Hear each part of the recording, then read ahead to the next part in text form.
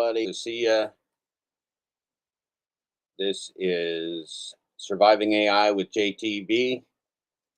We're being broadcast on YouTube as well as Twitter, also known as X. And I'm told that we now have the ability to comment with the X platform. So if you're watching us on Twitter, you can comment according to Restream, the technology that I'm using to multi-stream here.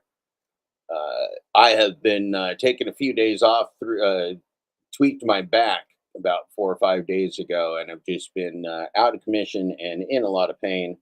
That's not a lot of fun, but it is improving every day. Today's December 19th, 2023, heading toward a holiday season, or maybe we're already in it. I'm not, but maybe you are. Anyway, good to see everybody. We're going to start off with a little bit of music. Man, do we have a lot to go over today. This is some serious survival shit coming up. You're going to want to get in on all this. You're going to want to understand what's going on here. Good to see everybody. I have missed you, and I have been watching and listening and all those other things. Learning. I learn every day. I read, watch, taking in tons and tons of content to hopefully be able to elucidate for you what the main issues behind human survival are. That's what my project's about. It's about whether we survive or not. It's not about whether we make money or not. It's not about what the gig economy fraud is doing. It's about whether we survive or not. Good morning, Mary Poppins. It's wonderful to see you. I am feeling a little bit better, good enough to sit here and think straight and talk to you and share with you some of the things I've been watching the last few days. Took care of a lot of leaves too. We had leaf cleanup here in Portland, so very exciting. Street looks very clean. Leaves got picked up.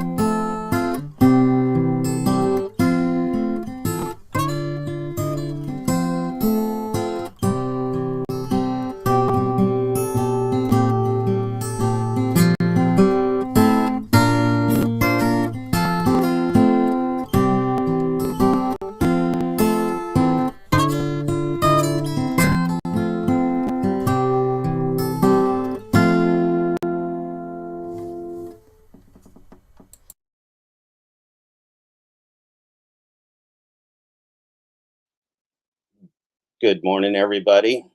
Good morning, Stephen Arrow. One of the great, I was thinking about you, Stephen Arrow, watching you work the last few days while I've been out of commission and in the chats and everything. You are one of the great translators and heroes of this space, Stephen Arrow. Thank you for everything that you do. You understand what's going on here, and you calmly and repeatedly reinforce the facts of what's going on here in different chats. It's very, very helpful. It's very, very helpful. You're doing a lot to save humanity, and I, for one, appreciate it. Thank you for attempting to give my kids a longer life. That's also what I want for my holiday season. That's my only wish for the holidays and for the new year is longer life for all of us, filled with peace and love and community, not with terror and war and cannibalistic capitalism, which is so far beneath humanity that we really can't even measure anymore. Let's fire ourselves up with a little bit of Jesse Jet here. And hey, you can be listening on Twitter and comment now. If you're in Twitter, you can comment live. We get lots of listeners on Twitter. We get a number of views, tens of views every day on Twitter, 50, 60, 100, whatever. And it's great. We're going to expand a lot of platforms too as the book comes out. I'm working on putting the book together for you now, which is very exciting for me. Ready to well, it's not a book, it's multiple books, but they'll only come out one at a time. So very excited about that. Got the book production software in place and getting ready to deliver not just to you, but to the world. Remember that this is not just about the gig economy. We're just the first best victims here. Well, we all are, Stephen Arrow. We're all, Stephen says, I'm a great student and more educated. We all stand on the shoulders of giants. We all stand on the shoulders of giants. That's what we do in the human race. We learn from each other. We couldn't be here fighting for our human rights and civil rights today if not for Shaka Zulu, if not for the American indigenous people that fought for their community and culture, if not for the slaves who stood up throughout humanity to fight for their rights and for the rights of humanity. That's our job today. It sucks. We didn't want it. We didn't ask for it, but that's what we got, and we got to fucking deal with it. Because I'm not going down. I ain't stepping in the Nazi line and putting on whatever insignia they want me to put on as the person that's going to die next. They're going to have to track me down and fight me, and that's going to be a hard job. Let's get it on. Let's hear a little bit of Jesse here.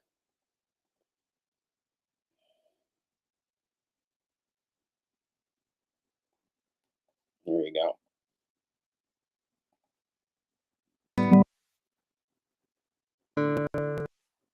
Oh yeah, before I start this, Jesse's getting better. Jesse got to the doctor. Jesse's got some meds, and he's doing better now. So in the new year, when Jesse is healthy, we're going to have him on the live show. We'll have him do a whole bunch of songs and stuff. But Jesse's been under the weather up there in Michigan, where he lives. He lives in Grand Rapids, I believe, and hasn't been feeling well, and his voice has been shot to hell. But Jesse's back. We're really, really, really excited about that, and I'm glad he's feeling better, and he and his family are doing well. So let's listen to a little bit of our buddy Jesse. He's a great man.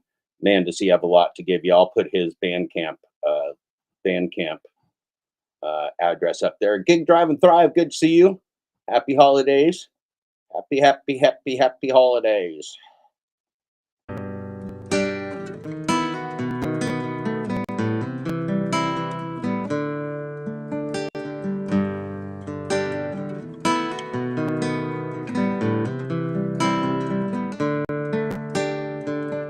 They'll gladly pay you by the hour for a minute or so you can sign off on the towers where they'll piss on your home And if you feel like you're just powerless to answer them no, it's 'cause you are.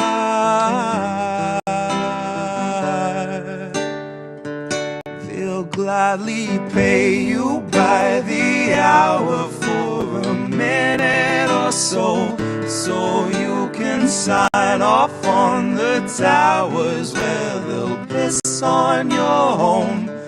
And if you feel like you're just powerless to answer them no, it's 'cause you are.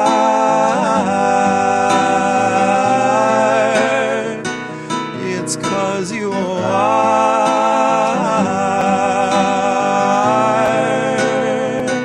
They'll gladly stagnate a living wage, snap the chains, bury it. Labor slaves in rusty cages dragged behind a chariot, led by Mr. Racial Jungle, Joseph or Iscariot, fighting over scraps as they barrage us all with variants and BuzzFeed clickbait, straight until we're paralyzed, trying to distract us from the concentration camps that Joe had swore he'd close but only chose to amplify, where they got 50-something kids in cages made for 5 to occupy. And no, she hasn't seen the camps, but Harris swears they're paradise. She tells us the facilities are safe, and that right down to the women, they are regularly sterilized. Then she throws her head back and she proceeds to laugh, that sort of heartless cackle you'd expect from someone working steadfastly on behalf of the virus and a Congress full of parasites. And where was I? I was busy cashing every blue check, demonstrating plainly all the narratives expected from the verified. I was busy breeding verbal leeches by the terabyte. Train them to exsanguinate the wealthy while they sleep at night. Bleed the oil barons dry and barren, say they showed us how to share and now we share alike. Tell them I contracted rabies from a feral mic. Now I'm just another species losing sleep to noise pollution and these glaring lights, forced to change its habits and adapt to just survive. But now it's safe to say that some of us are thriving in the moment, throwing shit on presidential homes beneath the Paris skies. So if you feel like you're just powerless, I guess you bought the lie. But I can tell they're petrified of our collective might, 'cause I can hear those gentrifiers weeping at the sight of our collective rights. And I only can imagine the intensifying fear of knowing revolution's near, and all that's left to do is simply wallow in the thick anticipation of a rabid bite. And baby, one day you can ask your leaders just what that was like before you grab a slice. So if you think you're powerless, allow me now to change your mind. Honey, if you think you're powerless, allow me now to change your mind. See, they'll pay you hourly, tax them each apart, and build a shining tower out of loopholes and cards, and tell you that you're powerless to keep you in the dark, because you aren't, because we aren't. You see, they'll pay you hourly, tax them each apart, and make you build a shining tower out of loopholes and cards, where they'll tell you that you're powerless to keep you in the dark, because you aren't, because we aren't.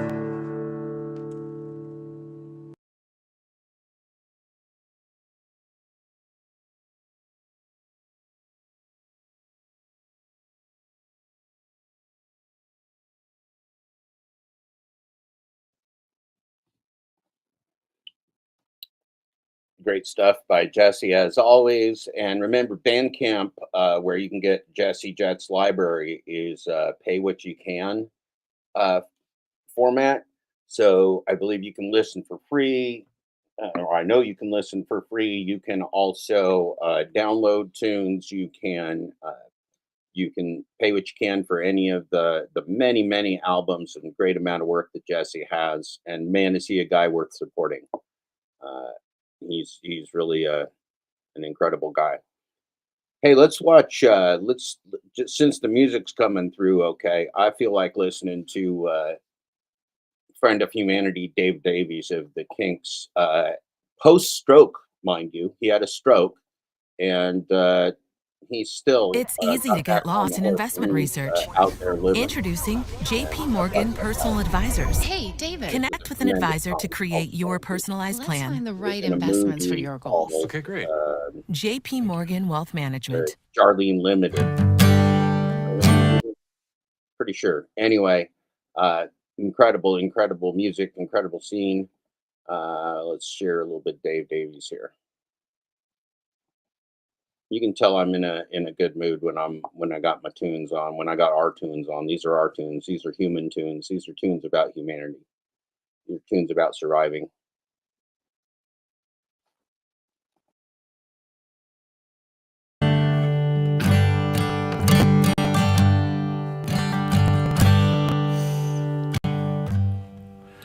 Where you going to? I don't mind. I've killed my world and I've killed my time. So where do I go? What do I see? I see many people coming after me. So where you going to? I don't mind. If I live too long, I'm afraid I'll die. So I will follow you wherever you go. If your offered hand still open to me. Strangers on this road we are on. We are not two, we are one. Strangers on this road we are on. We are not two, we are one.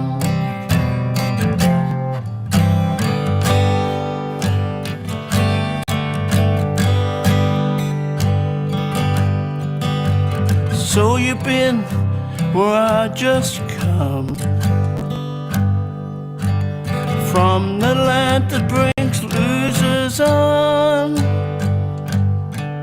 So we will share this road we walk, and mind our mouths and beware our talk. Till peace we find, tell you what I'll do. All the things I own I will share with you. And if I feel tomorrow like I feel today, we'll take what we want and give the rest away. Strangers on this road we are on. We are not two, we are one. Strangers on this road we are on. We are not two, we are one.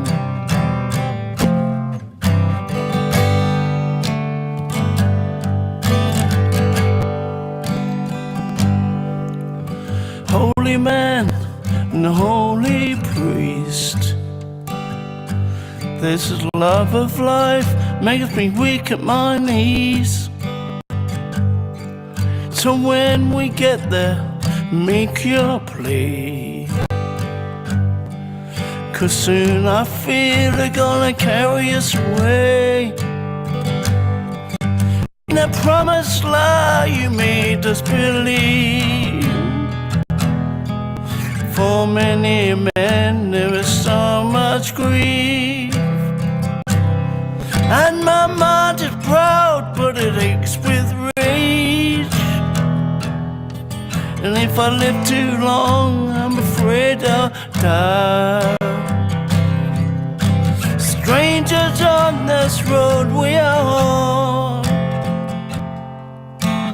We are not two, we are one. Strangers on this road we are on. We are not two, we are one.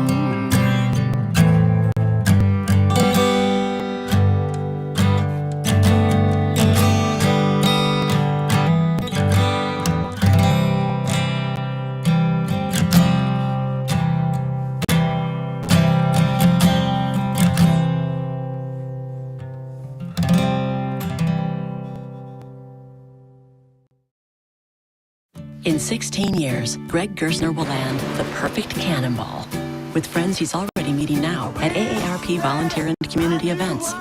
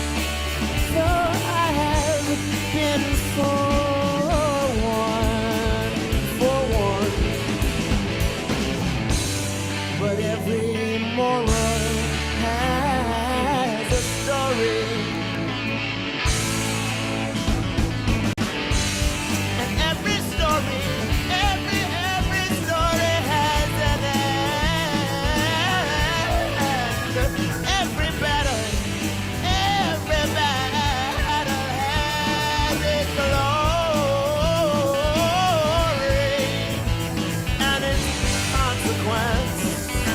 Oh, and it's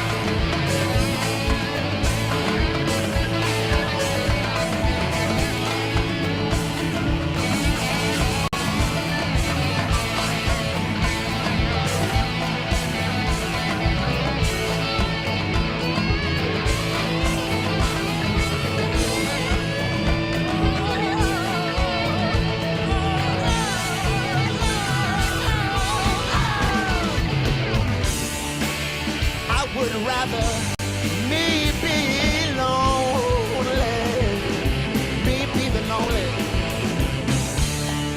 And you have someone to hold.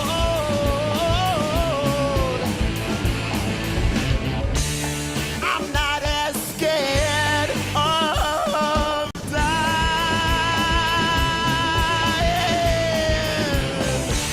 as I am of growing old.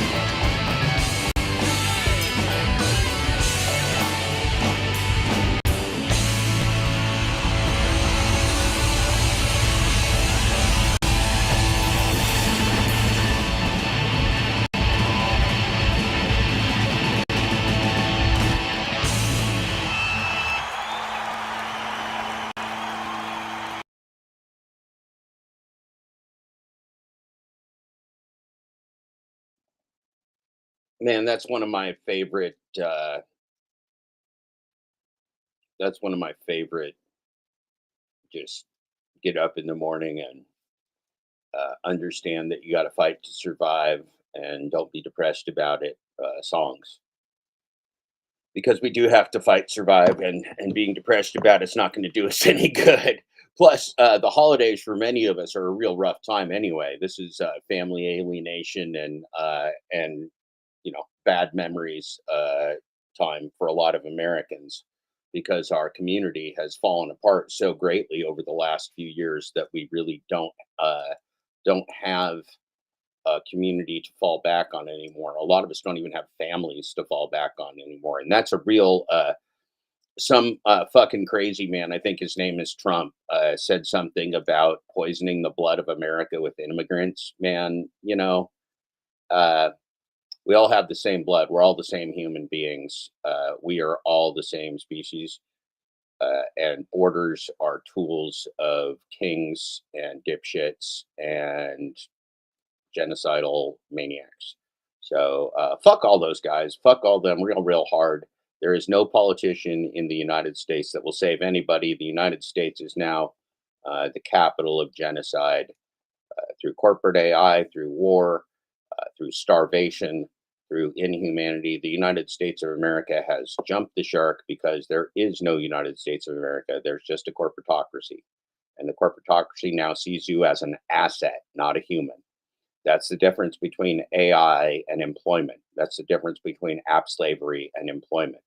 In app slavery, you're an asset to be owned and discarded and used. In employment, you're a human that has to be negotiated with and treated as such. That's the difference between employment and app slavery.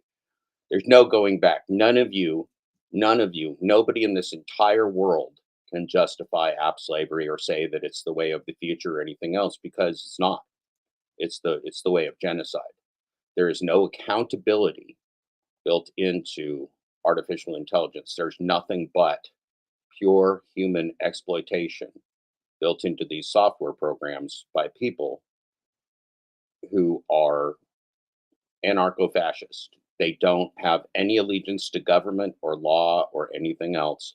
All they are doing is exploiting humanity to the greatest extent possible, with no rules, no laws, no legislation, and nobody to challenge them in any way, shape, or form. They're driving the end of humanity, and we are helping them do it. We, the slaves, and we all are slaves of the American corporation. We are not free. We are not even close to free. And the horrible, horrible, horrible tragedies and atrocities that go on under our name, whether it be through our technocracy or whether it be through our military industrial complex or our prison industrial complex, are too heinous too heinous to even imagine anymore. Much too heinous to even imagine. Now, one of the things that I was looking at the other day, I want to find let's find the show notes here. So here's the thumbnail for today's show, and you'll see I got from Uber. Here's an email to me this week. Hey Jeffrey, here's a free meal up to $15. So remember, while Uber is enslaving and underpaying drivers, they're trying to addict consumers to their technology, right? So this is a double-edged sword, right? There's addiction on both sides. There's addiction on the consumer side where they're trying to get habits and they're trying to build up this stable base of addicts for price gouging, because that's all the Uber and DoorDash and Grubhub and all these dog shit applications are, is price gouging, corporate AI, monopolization, and anarcho-fascism, because there are no rules. There are no rules. No gig tuber can help you. The rideshare guy can't help you. Nobody can help you. No legislator. Not even if you had a friend that worked at DoorDash, unless they could just rig your account to pay you out like a rigged slot machine.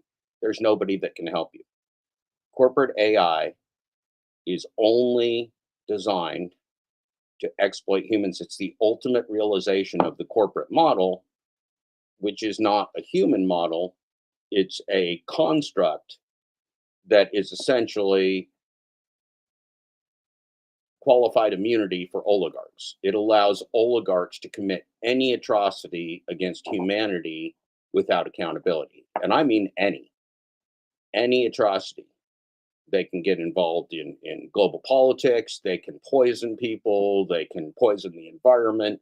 They can kill people with their products. And the only thing that they will be out if any of those things happen is the corporation will be out some money. They're not even personally liable for the financial ruin that might come from their fraud, unless they get criminally prosecuted, which is few and far between. Few and far between. Remember, in the housing crisis, in the subprime housing crisis, nobody was prosecuted. Nobody went to jail. There is no law, and so here's the thing: unless we have a new nation with laws, with equal protection under the law, then the criminals, the organized criminals, the slime balls, the scum fucks of the human race, like Dara Karashowski or whatever the fuck his name is, I don't care, Tony Shu, David Risher, all these scumbag sellouts to the human race that are fascists and tools of genocide should be behind bars. Every oligarch should be behind bars. They are all criminals. They've all sold us out. Jeff Bezos is not a pop culture figure. Jeff Bezos should spend the rest of his life in his underground bunker hiding, because he is one of the worst criminals, one of the worst humans that's ever lived. And he's responsible for massive economic destruction and death, as is all of the corporate America technocracy, this anarcho-fascism where they monopolized global markets with their technology and shamelessly built themselves into billionaires and trillionaires. Elon Musk is scum. Elon Musk is a worthless human being. Elon Musk is doing nothing to perpetuate the human race, and he never has. He's a cannibalistic capitalist. He doesn't give a. He's a horrible person. You wouldn't want to spend any time around that fucking dipshit. Good people create technology that perpetuates humanity and peace and human existence. Tesla and Elon and all of his billionaire playground richest man in the world dog shit are just the larks of a crazy man, the larks of a crazy man, and he can buy up and or copy and productize NASA technology and other technology. But remember, when they want to put all these self-driving cars on the road, they haven't product tested these things. They want to risk lives. They want to kill people without responsibility. Because remember, if you got an AI car that runs an intersection, that runs a red light, like I just watched on the internet, because these things don't actually work properly yet. You get an AI driven car that runs a stop sign and kills your family. Maybe you'll get some money out of it. Your family's still dead. Elon Musk isn't worried about whether he kills people with his self-driving cars, because that's the cost of doing business for Elon Musk. The cost of doing business for the corporate world is your death. Don't forget that. The cost of doing business is you dying. That doesn't matter. That doesn't make any difference whether you're in a war zone somewhere in Europe or whether you're in America. The corporate world is about you dying because you're an asset. You're an asset that is to be used. You're not a human that is designed to be supported. And one of the ways that you can really understand that is to think of that asset model. And here's a great show that I listened to a couple days ago, and you got to hear this because it really explores deeply the difference between how an asset manager looks at assets. So hedge funds and investors and people without humanity, corporations, in other words, corporate officers, in other words, that only and specifically AI that only act in the interest of the corporation to the exclusion of the rest of the world. To the absolute exclusion of the rest of the world. They are acting on behalf of a corporate entity. And again, corporate entity is an illusion. It doesn't exist. It's an illusion that's created so that you bow down to kings and oligarchs as slaves. That is what you get out of technocracy, is the illusion that Elon Musk is better than you, the illusion that Jeff Bezos deserves to live while you die, the illusion that Sam Altman is some kind of leader of the world instead of a sister raping psychopath. See, if you think of Sam Altman as a sister raping psychopath, well, you don't really want him to risk humanity based upon his bad ideas, do you? But if you think of him as a great leader that's on the cover of Time magazine, then maybe you do want this sister raping psychopath Sam Altman to be the leader of the world. That would make you very ignorant and very dead very soon. Good morning, Simple Toaster. So in our thing, black box corporate AI equals app slavery and genocide. That's the only calculation. I'll prove it to you today. I'll prove it to you. If you have any doubts, I'm going to prove it to you. Okay, because people act according to the incentives for which they are paid. The incentives for which people are being paid are to exterminate you. So people are going to act to exterminate you. Remember, this is not unprecedented. There are many places in this world where the United States is engaged in killing babies and mommies and pregnant women and old men and young men and young women and old women and middle-aged women and middle-aged men. There are many, many places, including our own prisons and jails, where the United States is involved in slavery and genocide. So don't think that it won't happen to you, because it's happening right now. That's, I guess, the point that I'm driving home.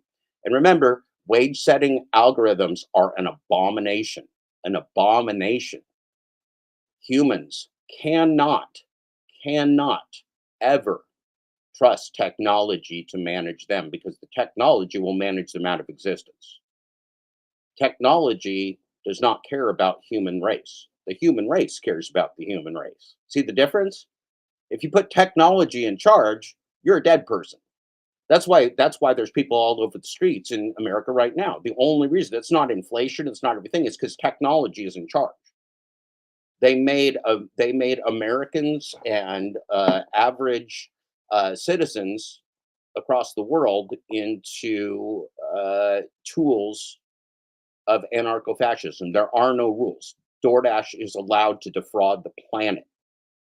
Uber is allowed to defraud the planet because the United States is a fascist, anarchist state. There are no rules. We're just here to predate upon the world and outsurvive the other motherfuckers. But here's the problem. China's thinking the same thing. You think China wants to go down to our AI? No, it's an AI race now. You thought the nuclear race was fucked up? Watch the AI race. They're all the national security focus now is on who gets AI first. Who's going to win the AI wars? See, what's going to happen if we let this go is that we're going to have AI wars. So it'll be robots fighting robots, but they're going to be doing it in Grand Rapids, Michigan. They're going to be doing it in Portland, Oregon. They're going to be doing it in New York. Anyone who thinks that the United States can perpetrate violence around the world without it coming home to our shores is insane. If the United States becomes a genocide and war machine of the scale that it is doing right now, explain to me how there will not be attacks on our soil of grave and massive proportions. It's going to happen. It's going to happen. It's not even a question. It's not even a question. The United States is involved in all the dirtiest of dirty in the world over the last decades. And man, when those fucking chickens come home to roost, like, I didn't want to be a Nazi, right? I didn't want my country to go to be a fascist slave state raping the world, but that's what I got. And so here I am. So am I a Nazi too? Since I live in America, does that mean I'm a fascist too? No, I fucking quit. This government's done. We don't have a government. It doesn't matter. There is nothing less consequential to me than who is elected a year from now, because we might not even be alive a year from now. I can't think of anything less important than what Joe Biden or Donald Trump think, unless they're pushing a nuclear button or something. Those two fucking old men are in charge of nothing. Those guys don't control the systems that run the world. They don't fucking control the financial systems and the economic systems and the slavery systems and the technology. Those fuckers don't even understand it. They're 9/10 dead, these fuckers. Donald Trump don't understand anything but wanting to go down as a fucking king, and who fucking cares? Joe Biden is an old fucking racist piece of shit from day one. I never bought that fucker as a candidate for president even. I'm like, fuck you guys. And they're like, well, no, Joe Biden's the guy. I'm like, yeah, sure he is. You stupid fuckers. Yeah, I wasn't wrong on that one. Joe Biden didn't save anybody from Donald Trump. Donald Trump didn't save anybody from Donald Trump either. Nobody's going to save you from either one of those old fuckers. You got to toss both them fuckers out. Got to toss everybody out. Every oligarch, anybody that thinks they can rehab the United States government's lying to you, because the United States government ain't in charge of shit. Here's a dirty little secret for you.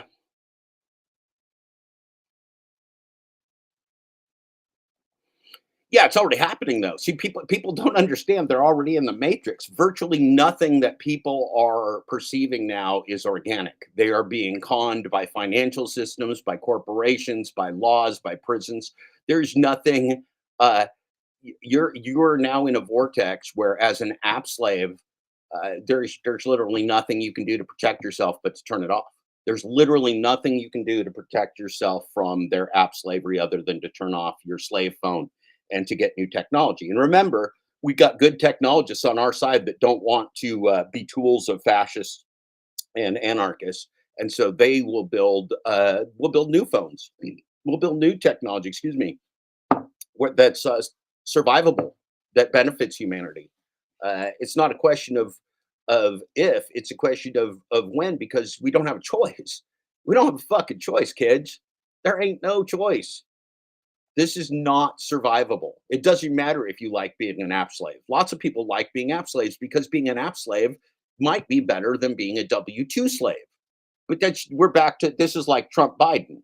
So just because being an app slave is less shitty to your daily life than being a W-2 slave because you don't have a human boss looking down their nose at you, this is a short-term step to your personal hell if you're not already there.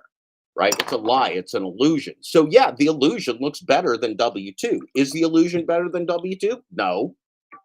W-2 suck balls because you were working for a corporation that's fleecing you, but at least you got to look them in the eye. At least you got to look that asshole boss in the eye and know where they were coming from. You're playing in the dark. If you are playing corporate AI, you might as well close your eyes, put earplugs in, and go walk around the world. And you'll get yourself run over by a car, or you'll walk into a pole or whatever. That's what humanity's doing. We're flying blind. Don't fucking kid yourself. If you want to die or you want to be a slave, that's your free choice as a human being. We're all allowed to die. We're all allowed to be slaves, but we're also allowed to be free. It's choice. Don't fucking think that this is not a choice anymore. Because it's too late. It's too late to go with the system. The system can't be fixed. All of GigTube is garbage. All of GigTube is a waste of time. You shouldn't watch any of these people. You should tune out all of them, every single one of them. Sergio, rideshare guy, every single one of you people that has a show, I'd love for you to come on here and talk, because you need to change up your game and start talking about human survival and start talking about a community. Don't be talking about how algorithms designed to murder you and enslave you and break you and use up all your assets are going to somehow turn around someday, because you guys are just a bunch of fucking losers. You're a bunch of fucking sellouts. Yep, and I'm going to name you every fucking day. I'm going to tag you every fucking day in the show with the rideshare guy, Zach, Kim, Pedro, any of you corporate sellouts. It's not a personal thing. It's not personal. I don't even know you personally. Well, I know a few of you a little bit personally. I like Sergio a lot. I've enjoyed talking to Sergio. But you fucking sold out, kids. You're useless now. You're useless to humanity. You're now on the wrong side. You joined the Nazis. You joined the fascists. You're an anarchist. You're not for the rule of law. You're not for equal protection under the law.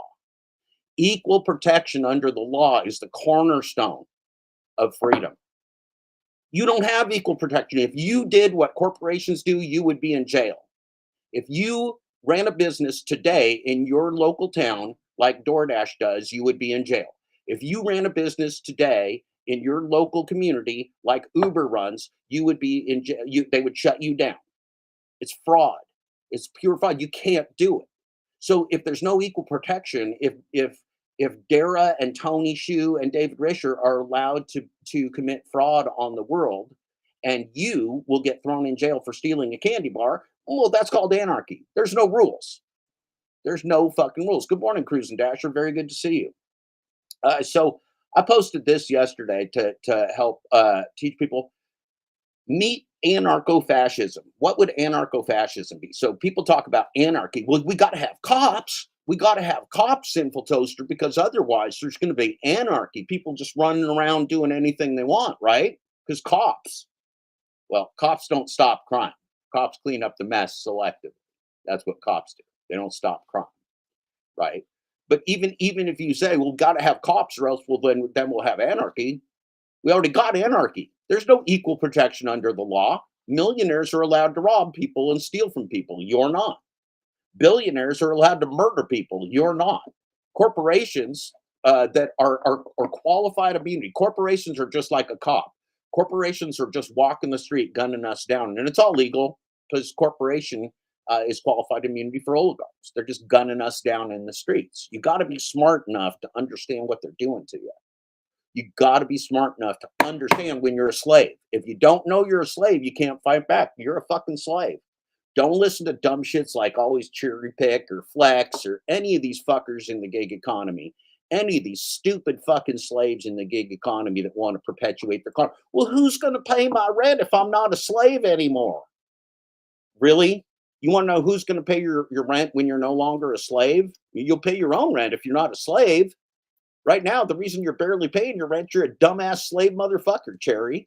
You're a fucking house slave. You love it. You and Flexi Pants, all you little fucking con men, all you little fucking organized criminals that ran your organized crime on the pyramid scheme and the Ponzi scheme of the gig economy. Now you're like, but we did good on it. Well, of course you did good. You were in on the con, you dumb motherfuckers. Just like Harry Campbell, the rideshare guy. These guys, they made a profit off our genocide. They're still profiting off our genocide. Oh, Moves Financial went under. That's funny, right? Do we all know this? Does everybody know that Moves Financial went out of business? That Pedro's fraud campaign didn't work? It's great news. It's great news. 1 out of the 3 of the gig economy frauds is out of business. Now we got to go after Giggle and Wallet. Giggle and Wallet. The other 2 scams. But Moves Financial's dead. Moves Financial's dead, motherfuckers. That's a good one.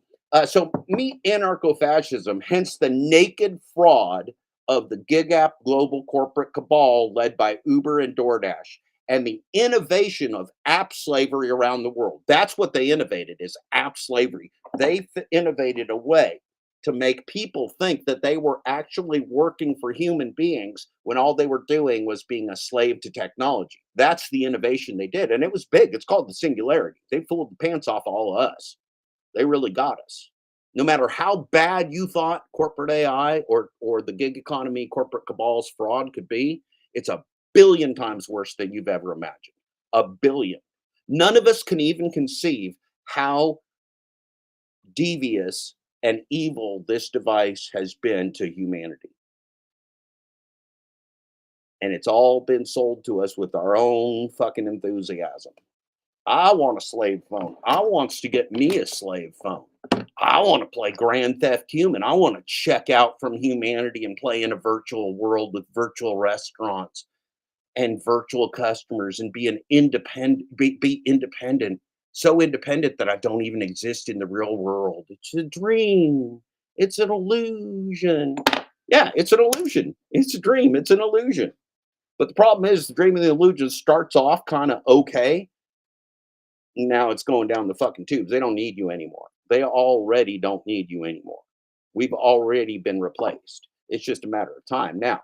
But the scam's up. The entire world now knows that DoorDash and Uber and Lyft and all the algorithmic gig app fraud games are fraud, right? So now this is where we call the oligarchs to the carpet.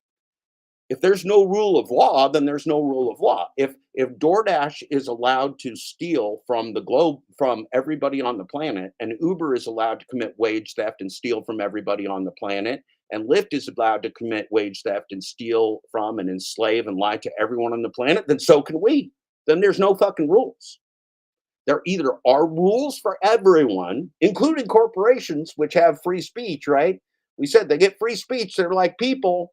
Well, if they get free speech like people, there's got to be the same fucking rules as there are for people, but there aren't. You see how the system is broken? It's set up to fail. Stop being fucking rubes.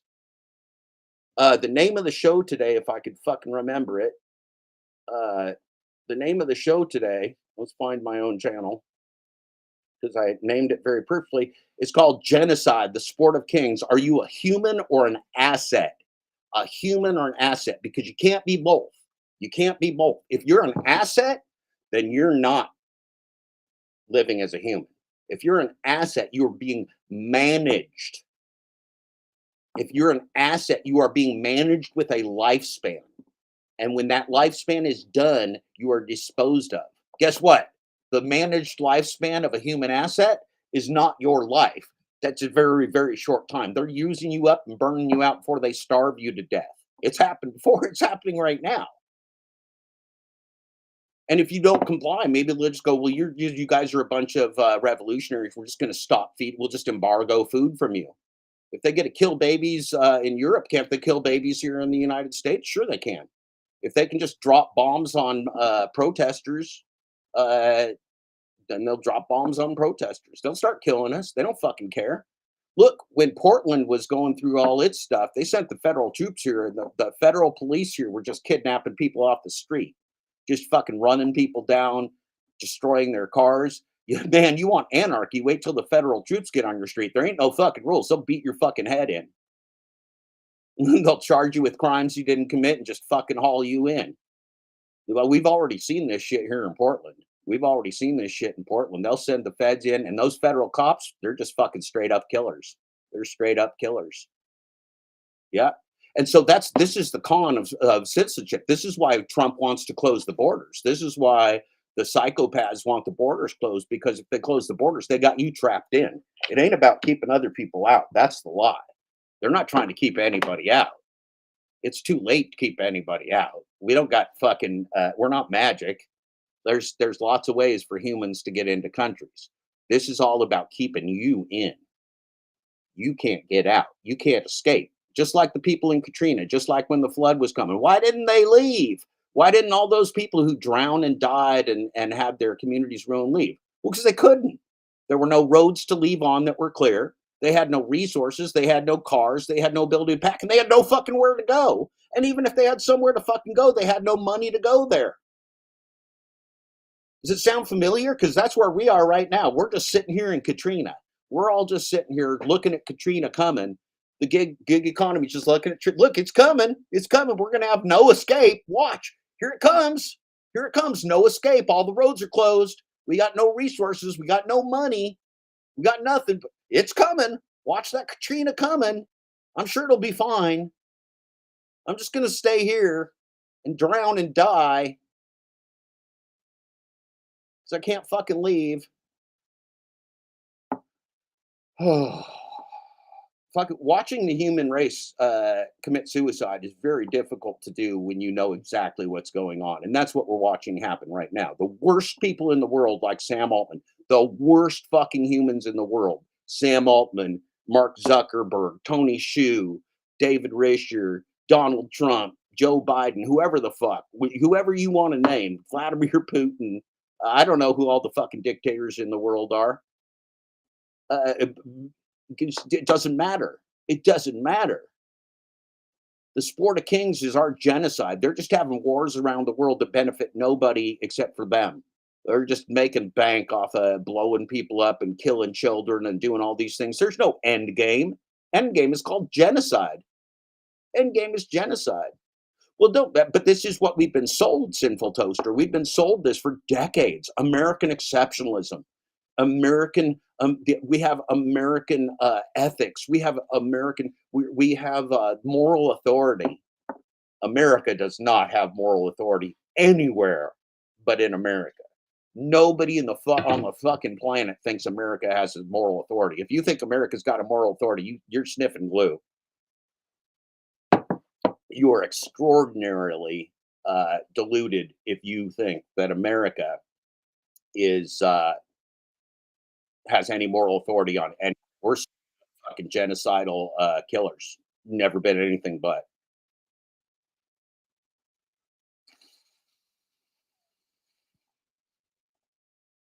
Let's look at the show notes for today. So remember, we're broadcasting from Hell. Hell is a place, interestingly enough, in Michigan, Hell, Michigan. And we broadcast regularly from Hell. What is data without veracity? So what is the output of black box AI without truth, without integrity, without veracity? It's nothing. Nothing.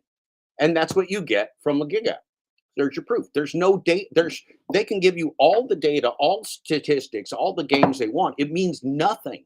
You can't interpret it. It doesn't matter who you are. It's uninterpretable. It's unknowable. What is management without humanity? What is management without humanity? It's asset management. If there's no humanity, you're just an asset to be turned on and off. What if I just fucking turn you off? Then you're a human. I now, from a commercial perspective, I can just decapitate you and turn you off, Stephen Arrow. But then what are you fucking supposed to do? How do you survive me turning you off if you're an app slave? You don't. Which is why you fucking run right now from this game. Run from the app slave game. Run. Don't walk. Run. Don't go through the holidays. Put these fuckers out of business. Take them down. Take them down. This is pure evil. Pure evil. Tony Hsieh, David Risher. I should learn how to spell Dara Karshkovsky's name or something, because I dislike him so much as a fascist, anarcho-fascist monster that I want to know how to say his name properly. Khosrow Shahi. Dara Khosrow Shahi.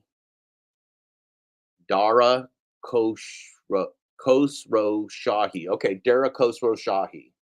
There you go, Dara Khosrow Shahi. You got your mention, you genocidal maniac motherfucker who belongs in jail for the rest of your life. Trust without verification. Remember, trust but verify. Who was wasn't that the bullshit around the weapons of mass destruction that didn't exist? Trust but verify. Trust but verify. Okay, so let's give you this. If you're going to trust corporate AI, you're going to trust the veracity of corporate AI, of gig app fraud, of black box fraud. How? It's unverifiable. It's unverified. If you want to trust people without verification, just give me a call. I'll tell you everything you need to know, and you never have to verify, but at least I'll tell you the truth. Trust without verification. Are these people fucking, are you seeing what you're signing up for? You see what this app slavery is? What are corporations without the rule of law and equal protection under the law? What are corporations? If corporations can do what humans can't do, then what are they? Qualified immunity for oligarchs. That's what corporations are. If corporations can murder us, defraud us, drug us, lie to us, manipulate us, enslave us, and there's no law that applies to that. The only way we get them back is if we can get a few bucks out of them, out of their money supply. Government doesn't exist, kids. There is no country. Whoever you think you're voting for next year, you're not. It doesn't matter. If you like Donald Trump or Joe Biden, don't matter. Those fucking old men ain't gonna do shit. You know who's running you right now? Who's running the end of your life? Global gig economy, corporate fraud. Mark Zuckerberg, Jeff Bezos, Sam fucking sister fucker Altman. Bunch of psychopaths, bunch of straight up white men, billionaire psychopaths. Kings. Why did we allow these kings to walk around free? Why is Jeff Bezos allowed to walk free? Why is Sam Altman allowed to walk down the street? Why are any of these people allowed to walk down the street without being thrown in jail by the communities they're in? Because you've been sold out. They're anarcho-fascist. They're corporations that have taken control of you and your nation, and the rule of law does not apply to them. If the rule of law doesn't apply to them, it's just like cops. You can't fight them. You can't fight a cop because a cop can kill you, and you can't do nothing. You got no recourse. They got qualified immunity. You got nothing. You got dick. They got qualified immunity. You got dick. Not Andy Dick. You got Dick. You got Dick, and not Dick like the little cute Dick. That's the deer-like creature in Africa. You got Dick like nothing. You don't even get Dick. You just get Dick, which is nothing. What are incentives? Corporate incentives for profits. Corporate profits. Because that's what billionaires need is more profits, right? Billionaires got to have them more profits. What are profits, though? What are incentives? What are all these financial incentives without guardrails? They're anarchy. They're anarchy, where these fuckers pay themselves $20 million a year while people starve to death. These people pay themselves $20 million a year, or more, to murder human beings, to murder you. Yeah, let them come and get me. If I'm lying, why don't they come and arrest me? Why don't they come and charge me with somebody come and charge me with what do you call it? Slander or libel. How come nobody has? How come nobody? My first 4 chapters of the book were put out as a preview a year ago. How come nobody's ever challenged me? Not even one person. Not one person from a corporation has ever challenged me. Nobody's made me do a single, not even one retraction. I've had no retractions. Nobody sued me. Nobody stopped me in a fucking year. How come? Because I'm telling the truth. Because I fucking told you the truth since before any of this shit started. Don't make me fucking yell you. Stop it. Stop being a slave. Save your life. Please. Save your children. Save my children. I'll sacrifice myself for you. I don't even fucking care. I consider myself already dead. And I'm not joking. That's how bad this is. I figure I'm already dead. And I'm willing to die for it. It's not a problem. I'm willing to die so that the human race can survive. That's not a problem. I'm willing to sacrifice myself. That's why I do this. Because I don't fucking care about me, man. I'm doing just fine. I love my kids. I love you guys. I want you guys to survive. I love humanity and peace. I don't give a fuck about the other shit. Money ain't worth dick. The United States dollar is worthless. Let me give you a little clue. That US dollar, that's a slave bill right there. You don't want that fucker. They took all our money supply They took the money supply out of the community. We don't have any. Nobody's going to give you a loan. You can't earn enough money to buy a house or to live properly. They took our money supply to starve us out. So if we let them do that, we're stupid. We got to come up with our own money supply. But guess what? It's not cryptocurrency either, because they can take your cryptocurrency. I said that for a long time. I said, listen, they're letting people start the cryptocurrency industry. Whenever the government wants to step in and take that shit over, they're going to step in and take that shit over. You think they're going to let citizens create a global currency that the government doesn't have its hooks in? Oh fuck no! Oh fuck no! They're not. They're not turning over the currency business to you. You got a local community to survive in. That's what you got. Look at Russia. Look at the 5 million people that were starved to death by Stalin in their own nation. That's what's happening to us. 5 million people. I've been watching a lot on World War II and genocide and the fascists and the Nazis.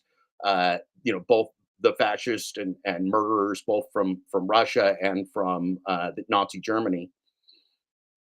And it's all the stuff that we're seeing right now. It's a complete and total disregard for humanity and a willingness to listen to maniacs, to genocidal maniacs, because the human ego is so lost. And the human ego today is lost more than ever. We've lost our families. We've lost our communities. We're just a bunch of people. Only people as lost as we are would fall for the gig economy corporate fraud. Remember, nobody would have fallen for this even a decade ago. The only reason we're falling for it today is that we've been highly conditioned to fall for it. We've been habituated. We've been gamblified. We've been addicted. We've been defrauded. This is worse. Yeah, this is worse than the opioid crisis. This is worse than fentanyl. This is worse than nuclear bombs. This is going to fucking kill more people on Earth than anything ever created by humanity. It already is. This device right here. It's a social nuke. It's a social nuclear bomb floating around everywhere.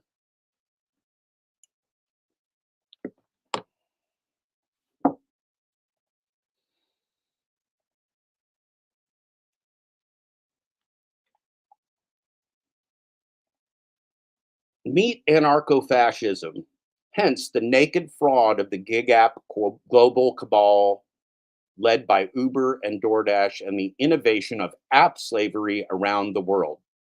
There are no rules when the criminals run the game with black box corporate AI, and the game is an illusion. And here's a quote from the article. This is great. This is us. This is us. I've used this analogy before, but it's very well said by a man named Dmitry Marchnik. In a failed state, we go back to Wild West rules, and America becomes a place for men again, a land full of promise and possibility that rewards daring and ingenuity, a place where men can restart the world. That's where we are right now, kids. It's the Wild West. It's the Wild West. There are no rules. They don't want you to know that, but that's why they allow all the fraud in the system. There's no rules. They don't care. All of the fraud that you suffer as an app slave and all of the terror that you suffer of potentially being decapitated, of being de-apped. What do all these idiots say? This is Kim says, Kim's side money plan says, well, that's why you multi-app. If one slave owner throws you out, that's why you multi-slave owner. That's why you multi-slave. Multi-slave, says Kim. That way, if Uber kills you, then DoorDash hasn't killed you yet until DoorDash kills you. But when DoorDash kills you, then hopefully Spark won't kill you. Man, are these people stupid. Kim, how stupid are you? I mean, I like you, Kim. You're a nice person, but Kim, that's the dumbest shit anybody's ever said. Are you fucking kidding me? So your protection from enslavement, fraud, gaslighting, and destruction is choose more perpetrators to be fleeced by? God, you people are dumb. Stop it. Fucking stop it, GigTube. Stop it, GigTube. Stop it, GigTube. Stop it, Rideshare Guy. Stop it, Sergio. Stop it, Steve Johnson, Hide Your Hodio. Stop it, everybody who's pretending this dog shit global fraud, app slavery can be somehow retrofitted for humanity. No, the global corporate cabal and AI scam of the gig economy does only one thing: commit genocide and fraud against humanity in a world without laws and rules. It's anarcho-fascism. If you want anarcho-fascism, go for corporate AI employment. Go for the gig apps. You're going to be you'll be stuck in an anarcho-fascist society. There are no rules. Corporations will be able to murder you, turn you off, dehome you, do anything to you at will. They already can, but it's only getting worse, right? Now we got the slaves cheering for the slave owners. You got always cherry pick and all these dumb shits who want to stay slaves because they got no thoughts in their head about how to be a free human being. They don't know how to be a free human being. They're slaves to money. They gave up all their brain a long time ago. Oh, remember our friend Daniel Schmachtenberger? This guy's great. I mean, listen, for those that watched the Jetsons growing up. Oh, shut the fuck up. God, I hate these commercials. Part of sanity is people's ability to actually understand the reality they live in so they can make good choices about how they want to go about navigating that reality.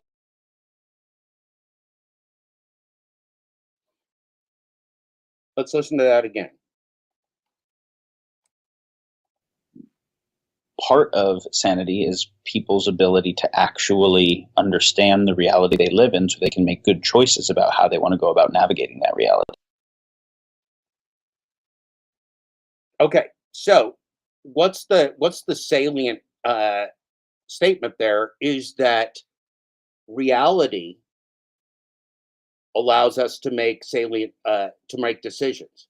When we are in the illusion of a gig app, we have no ability to make a sane or rational decision. That's the gamblified game that they tricked us into.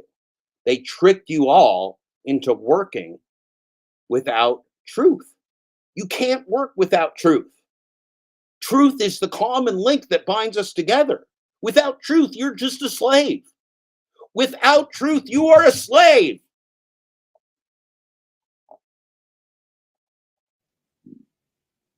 Part of sanity is people's ability to actually understand the reality they live in so they can make good choices about how they want to go about navigating that reality. You cannot make good choices about how to navigate reality if you don't know what reality is. You cannot make good choices as an app slave. App slaves cannot make good choices. That's why we are all app slaves. That's why nobody is independent. That's why Cherry, always cherry pick, is an app slave. That's why Flex is an app slave. That's why Steve Johnson, Hyde Shirahodio, is an app slave. Not one of them can make a decision rationally. Not one. And they're too stupid to either care or know. They're too stupid or too vain or too inhumane to admit it and to know. They're asleep. They're asleep. They live in their head. They live in an illusion. Yet they want to tell you that it's an illusion that's survivable, and it's not. Let's listen again. I'm slowing it down a little bit because I want us to really hear these words. It's a 10-second clip, man. You can't do better than this. Part of sanity is people's ability to actually understand the reality they live in so they can make good choices about how they want to go about navigating that reality.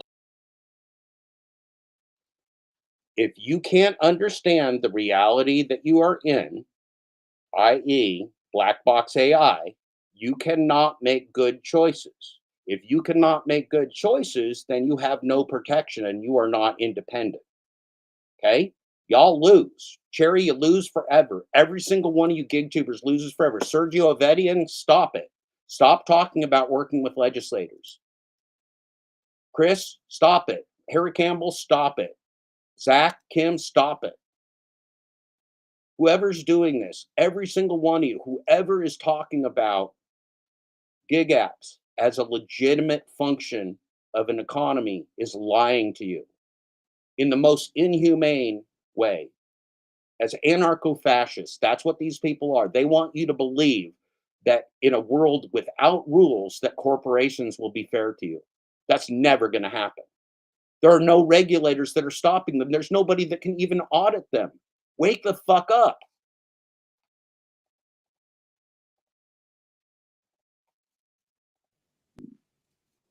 Part of sanity is people's ability to actually understand the reality they live in so they can make good choices about how they want to go about navigating that reality.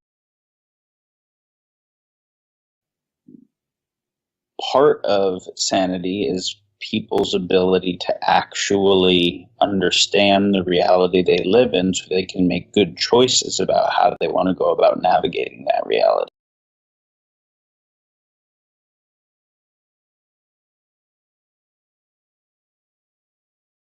So what this tells you, do the math. If you don't know what reality is, i.e. black box AI, you can't know reality. When you are using AI, you can't make good choices. Game over.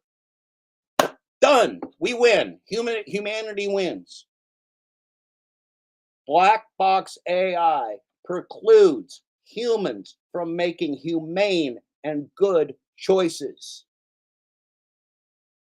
I'll fucking repeat this all goddamn morning because y'all are walking into your own fucking genocide. And I'm fucking sick of it, man. It's just making me nauseous to watch this every day. To watch fucking slaves walk into the slave mill grinder. To be used as assets, not as human beings. Good morning, DoorDash Rick. Hey, DoorDash Rick, listen to this. Without truth, humans can't make good decisions. There is no truth in black box AI. There is no truth in the gig app, global, corporate cabal, and fraud. There is no truth in DoorDash. There can't be. There is no truth in Uber. There can't be. There is no truth in Lyft. There is no truth in Deliveroo. There is no truth in Chris Bowie. There is no truth in Pedro DoorDash Santiago. There's no truth in Harry Campbell. This is all dog shit.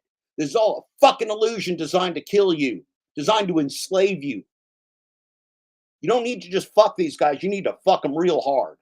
Harder and harder. Don't walk from the gig economy, fucking run from it and burn it with fire. Corporations aren't people. Corporations aren't people. You can kill DoorDash, won't hurt anybody. It's only going to save humanity. Kill fucking Uber, won't hurt anybody. Kill Lyft, kill Deliveroo. And when I mean kill it, I mean fucking destroy this shit. I mean fucking destroy it. And I mean put all of the people that perpetrated this fraud, because it's all recorded, it's all open. God bless these motherfuckers for running their fraudulent scheme in broad daylight. Let's put them in jail. Let's fucking round them up, put them in jail. All these oligarchs, all these fucking criminals. You want the French Revolution without some heads? That's what you need. You need the French Revolution without all the death. And you can do it because it's technology. These fucking weasels aren't really kings. They just want you to believe they're kings, but they're just people that walk around like us. They got nothing. Jeff Bezos should never be allowed to be in public again. Derek Harashowski or whatever the fuck his name is should never be in public again. David Risher, all these fucking oligarchs should run for their lives to their fucking New Zealand bunkers because they're fucking genocidal fucking criminals and anarcho-fascists. Fuck them. Yeah, and if I'm wrong, let them come for me. How come they never come for me? How come nobody's fucking coming for me in a year? How come nobody's ever spoken about how come nobody's ever refuted any of these facts in a fucking year? Because it's true. It's fucking true. And the best thing that they do, Tony Hsieh never opens his fucking mouth. Tony Hsieh never fucking opens his mouth because he's winning. You don't have to do talking. You don't have to talk because he's winning. DoorDash doesn't have to talk to you. They talk to governments. They talk to governments.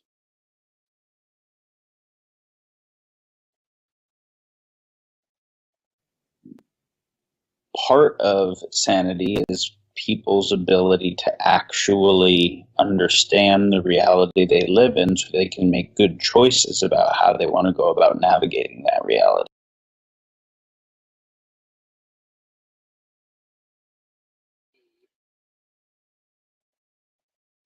what would it be like to even be able to make good choices about navigating our reality? Do you have any idea how long it's been? How many years? Probably over maybe 20 years since I've been able to make reasonable choices about navigating my reality because I was a corporate non-complier. I don't commit fraud. I don't lie, cheat, and steal. So for 20 years, I've been frozen out of society with no money, without housing, without being able to get a job. Even minimum wage places won't hire me. They don't want to hire somebody with education. Get shut right out of society for telling the truth is what happens, Simple Toaster. Get shut right out of society, left for dead. Just like the fucking Viking movies, right? They just vote you out of society, and it's like, well, good luck surviving. You can't have a job, you can't have a house, you can't have a car, you can't have any food, and we don't care if you live or die, but good luck. That's been my life. See, that's why I already don't fucking care. I got shot out by the system a long time ago. I got shit out by the system a long time ago. I got nothing. I lost everything I ever had, every possession I ever had. Mostly all the friends that are stuck doing the corporate fraud and all the shit. Most of my family, just for telling the truth. You don't want to fucking tell the truth in America. That's bad for business. Bad for fucking business. And let me tell you, the American corporation is about fucking business. The American corporation is about fucking business. If they got to fucking take you out hard, oh, that's no problem. That's no fucking problem. Your death is not an impediment to their business. It's a benefit. So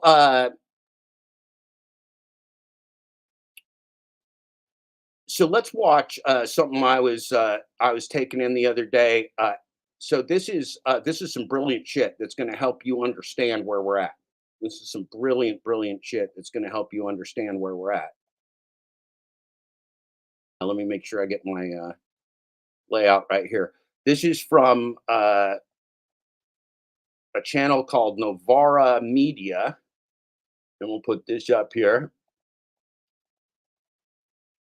And boy, is this, trust me, this is too much fucking truth you're going to hear right here. How can I build credit if I don't have any? Make sure and get the link here for you. Copy. Okay. So this says asset management and the plan to privatize everything. Aaron Bastani meets Brett Christophers. And I don't know either one of these gentlemen's work prior to this, but I can tell you that they are right on the fucking money enough that it blew me away. So this is the truth of how you are seen, right? Our world is not run like a business. The world is not run like a business. DoorDash and Uber Eats and Grubhub and all these corporate AI frauds are not businesses. They're just schemes. And so if you think of them as a normal business, you're not going to comprehend their goals and objectives, which are to use you as an asset, not as a human being. That's the whole fraud of the gig economy, is that humans went from being employees to being assets. An employee is a human being. An asset is a truck. And use the truck until the truck runs out. Then you put it in the scrapyard and you never think about the truck again. So humans went from being an employee, a partner in the business, a human being, to being an asset, to being a rock, to being an inanimate object. You are not an inanimate object, but you might be asleep. And if you're asleep and on corporate AI, you might as well be an inanimate object. You've given up your human consciousness. You've given up your ability to make rational decisions. That's the stupidity of the gig economy that makes me nauseous when I talk to stupid people like Always Cherry Pick, or stupid people like Pedro, or stupid people like Kim, is that they don't understand they've already given up all their human autonomy for this slave game. But they like it. For whatever reason, they like it. Maybe they got some rewards for it. I mean, remember, like, here's when I talk to my kids about drugs, right? It's like, why do people take drugs? Well, because they're fun. Because they're fun. People take drugs because they're fun. You can't deny that drugs are fun, but they'll also fucking kill you, right? So you gotta mix up the fact that, alcohol might be fun, but it's also poison. And if you pour too much of the fun down your throat, you're gonna die. That's too much fun. You can't have too much fun. You can't have too much poison. You got to know what poison is, and you got to take it in a limited amount that doesn't kill you. So if the gig economy felt fun to stupid people, or to even to anyone, if the gig economy felt fun to me, and it felt fun to me on some days because I was out there driving around in the sunshine and I had a good day and I made more money than I had made being unemployed or being or doing manual labor somewhere. It was fun. It wasn't real. It was a fun game. I played Grand Theft Human and it was fun, but that didn't make it real. I played Grand Theft Human. These guys, but see, when I realized what the Grand Theft Human game was, the more I learned about the game, the more I realized you don't want to play Grand Theft Human. There's no good outcome for Grand Theft Human. And so that's why I wrote this book. That's why I took on this project, to explain to you that after doing this for 2 years and studying it for another year and a half, there's no good way to play Grand Theft Human. I spent the last 3.5 years of my life proving to you there's no good way to play Grand Theft Human. Brian of DoorDash Sucks, Gig Economy Gig Apps Exposed, has proved to you for however many years of doing his work that there is no good way to play Grand Theft Human. And yet you have these fucking idiots like Mushi Moo and Trevor's Deliveries and Dashing Siboto and whoever these fucking idiots are that put out broadcasts or commercials that misrepresent this opportunity. They're criminals too. They're all fucking criminals. They're all fucking in on it. They are committing crimes against humanity. Fuck them. Real hard. Real hard. Now, let's check out this. Remember, I want you to think this whole time. I want you to just fucking process this shit like crazy. Process this shit like crazy. Please, for your own benefit, for the benefit of your children, understand what this man is telling you. Understand what this brilliant man is telling you about asset management and how the world is being run by asset managers, not business people. Asset managers, not people that are in a vertical industry of care. So an asset manager is going to run Uber to meet a 1 or 2 year goal of finances and nothing else. That means an asset manager doesn't care if the fucking world explodes in year 3 because he's going to have sold it by then. They're going to have sold it to somebody else by then. It doesn't matter. This is the old corporate trick, right? You make your money, then you get the fuck out before the shit hits the fan. They're managing human beings like assets, which means we have no agency, we have no freedom, we're pure slaves to be disposed of. We are chattel slaves in this system.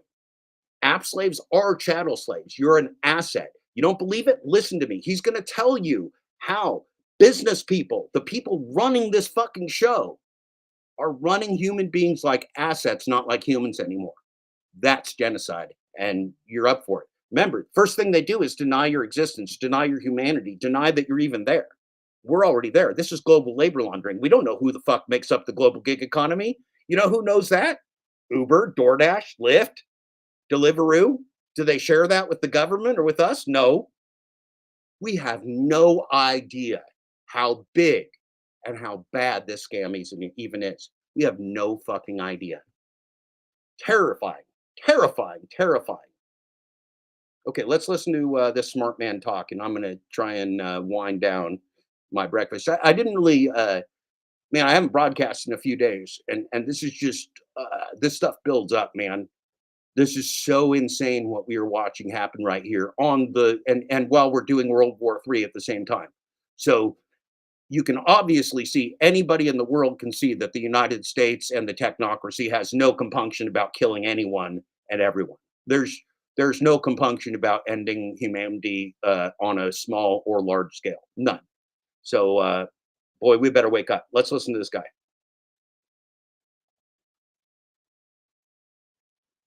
Were substantively higher in care homes owned by asset managers.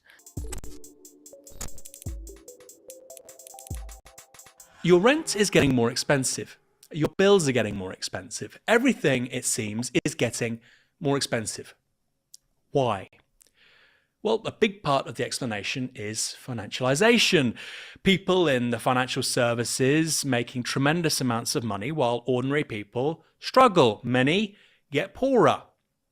But it turns out the masters of the universe, those running the financial services, aren't necessarily the cliches and stereotypes we often think about. They aren't the Gordon Gekko of yesteryear, the investment bankers who often come to mind. In fact, the companies who increasingly control much of the infrastructure we depend on are asset managed funds. They control tens of trillions of dollars worth of infrastructure. But here's the thing, that isn't enough, because they broadly want all of it. Yes, when it comes to the public sphere, these people want to privatize everything. Now, this may sound complex, quite esoteric, but I don't want you to worry, because today's guest has written a brilliant book and is a fantastic communicator when it comes to all things asset managed funds, asset management society related. Brett Christophers, welcome to Downstream. Thanks for having me. We are talking about a very complicated subject today, and I don't want people to be put off. Because actually, A, it's hugely interesting. B, the insights you've got in this book, which we'll be discussing, are really important and I actually think kind of intriguing. And finally, what I think you've achieved in this book in particular is to take a part of a term that I think most of our audience will understand, be familiar with, financialization, and actually explore a big part of that, which is asset management. Yep. Don't switch off. Asset management. I know it sounds, this will be fascinating, believe me. These are the people who run our lives. In your words, our lives and their portfolios. And at the end of the day, it's not that complicated. It's just made to seem complicated, I think, is a big part of the story. Yeah. So let's start from the top. Yep. What's asset management? So asset management is, to the point of complexity / simplicity, is a very, very straightforward business. Asset management is a form of financial investment, the specific characteristic of which is that the institutions that do it are investing money that, for the most part, is not theirs. So asset management is literally the business of taking money on behalf of others, whether those are individuals or institutions, and investing on their behalf, and aiming to deliver a financial profit for those clients. Basically, that's what asset management is. It comes in lots of shapes and sizes, and we'll talk about that, but that's basically what it is. So capitalism is, that classical process of MCM, money, commodity money. You make money from money. That's what capital is. Money that makes money. Again, that's meant to be complicated. It's really not. And this is a particular kind of it. Now, we've talked about what asset management is. That proceeds through asset funds. What are hedge funds? What is private equity? Okay. Yeah. So I think that's a really good place to start, because terms like hedge funds, private equity will be terms that viewers will typically be much more familiar with than with asset management. But hedge funds and private equity are all creatures of the asset management world. So the way asset managers work typically is they establish investment vehicles through which they carry out their investment. So the money that they invest on others' behalf gets pulled together in these investment vehicles, which are typically funds, investment funds, and that's how they carry out their investment. Now, those investment funds come in inordinate different kinds, and hedge funds are a particular type of investment fund managed by asset managers. And they have particular characteristics. So a hedge fund is an investment fund that for which the investment strategy is often very, very different from a typical investment fund. So a typical investment fund will aim to buy assets at a particular price in the expectation and hope that the prices of those assets will go up in value, and then you can sell them at a higher price later. Hedge funds use different strategies, one of which is the aim to try and make profits in a falling market, which often is referred to as shorting stocks. So a hedge fund is simply a type of investment fund managed by an asset manager with a particular investment strategy. A private equity is another type of investment fund. So private equity funds are funds managed by asset managers that invest in shares that are privately held, hence private equity rather than public equity. So they're not investing in shares that are listed on the FTSE or the New York Stock Exchange or whatever. They're investing in shares that are privately owned. They're not traded and listed on public stock markets. That's all private equity is. So asset management's been around for a while, and they've had, like I say, had these funds which draw money from multiple sources, tiny bits of their own, but it includes pension funds, sovereign wealth funds, and they make investments in things historically like corporate bonds, sovereign debt, stock, blah, blah, blah, blah, normal stuff. What has changed in the last 20 years, 25 years? Again, correct me if I'm wrong, this is your hypothesis, is that asset managers are now increasingly investing, trying to find returns from what are called real assets. Exactly. So what does that mean, and how is it different? Yeah. So that's the way you described that history is exactly right. So broadly speaking, until the 1980s, all of the money that asset managers got invested in financial assets, as you say, bonds and equities of different kinds. It was in the 80s they started to invest in real assets. In the beginning, that was essentially called commercial property. So, office blocks, shopping centres, hotel chains, that sort of thing. And then from the 90s onwards, you added two new types of, as you say, quote unquote, real assets to that. So the first was residential property. So housing in different forms, whether that's, apartment blocks, single family housing, student housing, care homes, even mobile home communities in the US. And the other one was infrastructure of various types, which can be energy infrastructure is probably the main one. So infrastructures of energy generation, transmission, distribution, transportation infrastructures, roads, bridges, tunnels, parking systems, telecommunications infrastructure, and also social infrastructure, things like hospitals, schools, prisons, and so on. And I guess the main argument, one of the main arguments I try to make in the book is that, when asset managers just invested in financial assets, what they did was actually pretty far removed from our daily lives, the daily lives of most individuals.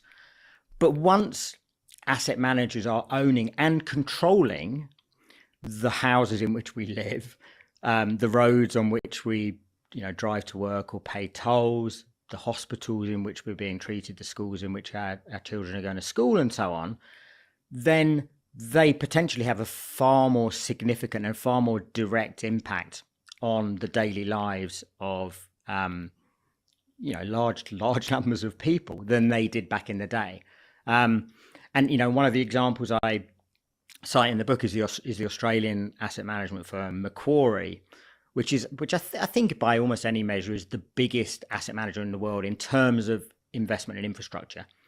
And on its website, it estimates that around 100 million people around the world use infrastructures every day that it owns. So it has a huge, insofar as it determines the conditions in which those infrastructures exist. It determines the fees that we pay to access and use those infrastructures. It has a huge impact on people's daily lives. And 99.9% of those 100 million people would have no idea that those infrastructures that they are using and relying on every day are owned by this kind of abstruse financial institution headquartered in Sydney. Macquarie, of course, involved with Thames Water. Yeah. We'll talk about that more, Okay. but that's exactly the kind of thing they're involved in. If you're wondering why the service is getting poorer, your bills are going up, here's the reason why. And again, why this is an important debate moving away from abstraction is that more and more people are alive to the idea that financialization is taking over the world.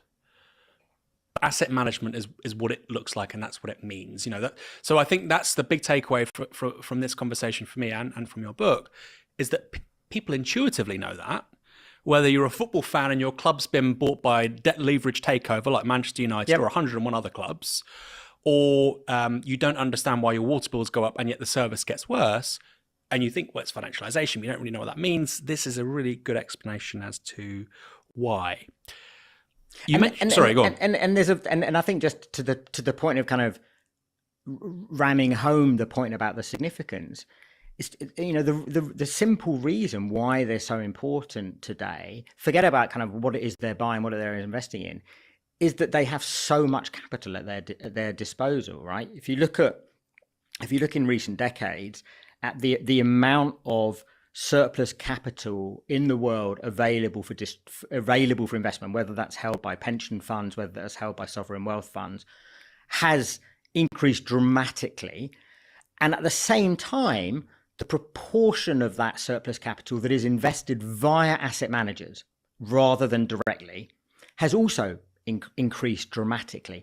And so today, asset managers control over $100 trillion of capital for investment, whereas in the 1970s, it was considerably less than 1 trillion. So it's been one of the most significant changes in the modern history of contemporary capitalism. 100 trillion, just for context, what the UK economy is about 2.3 trillion. The global economy is 100 trillion or less. I think it might even be less. Yeah. In my head, I think 80 trillion, but that's probably because I read The Economist 7 years ago or something. Things move on. Yeah, but it's a lot of money. Yeah. Broadly equivalent to global GDP. You said that there's been a big change here. So again, people my age who are getting on a bit, who were politicized by the financial crisis, we obviously look at the bad guys as the banks. Yeah. You've got to tax the banks. Yeah. One of the insights here is actually a huge amount of power has gone from banks that we might recognize, who aren't just obviously operating on the high street like HSBC or Citibank or whatever. A lot of that power and a lot of the things that they're responsible for are going to asset managers. Can you just explain how that's worked? Yeah. I think that's absolutely true, and there's lots of different dimensions to it.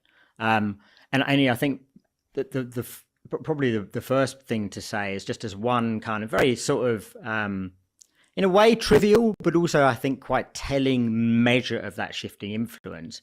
When I was younger, and people would talk about the influence of the financial sector on political parties in the US, UK, and so on, you would always think of Goldman Sachs, JP Morgan, and so on as having kind of the ear of government, as being those that were kind of shaping government policy in one way or another. That's just not really true anymore. So whenever we hear these days about financial sector lobbying and governments around the world coming under the influence of the financial sector, it's almost invariably Blackstone, BlackRock, KKR, and others like that. So that's just one measure of that shifting influence. And the financial crisis definitely hastened that. And I think one of the reasons for that, probably the biggest reason for that, was that, while a lot of us on the left like to think, the financial crisis didn't change anything. Well, it did change a lot of things. And one of the things it changed is that the banks did come under much more significant regulation, not least in the US, through Dodd-Frank after the financial crisis. And they were... Which was a piece of legislation. Sorry, yeah. Yep. A piece of financial regulation. And they were sort of increasingly constrained in what they could do. And asset managers escaped that. And I think in particular, the type of asset manager that I talk about in the book, and we can talk about their specificity in due course, escape that. And so while the banks kind of got hobbled a little bit, asset managers and what people will often refer to as shadow banks more generally sort of continued on their merry way. And that's just continued to be the case ever since.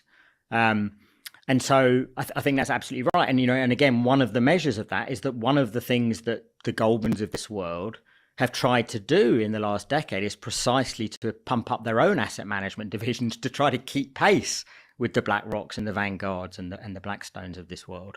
How much are people in this industry being paid on average? The average person that goes to work for, there's the big three in the US, Vanguard, State Street, and BlackRock. Yeah.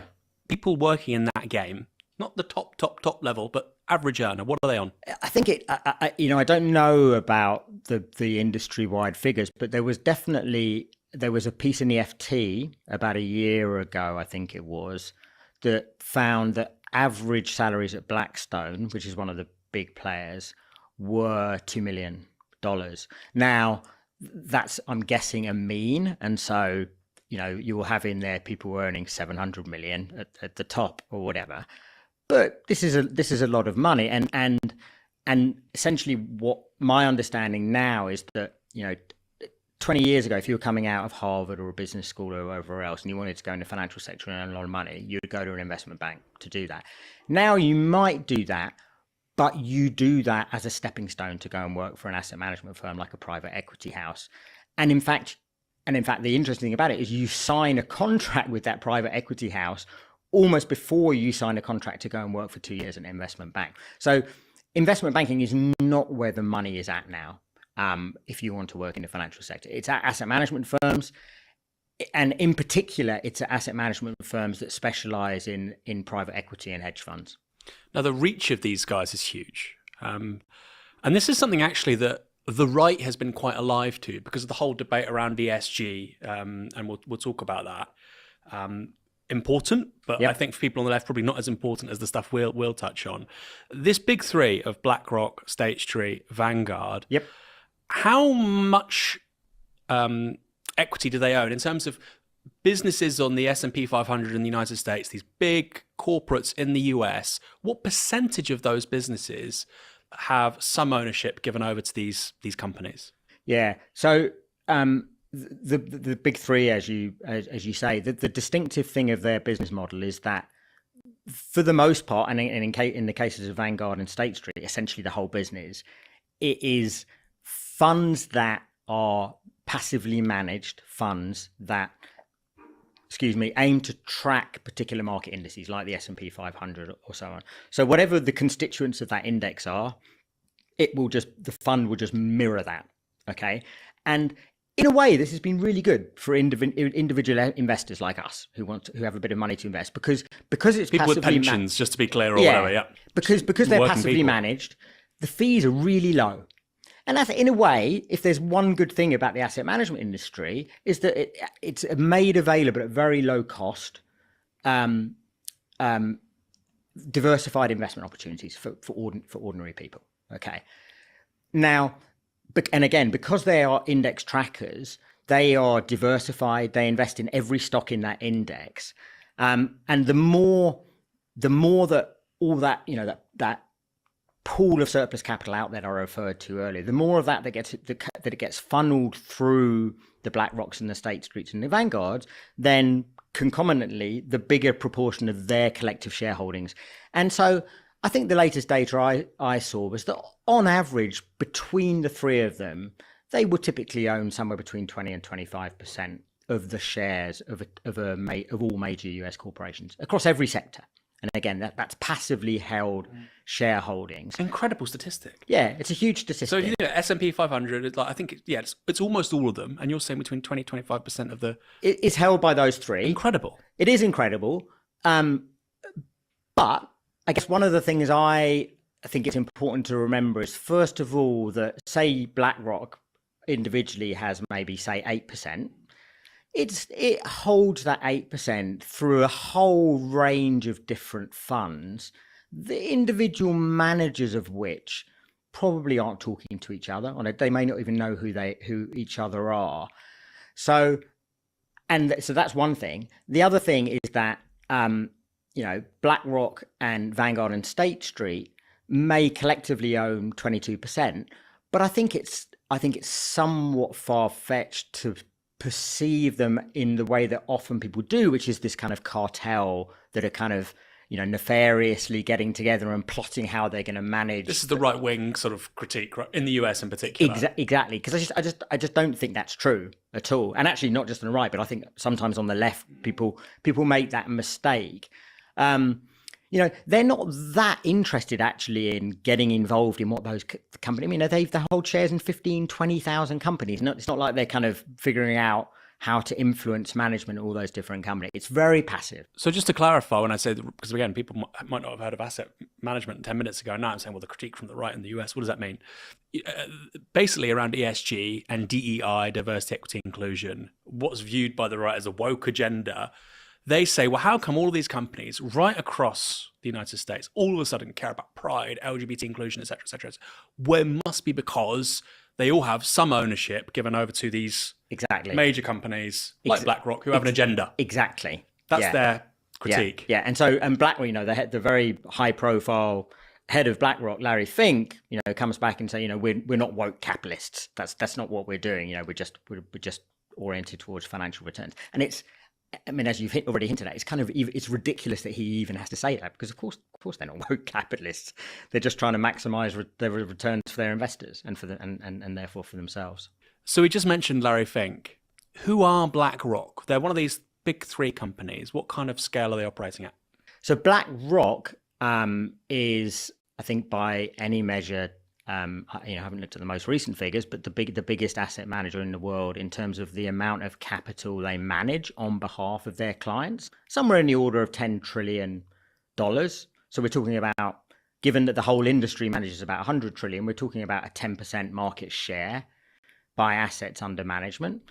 And as I said, they predominantly their business is this low fee business of passive asset management, where you're tracking particular market indices. So it's in terms of business models, this is a volume business model. It's pile 'em high, and they're competing on cost. So Vanguard's funds are charging fees of 0.12% of the amount of capital that investors invest. Then BlackRock will respond with 0.115% or something like that.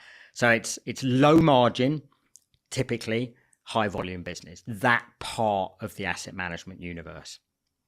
And they are somehow related to Blackstone. So there's two. These are not the same ones. BlackRock and Blackstone. And people get them confused all the time. BlackRock emerged out of Blackstone. BlackRock was essentially, so Blackstone originated, I think it was launched in 1988. In the early 90s, Blackstone launched essentially a new division, which became BlackRock, and they then separated in the mid-1990s. And actually, the chief executive of Blackstone, Steve Schwarzman, is another person a lot of people will have heard of, another larger-than-life character, says to this day that was like the worst business decision of his life, selling off that part, because BlackRock went on to become this kind of mega giant, earning lots of money. Who went on to employ George Osborne briefly, I believe. I think that's right. Yes, I'm not sure. I think so. Briefly, it's like some consultant. Yeah. I think so. But I mean, there's an important point there, which is basically that asset managers, these guys, have become the place where government, people, regulators, central bankers end up to earn their payday after they've operated. So Mark Carney, who was governor of the Central Bank of England, is now the vice chairman of Brookfield Asset Management. Tim Geithner, who was the Treasury Secretary and kind of screwed over US homeowners in the foreclosure crisis, he's now, I think, at Warburg Pincus or one of the other big.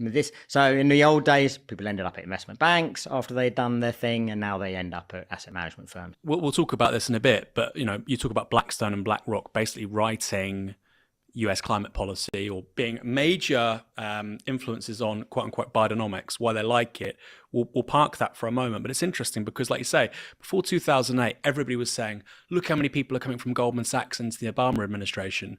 Now it's Blackstone and BlackRock. It's a different part of those industries. On housing, let's get on this, because this is the most substantially important thing, I think, for people watching this. Why do these businesses like housing assets? Why do they like real assets in general, but why in particular do they like housing? So, that's a great question. There are lots of reasons. And it's super interesting. And I think the first thing to say is that they were historically wary of housing. I think that they, particularly in quote unquote homeowner societies where, it's everyone's dream to own their home, they were wary of investing in housing, rental housing, owning and then letting it out to people, because they didn't want to be seen to be kind of tramping on the home ownership dream of lots of people. But I think again, this was another respect in which the financial crisis was really important, because one of the things that became very clearly and forcefully argued during the financial crisis was that the financial crisis was deemed to be kind of evidence that home ownership had hit its natural ceiling.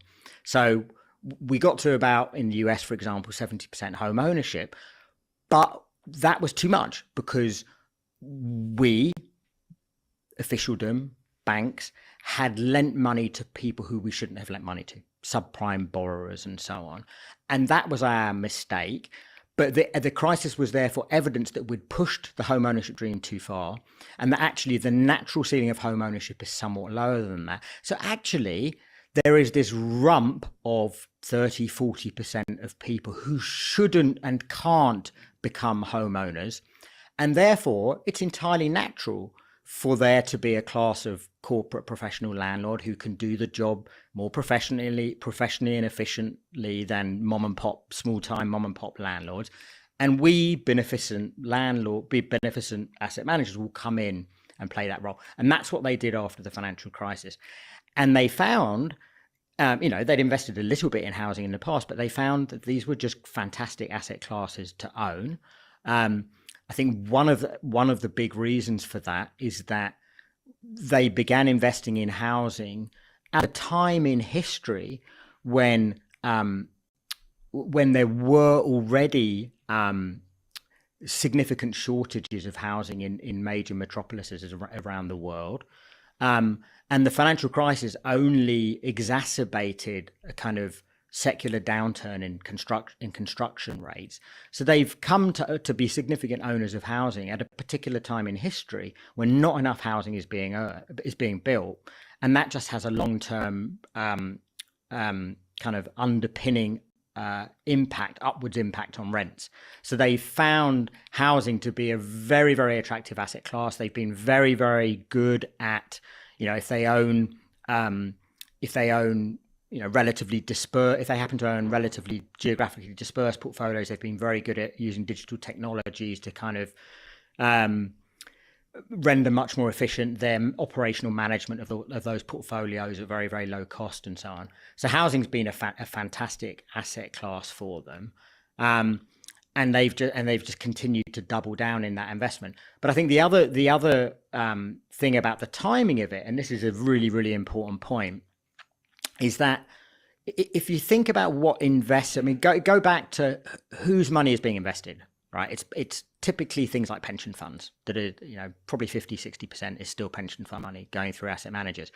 What are pension fund trustees looking for when they invest our retirement savings? They're looking for two things. They're looking for capital gain. They want the value of the assets to go up, but they're also looking for regular annual yields. They want assets that will deliver 5 or 6% yields year on year, predictably, reliably from year to year. Now, in the past, before the financial crisis, fixed income securities, so bonds, did that. You could invest in a corporate bond fund and get your 5-6% regular annual yield, and you were happy to do that, and you'd find your capital gain elsewhere.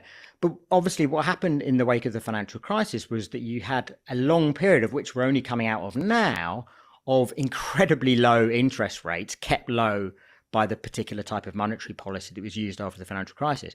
And suddenly investors like pension funds found themselves in a position where their traditional sources of those regular annual yields were now returning 1% or 0.5%. And they were like, well, where do we find those regular annual yields? Housing and infrastructure. That's a big part of the reason why investment by asset managers on behalf of pension funds and others after the financial crisis exploded, because they thought, well, here is where we can find those yields that fixed income financial securities are no longer providing for us. And that has this is another really important part of the story is that if you can get those rents year on year, 6-7% yields through rental housing, if you can then increase those rents while you own that housing, when you not only does that provide more income year on year, but when you come to sell that housing, handing it off to another investor 6 or 7 years later, you can charge much more for that asset, that apartment block or whatever it was, than you paid for it in the first place. So they've made huge amounts of money from housing investment in the last decade or so.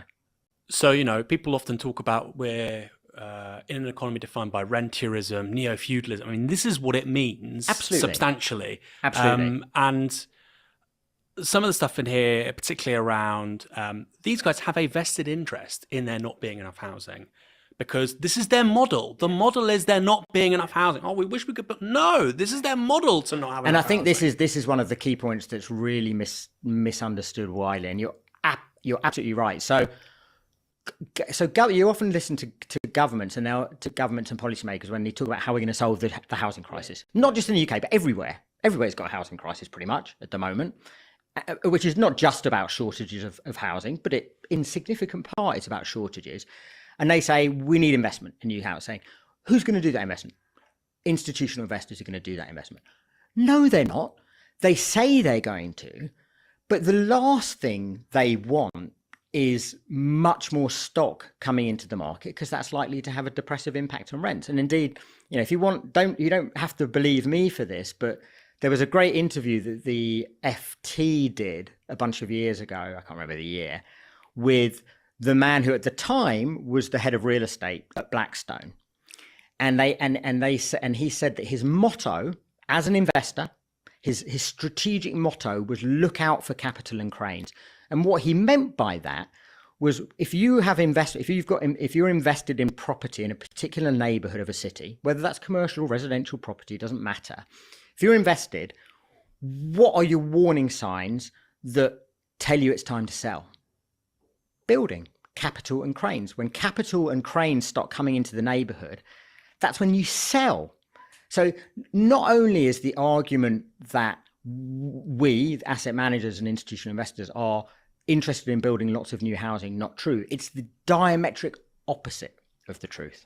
And also with housing, it's a great hedge against high inflation. See, that's exactly right. And it's actually, for various kind of arcane reasons, it's actually a better hedge against inflation than commercial property, as rents get reviewed on a more regular basis. And so you can repeg them to current price levels more often than you can with commercial property. So absolutely. So housing has proven to be a very, very popular and attractive and enduring asset class for asset managers since the financial crisis in particular. They were there before the financial crisis, but they're there much more actively now. Before we go any further, just to quickly say, Rachel Reeves has talked about a sort of advisory board about how do we, restore prosperity to Britain. And some of the people on this advisory board include asset management firms. Yeah. And this is why when people say, we've got a radical economic offer. Look, if Aberdeen and companies like that, this is one of these people in this space, if they're on the advisory board committee, it's not going to happen. And it also goes to this idea of Labour's green sort of industrial policy of 28 billion pounds a year. How much is from the state? We don't know. Realistically, this is what it looks like to me. The state might put in 2, 3, 4 billion, de-risking, allowing these guys privately to make a ton of cash, and the role of the taxpayer is de-risking their investments. And we are gaslit into being told that's socialism. And it blows my mind. Yeah, it's remarkable.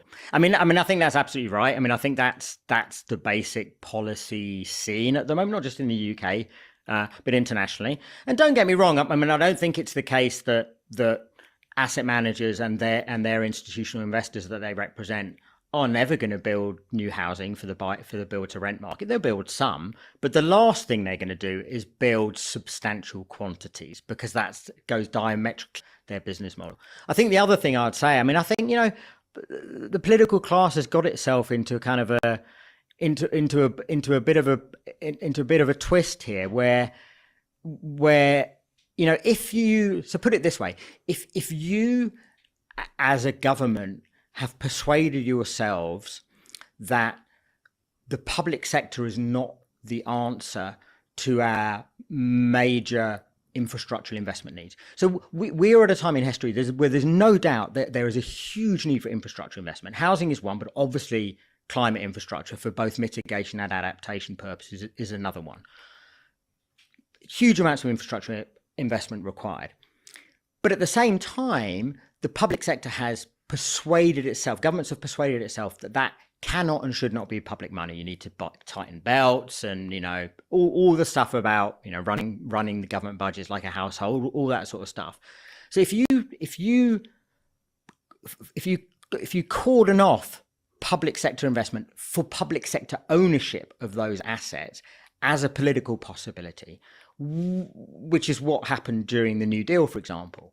I mean, that's the big difference between New Deal, Roosevelt, and contemporary Biden, is that, yes, there's public investment, but back then it was public investment for publicly owned infrastructures. Today, it's smaller public investment for privately owned infrastructures, de-risking that private sector investment. If you persuade yourself that it cannot be big public investment for public ownership, then private investment is your only answer, right? Well, if private investment is your only answer, you pretty soon end up with asset managers, because it's asset managers that have under their management the vast bulk of surplus private capital in contemporary capitalism. So it's not surprising. It's in fact, there's almost an inevitability that the likes of Reeves and so on end up with asset managers as being the answer, because the only other credible answer has been politically foreclosed before even beginning the conversation. If you even say the alternative, then you're not being serious. Yeah. You're not being grown up. Yeah. You're not being pragmatic. Yeah. Okay. Yeah. So they essentially they have presented as the answer a set of institutions whose interests are not aligned with resolving those crises.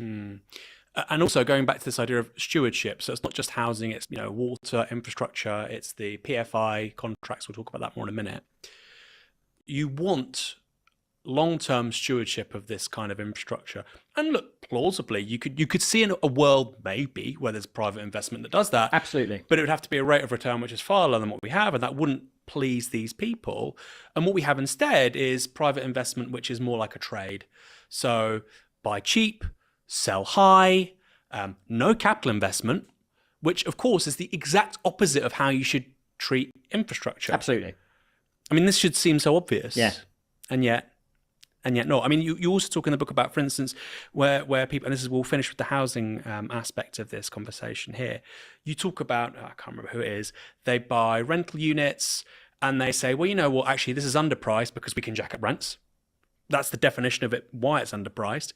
We can jack up rents. We can also cut costs. Yep. Oh, and also we don't have to actually invest in the capital investment required to maintain the building. And we can jack up rents more, and we can cut costs and jack up rents more. That to them is success. The people living in the building, that's catastrophe. Yeah. And that's absolutely right. And this is, I mean, particularly in the US, this has been a big story. And I think the one thing I would say about this, which I think is very important, is that there is lots of anecdotal evidence out there.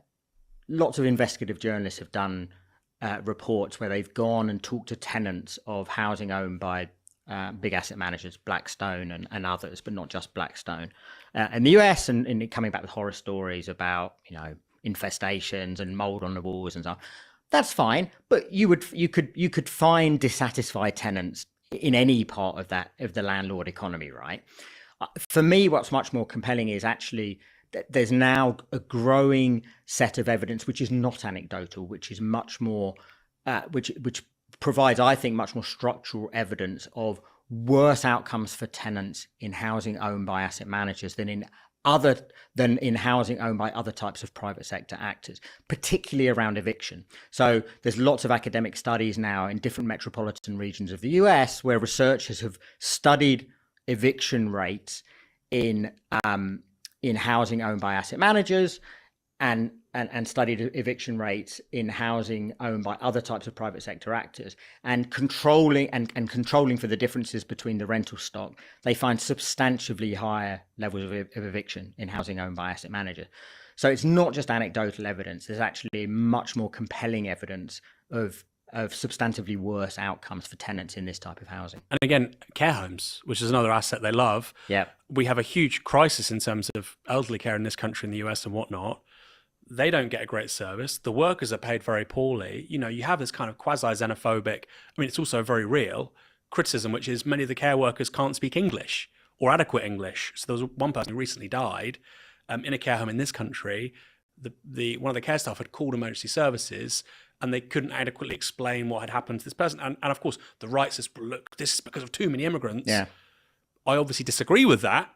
I would say well, no, it's because of how ownership works around these organizations. They want to extract the maximum possible money from the people using the service, pay the least possible, not invest in the infrastructure, ad infinitum, and then sell it off. Yeah. I mean, care homes have been a very, very, as you say, care homes have been a very, very active area of investment for asset managers, both in the UK and in the US. And there was a study done by, I think it was, I'm not sure it was Wharton, but some business school professors a year or two ago, where they looked at care homes across the US. And again, they did one of these studies when they compared outcomes in care homes owned by asset managers with other privately owned care homes across the whole of the US. And they found that mortality rates were substantively higher in care homes owned by asset managers than in other care homes. Now, they couldn't provide causal evidence as to why that was, but their suspicion was that the reason for that was less frontline nursing in care homes owned by asset managers. So they're cutting back on the most important type of cost, employee cost. So they found evidence of lower investment in frontline nursing in those asset manager owned care homes, and their principal hypothesis is that was probably the reason for the high mortality outcomes. Crazy. Yeah. Do they have any of this? Okay, so we're talking principally about the OECD, the West. There are obviously some countries out there who are doing incredibly well when it comes to infrastructure investment, building lots of stuff. Yep. Namely China. Yep, absolutely. What role do asset funds and asset managers have in China with regards to infrastructure? Very little, is my understanding. Certainly, the major Western asset managers, who are the focus of the book, have a very limited presence. They have some presence, so Brookfield owns, Brookfield Asset Management, one of the big infrastructure asset managers based in Canada, has some renewables assets in China, but they're a speck on a landscape that is dominated in every respect by state-owned entities. So if you're thinking about infrastructure investment in China, you're talking about state-owned entities at every level, both in terms of the entities that build, develop, and then own those assets, whether that's wind and solar farms or whatever else it might be, and in terms of the banks that are lending the capital to do that.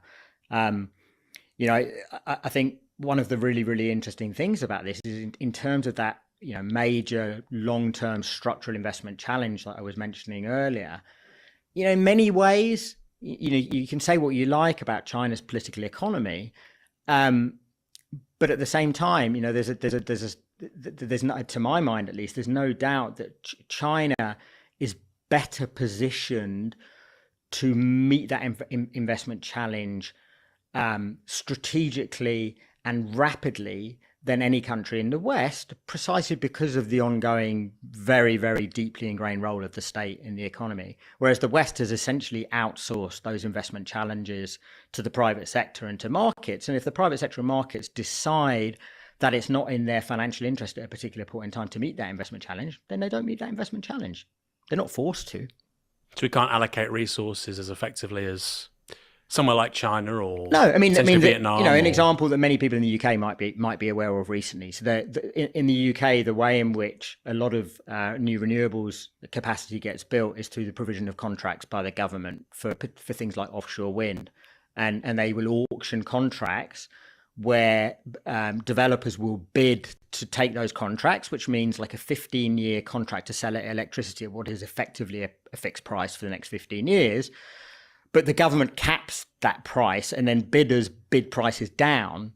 So one will bid. So if the government caps the price at, say, €50, £50 per megawatt hour for the next 15 years, someone will bid. The first bidder will say, well, we'll take a contract at £49, and the next will say, well, we'll go to 48 or we'll go to 47. And because the government caps it, what happened at the most recent auction was the developers were like, well, given our materials costs and given our financing costs, if we can only sell our electricity for the next 15 years at £50 per megawatt hour, we're not going to be making money. And there were no bids. That's very different from how things work in China. Which I think this year in 2023, I might be wrong.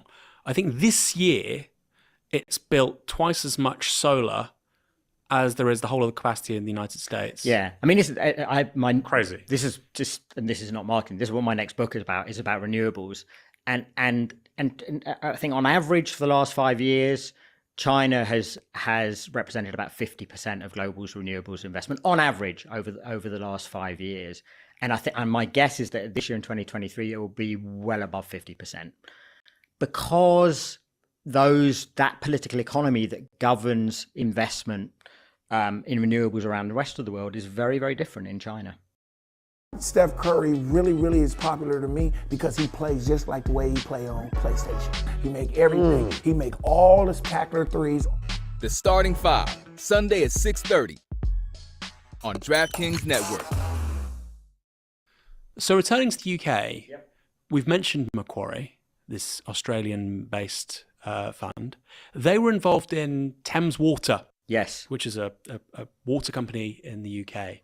Can you tell me a little bit about what happened when Macquarie bought Thames Water?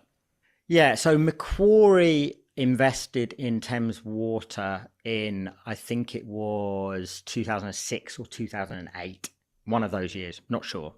Now, I mean, just stepping back a second, so what happened, as many viewers will know, is that the privatization of the water industry occurred right at the end of the 80s, early 90s, that period. Initially, all of those companies became publicly listed entities, but over time, the ownership of a lot of them has changed. And the water sector specifically, but actually kind of UK utility infrastructures more generally, have been like a honeypot for global asset managers over the last few decades, not least the water and the electricity sector. And so Thames's ownership changed many times over the last couple of decades, but probably the most significant moment of change was when Macquarie came in. It wasn't the only owner, but it was the controlling shareholder. It came in a consortium of which it was the lead investor. Again, 2006, 2008. And it invested through one of its main European infrastructure funds. It was invested, I think, for about 10 years in Thames Water. It was the lead shareholder before exiting 5 or 6 years ago. During that period, lots of things happened, but to cut a very long and complicated story short, and nothing I'm going to say here is, I think, in any way controversial. You could actually read the same story in the FT. FT's been great at covering Thames. There's some very good infrastructure journalists there. They put loads of debt into the business. When the water companies were privatized, they were privatized debt-free. Now collectively they have, I don't know, something in the order of 50 billion of debt attached to them. So Macquarie put lots of debt into the business. At the same time as it was putting debt into the business, it took a lot of money out of the business through various mechanisms, not least dividends and shareholder loans with a principal mechanism. And by any reckoning, it woefully underinvested in the physical infrastructure. And so Thames was repeatedly, during the period of Macquarie's ownership, repeatedly chastised by the regulator, by the industry regulator, Ofwat, and by in any number of campaign groups and activist groups and so on, and politicians for underinvestment and for the problems that come out of underinvestment in infrastructure, which is things like leaks and raw sewage being released into rivers and around the region of Thames's control. And so it was kind of a case study, I think, in the broader set of problems which I try to describe in the book, which is basically consumers getting a raw deal because they're paying more and more for services that are getting worse and worse, because the steward, in this case Macquarie, is really not interested at heart in careful custodianship of that asset. It's interested in minimizing the costs that it incurs while that infrastructure is under its ownership, and maximizing the revenues, in this case, the rates that it can charge consumers during that period. And so and so they were, Macquarie got slapped on the wrist a couple of times, a couple of very, minor fines. And actually the biggest fine that Thames received, I think it was maybe 120 million pounds, I think it was, got levied ironically a year or so after Macquarie had sold out its main shareholding. And so my argument, Thames is much in the news these days, and its current shareholders get a lot of flack, and I kind of understand that, but personally I feel a degree of sympathy for the today's shareholders, because on my reading, Thames got turned into a basket case by Macquarie, and the current shareholders are the ones that are kind of being left kind of holding the bag, and they should have done better due diligence, I think, when they undertook the investment. I think they bought a dog at the end of the day, but it had been turned into a dog by Macquarie. I mean, the UK water industry since privatisation in the early 1990s is just an incredible story. So like you said, they've been saddled with tens of billions of pounds worth of debt which was used to buy them and then put on them.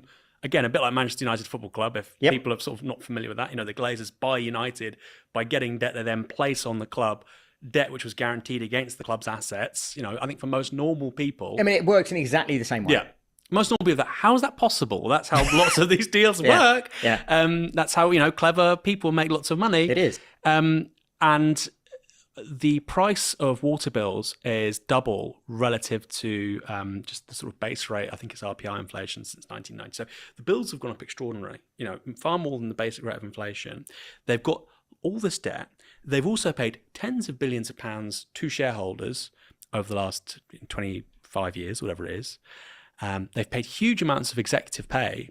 And then you have the sort of government saying, well, we would need about £200 billion to actually build the kind of infrastructure we need so that we aren't dumping crap into rivers and coasts. We can't afford to do that. Obviously, that's just far too much money. Well, we know exactly where the money's gone, actually. Yeah. It's a very clear and that's the transfer of money. It's gone. It has gone. It's gone. You can't get it back. And I think, I would say that, one of the remarkable things, I think, is that even the FT, I think, would argue that privatisation of the utilities in the UK, as it's been done in the UK, has been a disaster. It's been a complete failure. I think telecoms is probably the only case where maybe that's not true. If you look at if you look specifically in the measure of, if you look at how consumers have done, consumers in terms of telecoms prices have done reasonably well in the period since privatisation. But actually, that's only really because mobile came along and provided significant competition to fixed line during that period. That's the main part. And telecoms, not only is it the one where consumers have done okay, it's the only one where if you invested in those telecoms companies and have remained invested, you would have done badly. In every other sector, investors have done well and consumers have done badly. I would also add perhaps that telecoms is quite unique in so much as obviously it's a digital technology, and that's been subject to what we would call deflationary trends, because obviously it's much cheaper to make a phone call now than it was 25 years ago. That's not because of privatisation, it's because of technology. Yeah. Whereas, a pipe that carries water is a pipe that carries water. Yeah, exactly. So a little bit. And I guess the point I try to make in this book is that, so privatisation of infrastructure in the UK, but also many other places, has been a disaster. But one of the reasons, and I think this is the point I would want to stress, is that one of the reasons it's been particularly bad in the UK is precisely because of the disproportionate involvement of asset management firms. So there's privatisation in general, and then there's privatisation asset manager style, which is one of the arguments I make in the book. And it's an argument I hold to very firmly, is that asset managers are not only, let me get this right, asset managers, in terms of how they typically carry out this investment, are not only inappropriate owners of infrastructures on which we all rely on in our daily lives, but they are about the most inappropriate owners imaginable. And the reason for that is it goes back to something you mentioned earlier, which is the fact that the business model, for the most part, is not buying assets for holding them in the long term.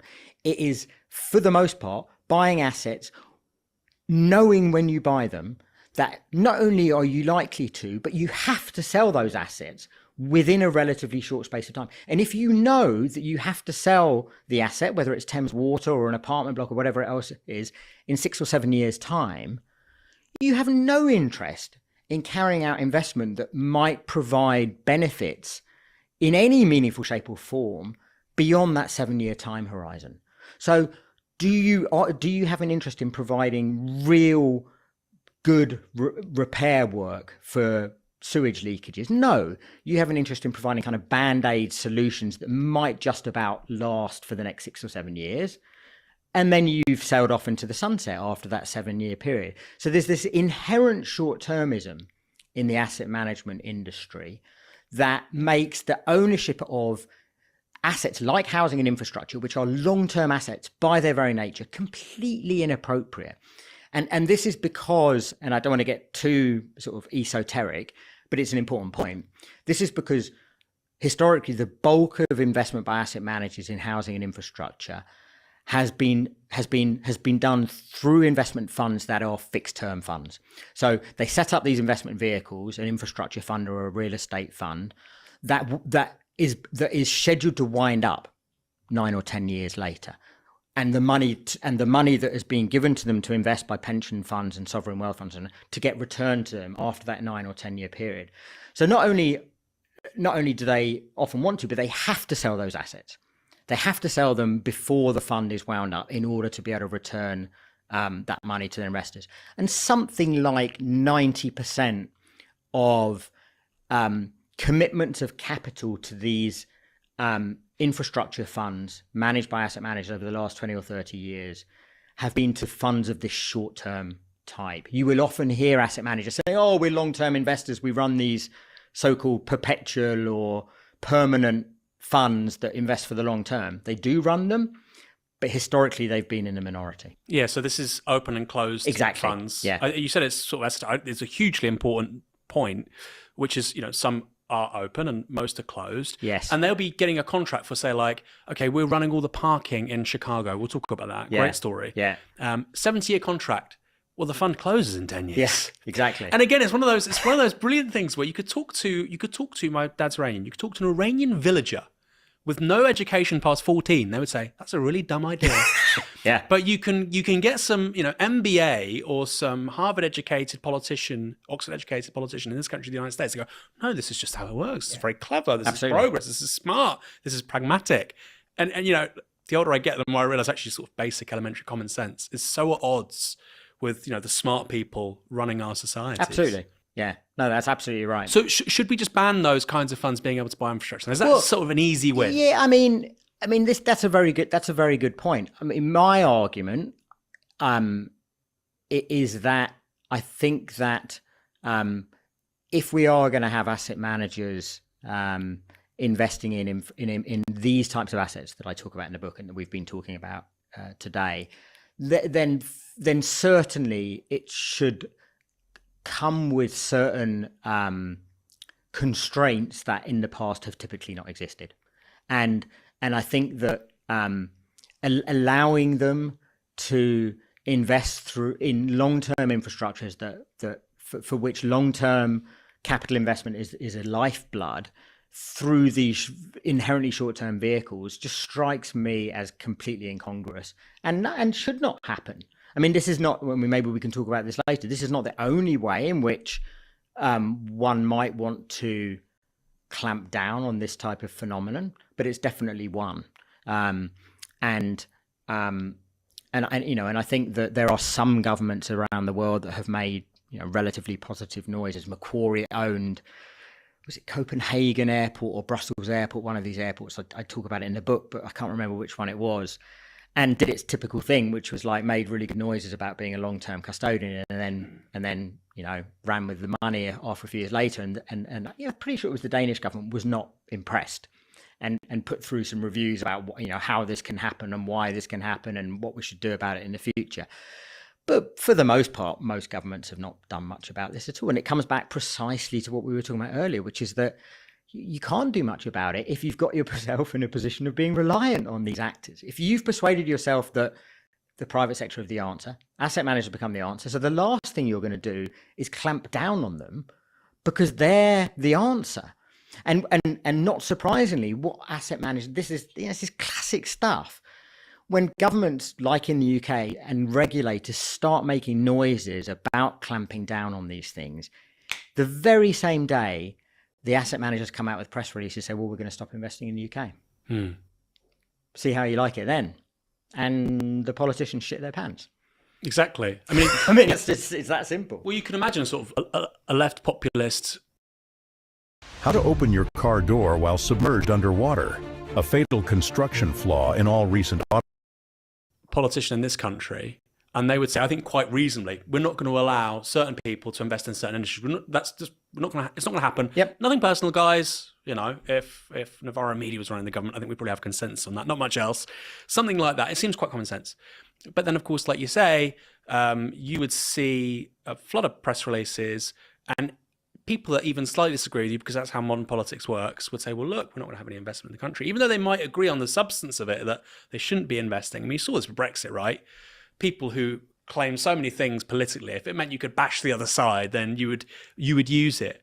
And that's absolutely right. And what's interesting to me, this is a bit of a tangent, what's interesting to me is I honestly think the right will come after this, the populist right will come, probably in Europe, because we're seeing this rising tide of right-wing sentiment across Europe right now, with Britain being something of an exception.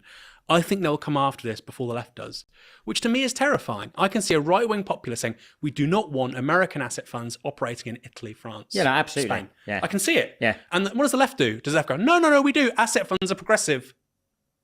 And that is the situation, not to that extent. We found ourselves in that position time after time for the last 20 years, defending liberal, progressive global capitalism, when it's the one thing that's screwing us the most. And that doesn't mean you side with the far right, but it means maybe we should try and lead the conversation. Yeah, exactly. No, I mean, I think that's absolutely what will happen. And I, you know, it was interesting to me when I started doing work on Blackstone and housing in the US context, and I published a couple of articles in, you know, obscure academic journals about this. The first people in the kind of public realm to approach me about it from the US was the right.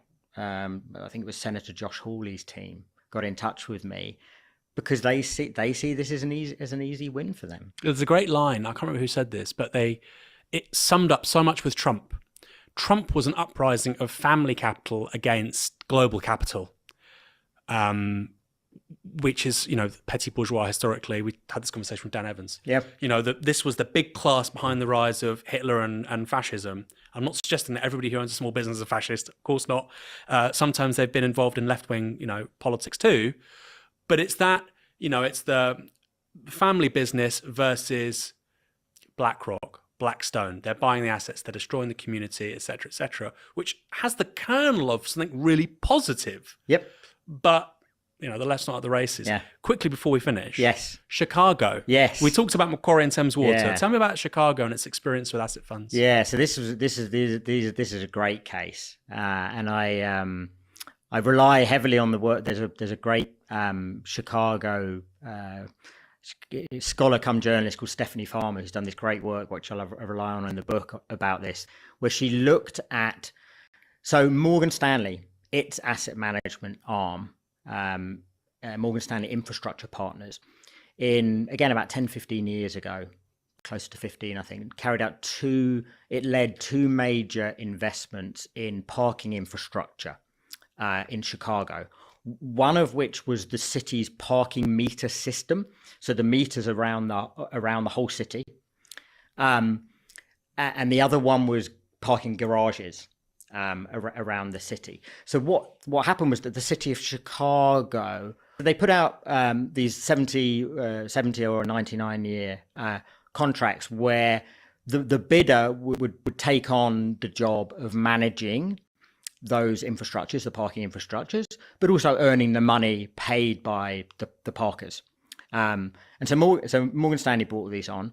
Lo and behold, Chicago, within the space of a few years, went from being one of the cheapest places in America to park to being the most expensive place in the country to park. Not surprising, given that that's the pure interest of these asset managers. So that was interesting.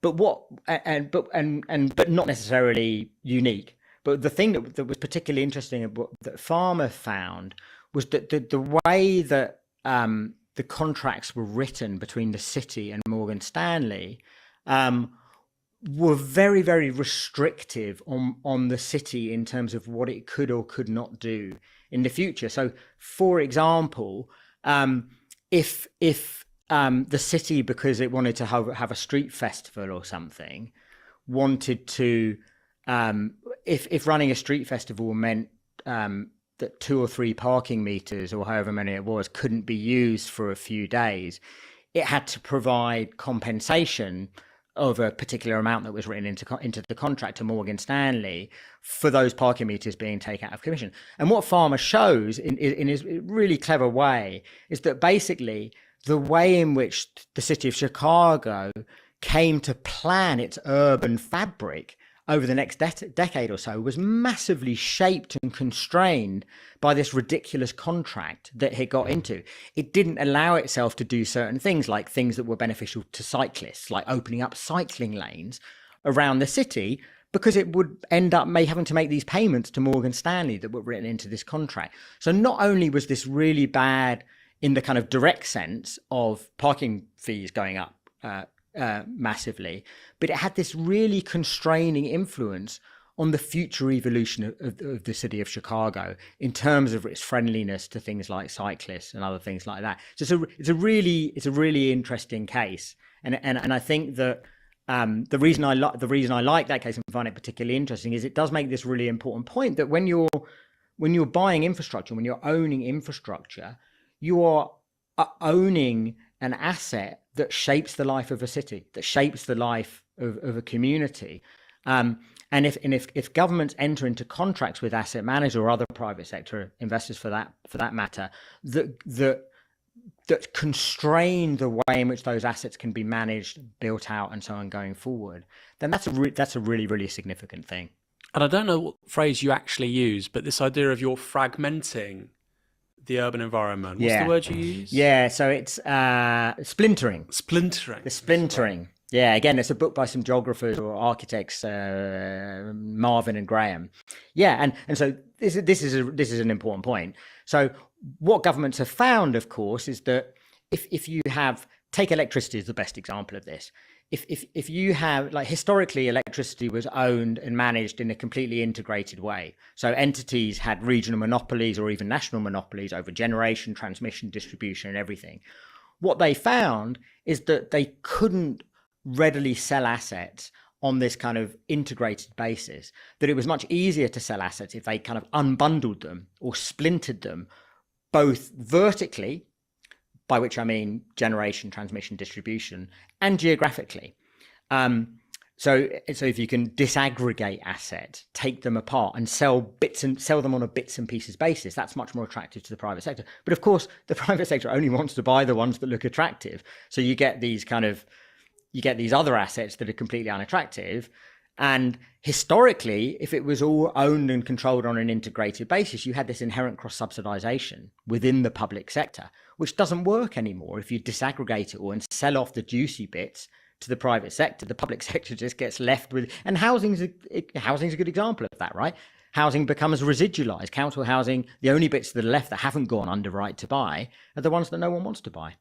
Yeah, and this idea as well of splintering, you can't build a functional, efficient, effective cityscape because, the bus lanes and the buses belong to that company and the parking spaces belong to that company. And okay, how do we build an efficient design that works for people? We can't. Yeah. Because you have 8 or 9 different interests. Yeah. All with it runs their eye on their own interest. And Chicago's and exactly right. And Chicago is the best example of that in Farmer's work. That type of financialization of the city, for want of a better word, runs counter to the traditional idea of joined up urban planning. So I suppose somebody watching all of this might be very receptive to the criticisms and say that's all well and good. It's very easy to pick apart something. What's the alternative? Yeah. And like you say, right now, asset management is increasingly what defines private sector investment in infrastructure. So what is the alternative? I suppose that starts with the question, how did we used to build infrastructure before all of this? Yeah. I mean, again, there's no uniform answer to that, but in general, historically, infrastructures that provide essential services of the types we've been talking about were generally much more under the ownership and control of the public sector historically than they are today. Ironically, lots of people think about the US as the kind of the home of the private sector and of small government and of neoliberalism. Ironically, essential infrastructures are much more still under public ownership in the US than is the case in the UK. I mean, the UK has gone much further than the US, or indeed anywhere, down the kind of selling off anything you can sell off. But in general, the public sector was much more the custodian and owner of these types of assets. Now, the last thing I am is someone who looks at the kind of public sector through rose-tinted spectacles and kind of pretends that everything was hunky-dory when the public sector owned. I mean, the public sector can be just as ropey an owner and custodian of these types of assets as the private sector can. Let's not kid ourselves about that. So just as we shouldn't, uncritically chastise the private sector, we shouldn't uncritically romanticize the public sector.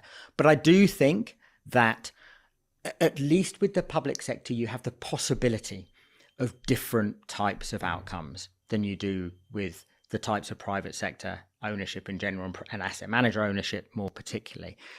Not the inevitability, but at least the possibility of different types of outcomes. So the public sector used to be much more centrally involved.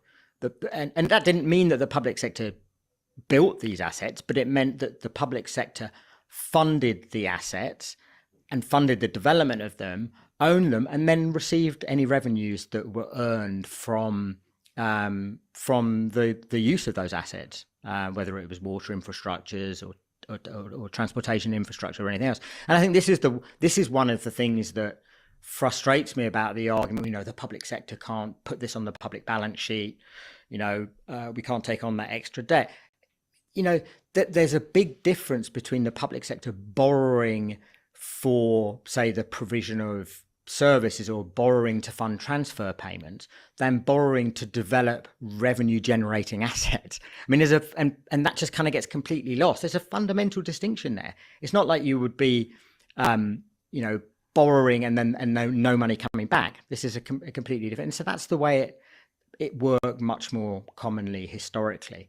And so I think I personally would agree with the arguments that were, very, very central, for example, to early arguments about the Green New Deal 5-6 years ago, which was that we need an emboldened public sector in terms of the financing and ownership of critical infrastructures, not least in energy, but not only in energy. And as again, I keep going back to the FT, but as lots of people in the FT would argue that the public sector can finance these things typically more cheaply than the private sector can, and especially given the rents that the private sector typically siphons off. In addition, it's not just cheaper, but much cheaper. It can do these things. The very last thing we should be encouraging is ownership by asset managers through these inherently short-term vehicles. I mean, Canada's an interesting case, right? Which is that in the infrastructure investment industry, it's often referred to as the Canadian model, because what big Canadian pension funds do, in a way that's different from big US or UK public pension funds, is they do a lot of direct infrastructure investment, where they buy and own these assets directly rather than by relying on asset managers in their short-term vehicles. Now, that doesn't mean that the Canadian Public Pension Plan Investment Board is always a great custodian of these types of assets. But I think when it says it's in it for the long term, that's much more likely to be true than when Macquarie says it's in it for the long term, which it typically is not. So I think that there are different ways of doing things. I guess the way I would generalize this is to say, look, if you think my argument in the book is broadly right, which is that the phenomenon that I've kind of diagnosed is a broadly negative phenomenon. There are essentially two ways of limiting what asset managers do. Okay, so going right back to the first question you asked about what are asset managers? Asset managers are entities that take money from others and invest it. So there's two choke points, right? There's the raising of investment, and there's the opportunities to invest. So there's two things you can do, broadly speaking. You can try to limit the amount of capital that they have at their disposal, and you can try and limit their ability to invest in certain types of things. So we've talked about the latter of those already. So as you said, one thing you can potentially do is say, no, we're going to have certain types of things that we just don't want certain types of actors owning and buying. We just think it's wrong. We just don't think that should happen. And you can do that. Governments are a million miles from, I think, thinking about doing that.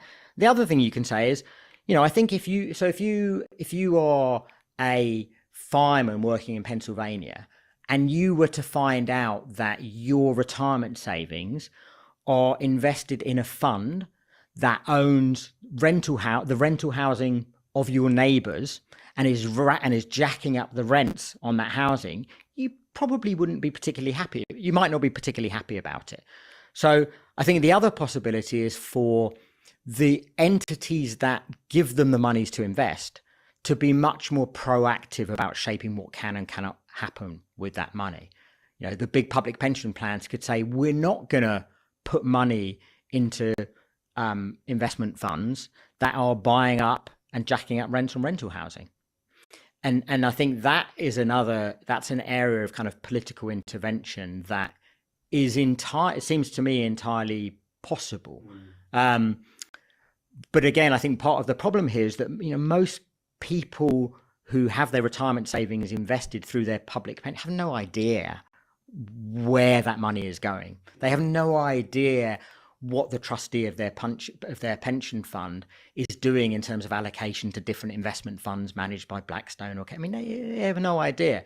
But I think that, I've been in conversations with certain unions in the US who are actively trying to do precisely these types of things. They're trying to politicize the investment of the retirement savings of those unions by talking to the pension fund trustees and trying to make them aware of exactly these types of issues. That's as well another sort of counter argument be, well, people have to have pensions, and what else would they invest in? Well, there's literally a million and one, maybe not literally, there's figuratively a million and one things they can invest in. Commodities, sovereign debt. Well, they can just put it in an index. Just put it in an index tracker. Well, precisely. Yeah. 101, maybe not million, 101 things they can invest in, and they don't need to do this. No, they don't. And here's the thing, right? Which is that the industry comes back and says, well, if they don't, then they're missing out on superior returns. But that's actually, again, I'm no expert on this particular question, but there's a great academic, Ludovic Faleb, who I think his name is, in Oxford, and he's done lots of research showing that over the long term, private equity funds, infrastructure funds, real estate funds do not generate superior returns than simple index tracking funds. But equally, even if they did, even if your pension was 5% better, if your water bills are twice as high, your energy is twice as high, your neighbour's being evicted, everything's outsourced, your kids can't buy a house.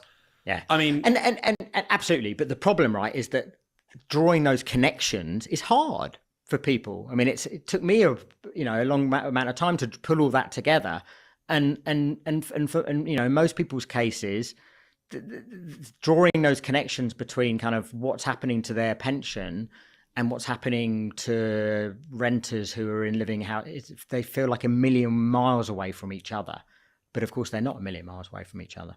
Well, I'm very glad you've condensed it all into a book, so it won't take our listeners and our viewers years to work that all out. Thank you so much, Brett. This has been a fascinating conversation. Yeah, I've enjoyed it a lot, and I'm grateful that you had me on. Our pleasure.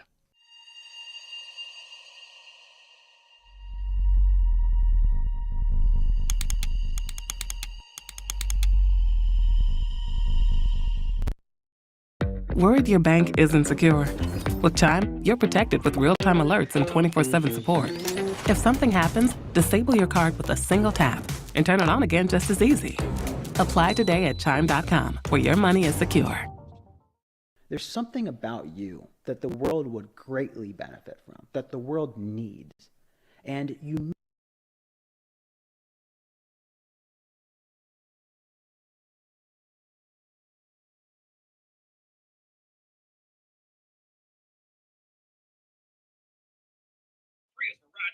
What are we doing here? I'm here. You here? That was fascinating, was it not? What a great broadcast. What a fucking obvious case against asset management as a way to run humanity, as against artificial intelligence and inhumanity as a way to run humanity. It is an incontrovertible fact that app slavery makes humans into assets. There is no independence in being an asset. You don't exist as a human being if you are an asset. Assets are things that are owned, depreciated, and then disposed of.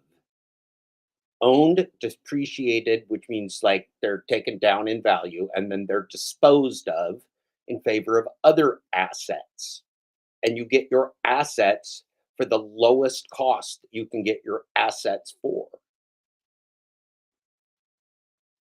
And you sell assets at the highest price that you can sell assets for. And if it's all a rigged global corporate AI run game, well, the opportunity to exploit humanity is just all what you can get away with. What will the government allow you to do? How you can exploit humanity to how much? All the way to zero?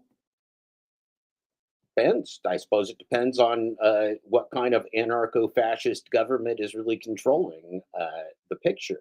As we heard, between BlackRock, Vanguard, and State Street, somewhere between 20 and 25% of the world's corporations are owned by these, or the United States corporations are owned by these three.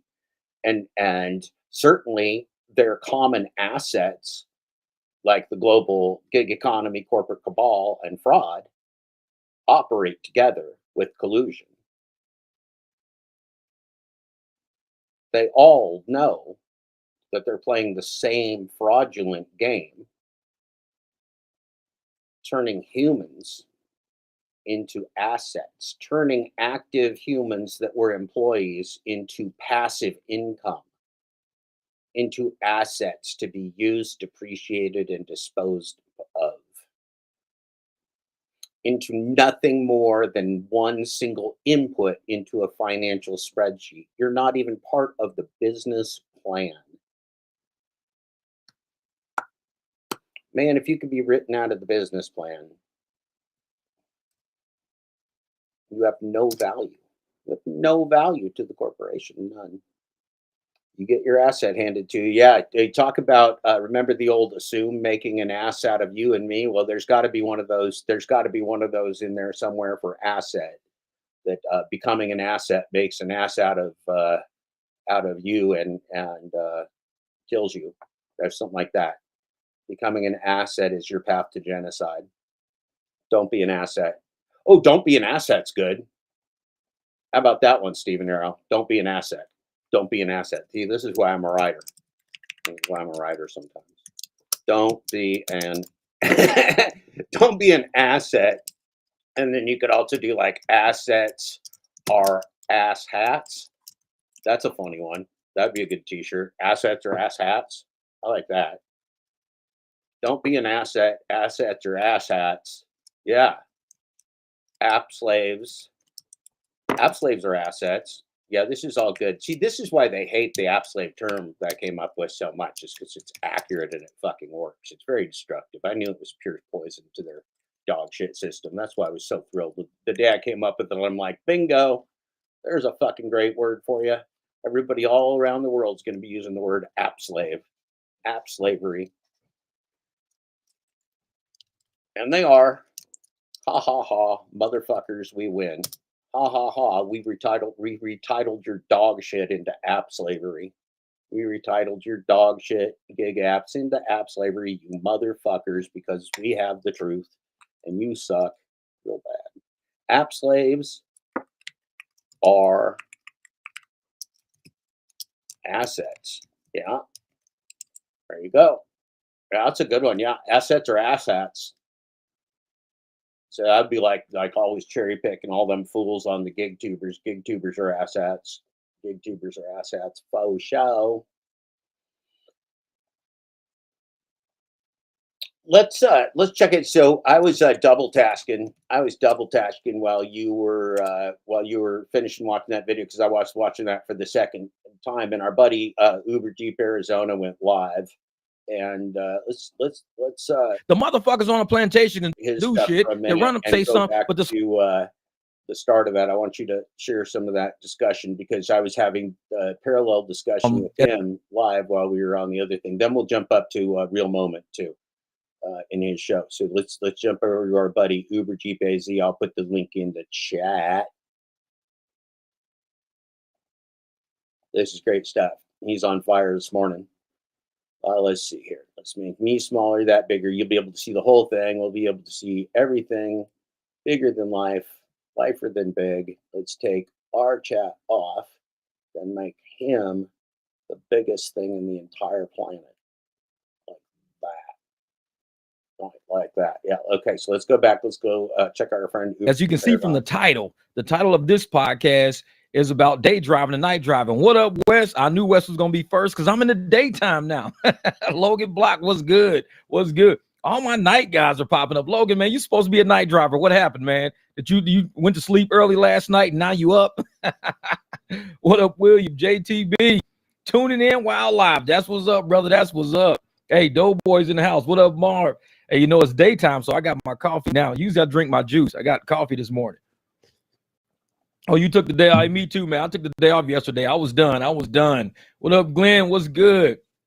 Yeah, man, but I'm thinking I'm going to start trying to do a little day driving every once in a while. What up, South Florida gig? Because like I said, nights, man, it's been rugged at night. I've been out there plugging away at it, though, man. Plugging away. Talk to me. Hey, I ain't seen you in a minute. I've been doing more nights. I try to get out in the daytime to make sure I chop it up with y'all in the day. What up, Ez? Man. But it's like a lot of people in the daytime, they're doing pretty well. A lot of day drivers are actually doing pretty well because they're using different strategies and different techniques. But me, I don't like traffic, man. I just do not like day traffic. Too many people on the road and shit like that. What up, Greg? So what I do is day driver tuning in because day drivers are crappy and are on my side. Yeah, dry on my side. Man, I'm going to tell you, Doughboy, thing is, I like nights because the roads are more open. But the thing about nights now, I think the pricing is so high for the riders to afford Uber, like rideshare at night. A lot of people ain't doing shit at night. It's gotten too expensive. And I hear from a lot of riders out there, you know, oh, man, this ride used to cost me $18 to get to work. Now it's like, you know, $26 every time I go to work now. So they're raising the prices, so we're getting less and less. What up, Dez? So I'm thinking, you know, if I can't make that stagger up at nights, I got to move over to days, at least a couple of days during the week. I got to go over to daytime driving, and I'm thinking about doing the outskirts way out there. But with the way rideshare changes, you know, I'd rather hear shit from people that drive in the daytime versus people that don't drive in the day. If you drive in the daytime, you know how things have changed because you've been keeping up with the market. Me, I don't know shit. I used to drive days a long time ago. I don't know shit about day driving. I mean, I've tried it every once in a while. I even did it like a few months ago in the summertime. I gave up quick as hell because it's a totally different monster than night driving. Night driving is wide open. You turn in the middle of the streets and shit. We can get out of parking lots without even waiting. Way different in the nights and days. Even the people are different. Nighttime, everybody's drinking, smoking weed, kicking it, laughing, having a good time. Off work, ain't worried about shit. Way different. What up, Aaron? This is my theme for the show today is that we are assets, not humans in the app slavery. Humans can't be assets. Assets are used and disposed of when they're worn out. Humans require humanity. Real shit, brother. Real shit. You right, JTB. You right, man. And like I said, even when I had my Facebook account, I was my job description was human, and it said from where I said planet Earth. It was like that since the day I created Facebook back in 2009. My shit said human from planet Earth. The motherfuckers like, what do you do for a living?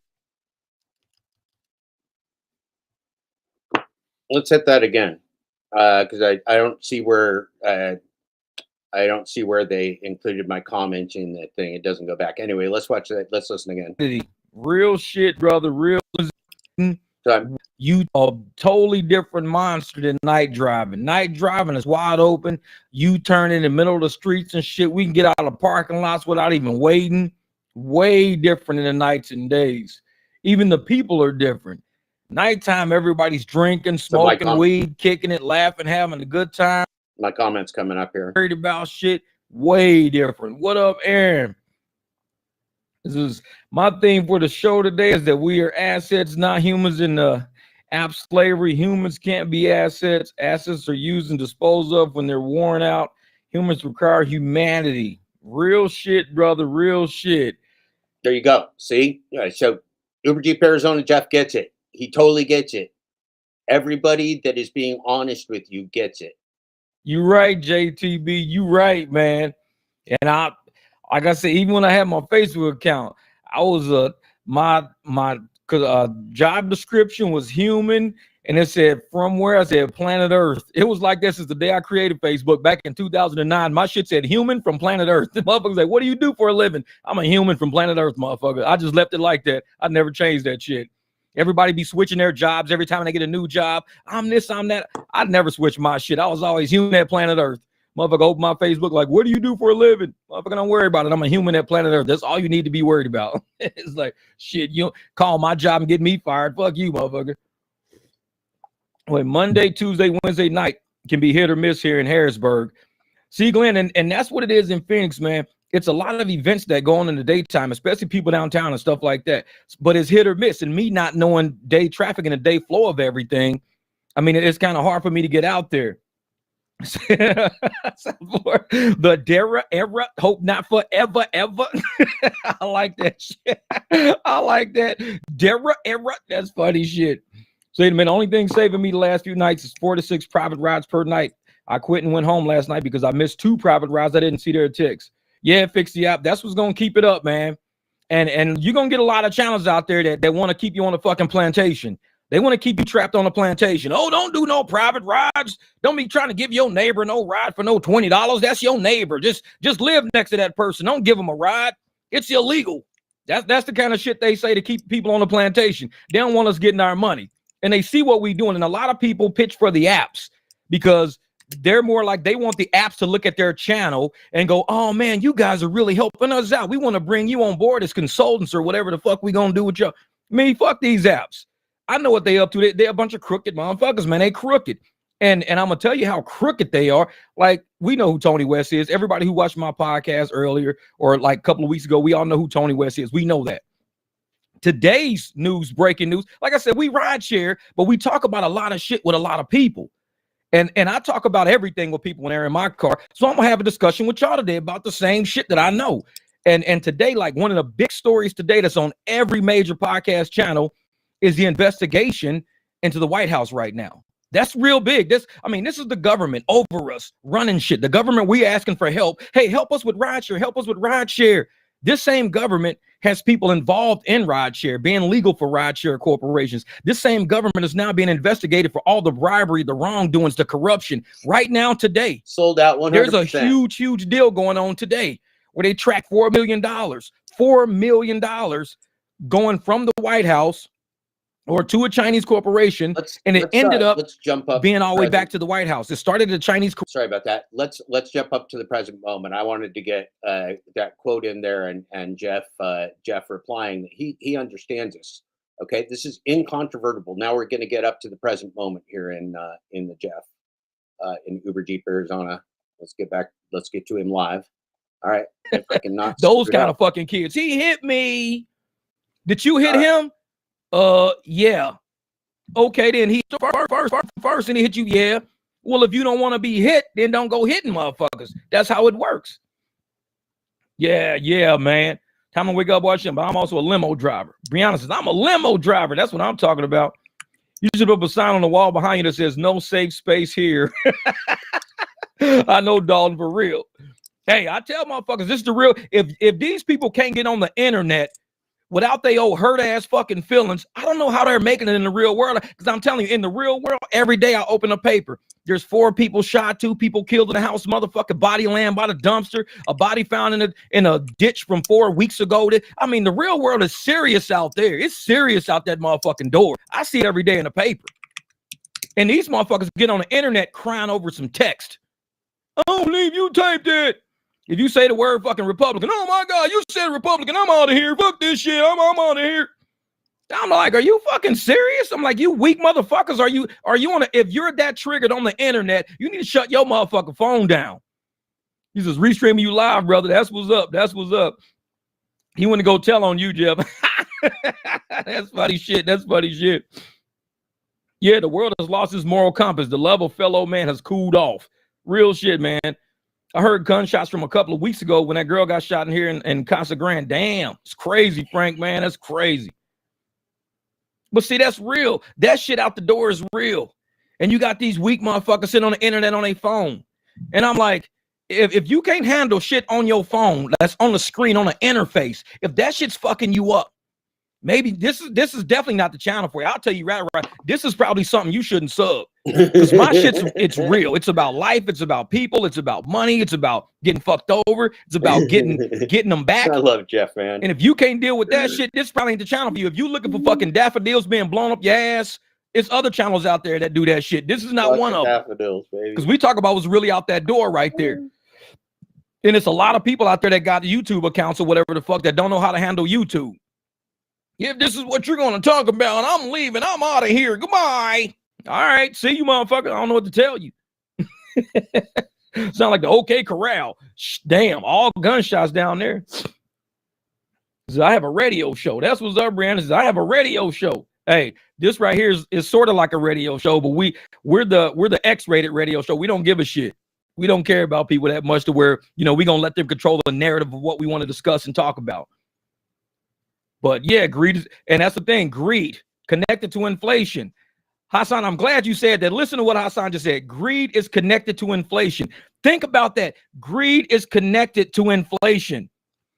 Everybody on the podcast this morning is talking about exactly what Hassan just said. The whole premise. Greed is connected to inflation. All these greedy ass corrupt politicians wanting all this fucking money. And where are we at right now? We're in inflation. It's past greed inflation. Is connected to the inflation we're going through right now. That's what I started this podcast on. If you don't like all the shit you see around you, your rent going up, the food in the grocery store is going up, all this shit is based on greed. You look at who was setting all these policies, getting all this shit moving in that direction. We was doing good. A lot of people bought houses in 2018, 2019. All of a sudden, shit tanked. Greed is connected to all of this. People were out there getting bribed. That's why they got all these hearings right now on Capitol Hill right now, all these congressional hearings, all this shit hitting the court, 56-page documents, 56-page fucking. I said beyond inflation, price gouging and forced scarcity. See all these motherfuckers, 56 pages being read to motherfuckers like we in a 3rd grade. And the reason why they're reading them all is to spell out exactly what's going on under the American nose while they're fucking with people right now. All of the shit that was going on, everything that got us in this position that we're in right now, it happened because of greed. People were transferring money to other people, and they were doing 4 transfers to try to cover shit up. One company would transfer to another company. That company would transfer to another company. That company would transfer to a person. That person would transfer to a person. It was like company, person. It was crazy how it was going. And they did that because they wanted to cover up, conceal what was going on with the American people. This country is it's a gold mine. This country is a gold mine. And a lot of people want their hands involved in it. We got a lot of people coming over here to work. When they stopped everybody at the border, this is the funny thing. They were stopping everybody at the border. Looking for a good dash cam? This one from Temu could be a good choice. It has front and rear wide angle 4K. Because it's a lot of desert.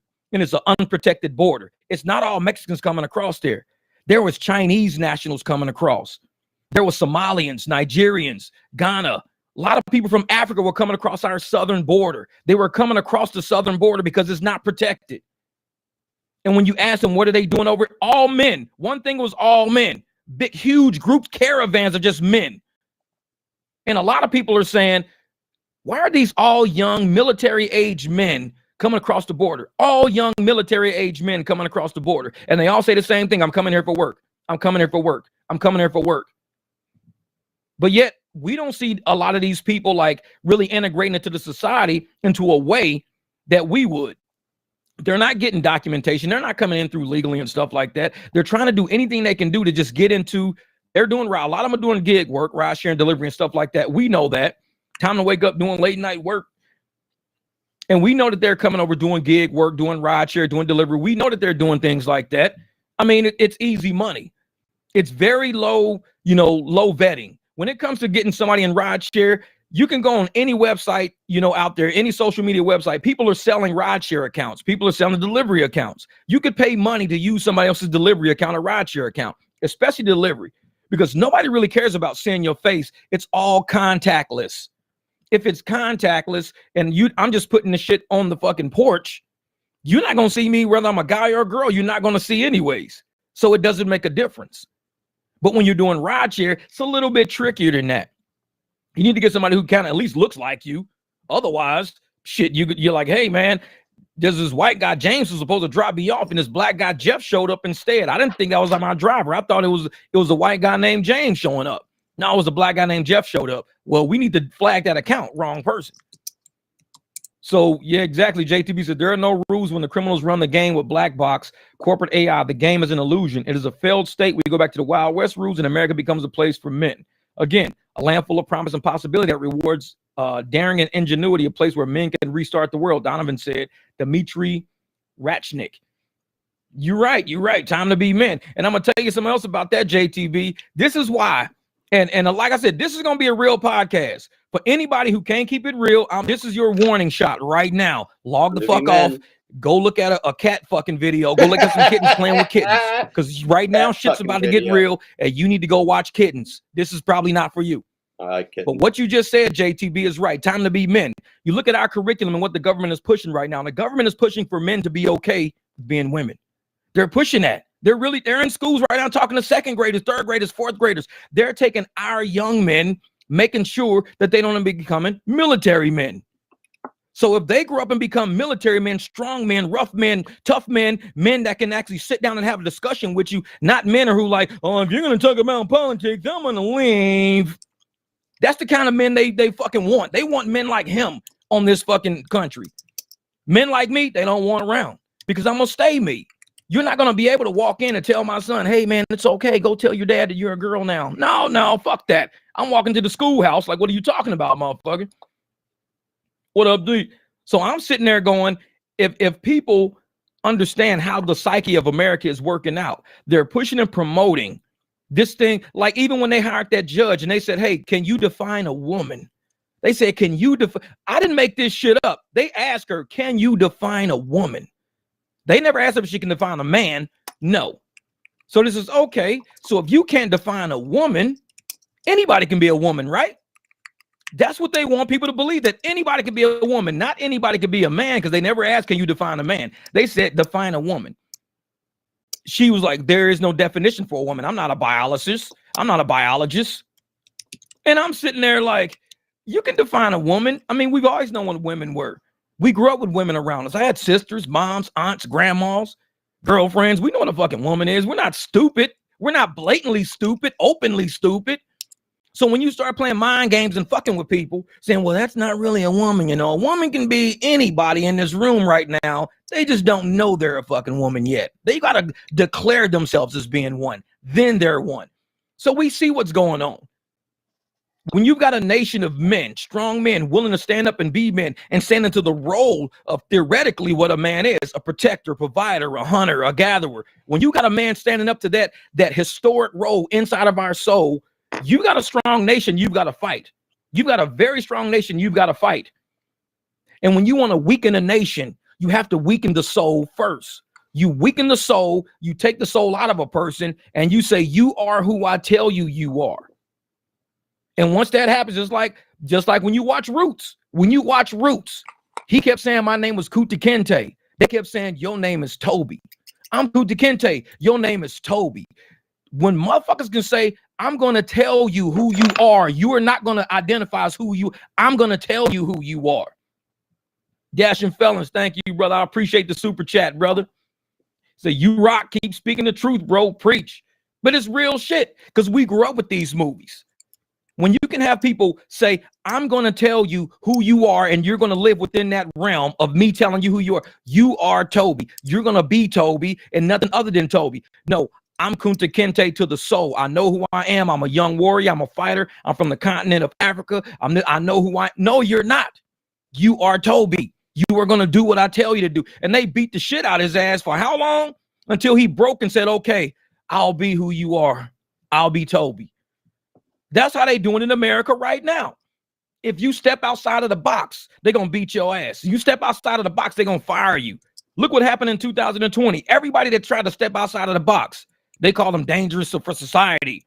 Stay 6 feet away from them. Make them put on a mask. They're dangerous. They're not playing by the rules. We're telling you what these people should be. They had a whole bunch of people out there. Oh, well, they should all be fired. If they don't do what we tell them to do, they should all be fired. If you don't take this shot, you should be fired. You're dangerous and you're sick and you don't even know you're sick. You don't have any symptoms. You're sick with no symptoms. I'm like, ain't that some fucking brainwashing shit? You're sick with no symptoms. You're asymptomatically sick. That means you can, if you get somebody to believe that they are asymptomatically sick, walking around, then you can fuck anybody's head up at that point. You could tell anybody anything. You could tell me I'm asymptomatically white. My skin is black because I have a skin disorder. The skin disorder is melanoptosis. Melanoptosis means a white guy with way too much fucking black melanin, so I look like a black dude. I'm really a white dude. I got melanoptosis. It's a new disease I just made up on this fucking podcast. I got melanoptosis. I'm really a white dude.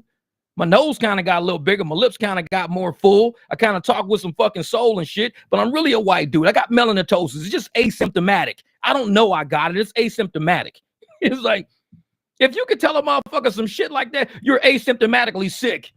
You don't know you're sick, but I know you're sick. How the fuck do you know I'm sick if I don't even know I'm sick? I don't even feel sick because you're just asymptomatic. You're sick. I'll be like, this is some bullshit. Hey, Jeff is black on the outside and white on the inside. Hey, I gotta, and look at my name. My motherfucking name is Jeff Watts. Name how many black motherfuckers from the hood named Jeff Watts. It's like, come on, man. It's like, motherfucker, you got Tyrone, you got motherfucking Anthony, you got fucking, Deontay, all these big beefy motherfuckers, and then you got Jeff. Motherfucker, who's that? That's Jeff. Motherfucker, he ain't no thug. That's fucking Jeff Watts. Fuck that motherfucker. It's like, man. But real, man, 5 on the black hand side, asymptomatic. I know it, man. Calm down, Oreo. And see, that's the thing. When people tell you shit like that and you buy into it, because right now in 2023, we're looking at all the evidence and all of the, and none of that. Now, when you look at 2021 and 2020, we're laughing at all the shit. When you see old posts from a long time ago, the rhetoric people were using to buy that shit and sell that shit to each other. Ain't nobody saying none of that no more because it sounded stupid back then to a lot of us, and it sounds stupid now to a lot of us. Oh, man, if you got a fever, that means you got it. If you got a fever's been around for how many generations? Fevers have been around since humanity was created. People have had fevers for eternity. Fevers since probably humanity, because the fever is just your body just fighting against something. Could be anything. No telling what it could be. Fevers have always been around. Before 2020, fevers were always around. We have fever medication in fucking Walgreens, CVS, Walmart, fever meds. Everybody's got fevers. But they sold people to think, hey, if you got a fever, this is what you got. No tests, no. They were fucking with people. They were fucking with people. And I think they were doing it as a test, a psychological test to see who all would buy into this shit. And a mask was a dead giveaway. If you were walking around with a mask on, knowing that all of these doctors and scientists were saying, well, masks aren't really effective because a virus is so minute, a virus could easily get through that. That's why these motherfuckers wearing hazmat suits, but they got everybody else wearing masks. I'm like, okay, all y'all got on hazmat suits and shit, plastic fronts, all the full fucking suits, but yet all we wearing is these little flimsy ass fucking paper masks, and we're supposed to be safe and saving. I'm like, come on, man. Come on, man. Oh, Hassan, hey, that sport mode in that Beamer, man, it opened that throttle up. That shit was like, whoa, it was shaking the whole car. I was like, because like I haven't punched sport mode in a while like that, because I put that new fucking charge pipe on there. That shit was like, whoa. Exactly. The passports. All that shit, man. And I'm sitting there going, they want to know. And it's funny because you say passports, though, boy. I'm going to tell you why it's funny. Because before the passport talk came out, I swear to God, I wish I just opened up my Facebook account, add all you motherfuckers to my Facebook account, and tell you go look at all the old shit. I ain't opening that account back up. I'll close it for a long time. But if I let you look at all the way these motherfuckers were talking to me back then, because I was saying, I've researched it. We looked at Agenda 20. We looked at all this shit. Looked at Event 201. We looked at everything. And I'm like, the next play is going to be vaccine passports. You're so fucking stupid. There's no such a thing as a vaccine passport. You're so stupid. You're just making up shit. You're a conspiracy theorist. You don't know what you're talking about. This is what they were saying all over my Facebook channel. You're so fucking dumb. You're this and you're that. There's no vaccine passport. Next thing you know, what do they got? Everybody needs to get a vaccine passport. I was like, these, and then the people who were saying that it wasn't true, well, the only reason why we need one is because I'm like, but I was telling y'all before they came out what they were doing. I was saying this is what the next play is gonna be. You're a conspiracy theorist. What up, King James? And I'm like, it wasn't a conspiracy. It was the play. That's the play that they were gonna make. And y'all motherfuckers, you're so stupid. There's no reason for that. You're dumb. You're a conspiracy. And then when it actually happens, instead of them going, oh man, we were so wrong, Jeff, you was right. No, they're never wrong. They're like, well, they will find a way to justify it. The reason why is because it's like, so you weren't wrong? No. Was I wrong? Well, you're a conspiracy, but you can't answer the question, motherfucker. Was I wrong? They'll never answer that. For everybody that was right about all of this shit, like I said, right now, all the congressional hearings going on right now prove all of us 100% right. All this shit was a distraction. Like Hassan said, it was about money the whole time. Everybody said that shit. It was about power and money. That's all it was about. The congressional hearings going on right now, all the major podcasts going on right now, what everybody's talking about right now is why America is in the situation they're in right now. And it was all based on money. And they're finding all of the wire transfers. They're finding all the players in the game, all of the countries, all of the governments. They're finding all that shit right now. And this shit that we would talk about in rideshare, we be driving around. I'm talking to pastors talking to me. In rideshare, we already knew about it. A lot of us wouldn't wear a mask. Yeah, and the mask was used a mocking tool of the elite to show the good little obedient dogs in the majority of the population. They muzzled all of us and tried to sit us down and shut up. Real shit. Because, I would pull up. Time to wake up, I would pull up and people would look in my car. Oh man, I forgot a mask, man. I got to go back in the house and go get a mask. I was like, dog, I'm not wearing one. Oh, you cool, dog. You cool.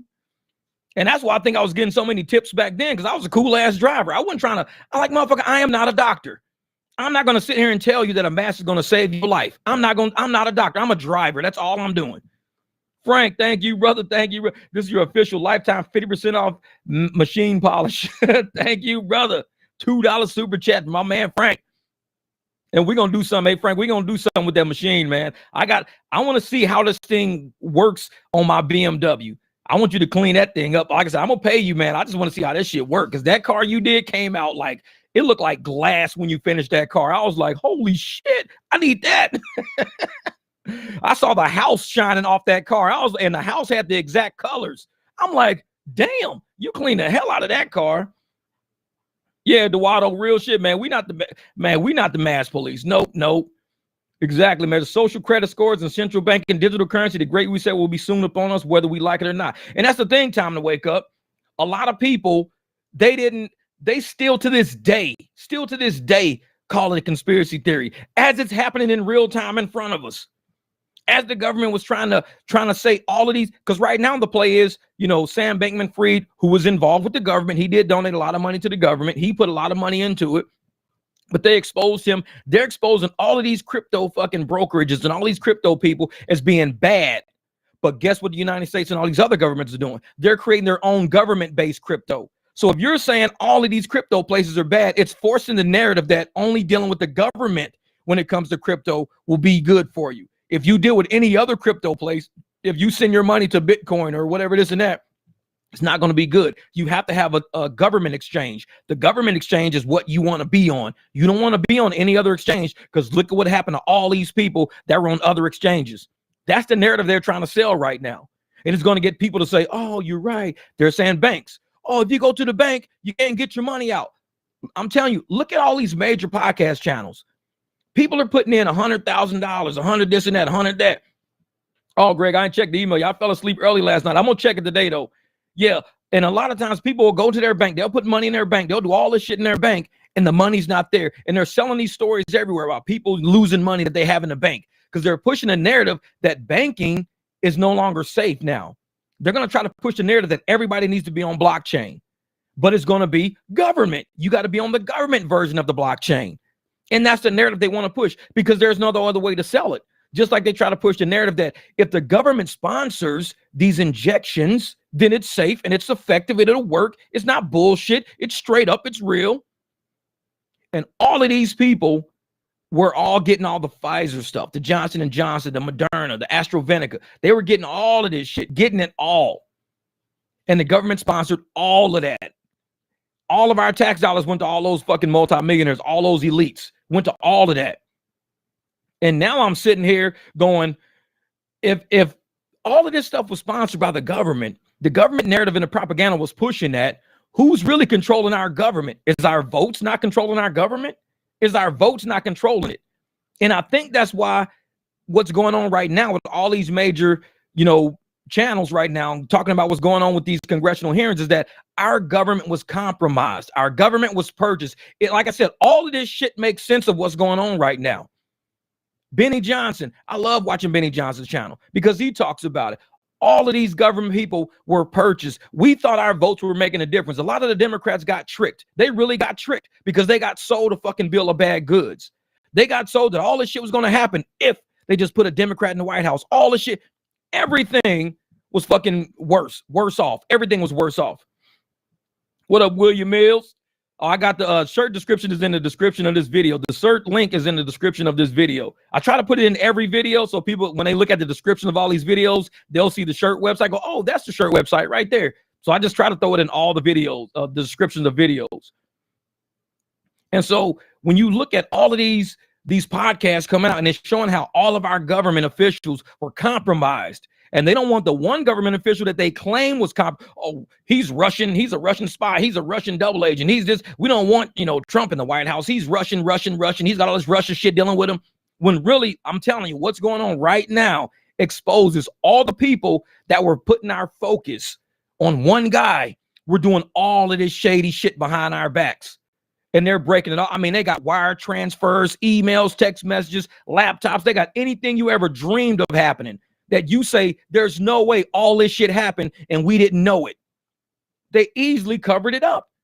They started messing with our kids' curriculum, saying we're going to start making the kids do this and that in school and all this. Thank you for the super chat, my man, William Mills. I appreciate you, brother. 10th super stream, $10. That's what's up, brother. That's what's up. And all these people out there then they pushed the whole mandate with pharmacy and everything else on there, the pharmaceutical industry.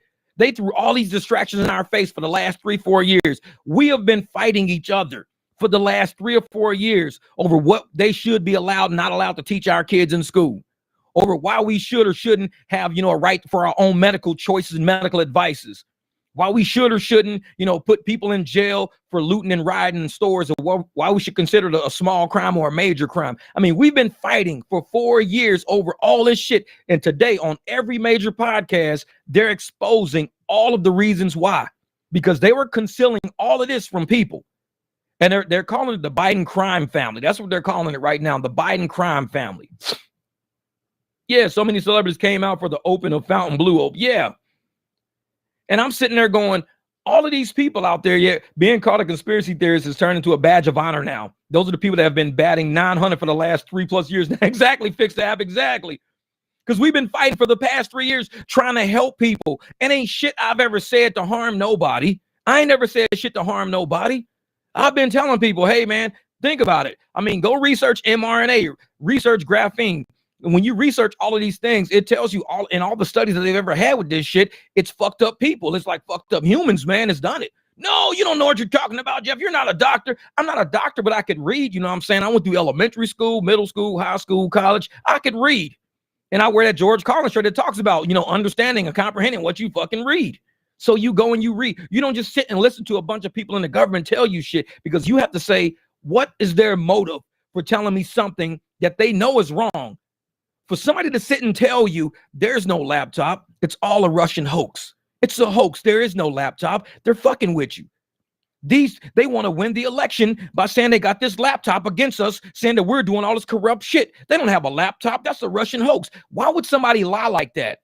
When there was a laptop, when all that information was on that laptop, and now we're looking, like I said, today, every major podcast network is looking at exactly all of the details of all of these indictments, all the details, 56 pages in one indictment alone, 56 pages. And Hunter Biden was going to try to say, oh, I'm gonna plead guilty on 2 of the charges. The Justice Department was like, we're not letting you off that easy, motherfucker. You ain't slick. You ain't gonna plead guilty to 2 fucking charges and be done. No, we got way more shit than 2, dog. You're crazy. You crazy. Oh, but I'm willing to plead guilty to 2 charges, and that's gonna be my motherfucker. You out your motherfucking mind. No. Go sit down. There's no deal for that. No. Because they shaking in their boots right now. They shaking because everything they told people came out to be a lie. Everything. And we tried to just tell people, think.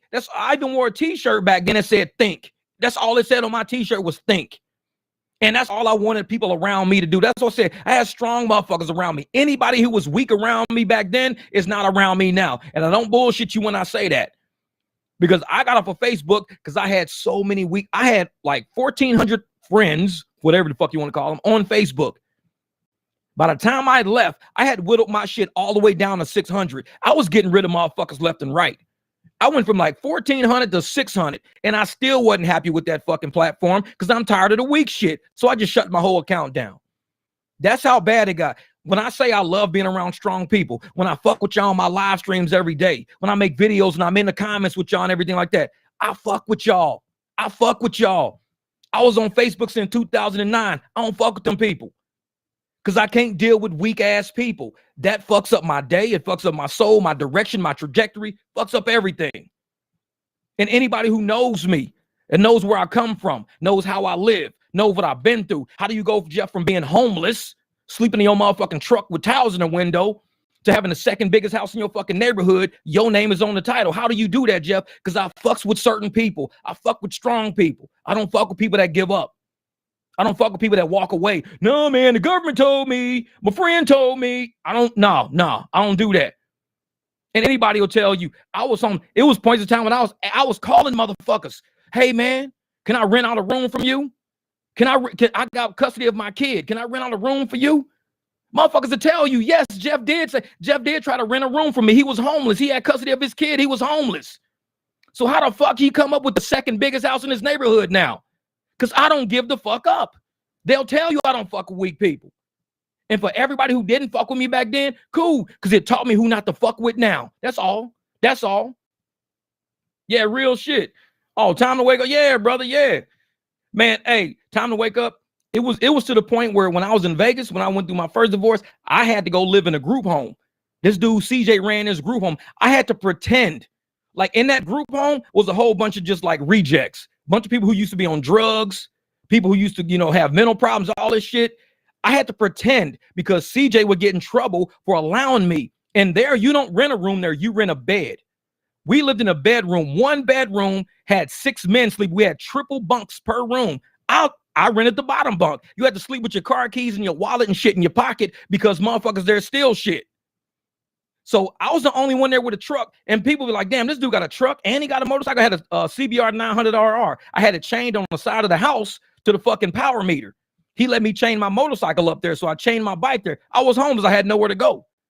Had a big-ass fucking Eddie Bauer Ford Explorer sitting out front. Nobody else there had a car. They used to be like, hey, man, can you take me to go get some cigarettes? Hey, man, can you drop me off here? I was homeless. Homeless with a big-ass Eddie Bauer Escalade and a fucking motorcycle, or Eddie Bauer thing and a fucking motorcycle. I was renting a room. Bunch of motherfuckers around. And it was one dude there. His name was Chris. He hit a dude over the head with a big-ass glass jar one time. Busted his motherfucking head, dude bleed. These people were like that. They were mentally fucked. A lot of people were ex-drug addicts and all this shit.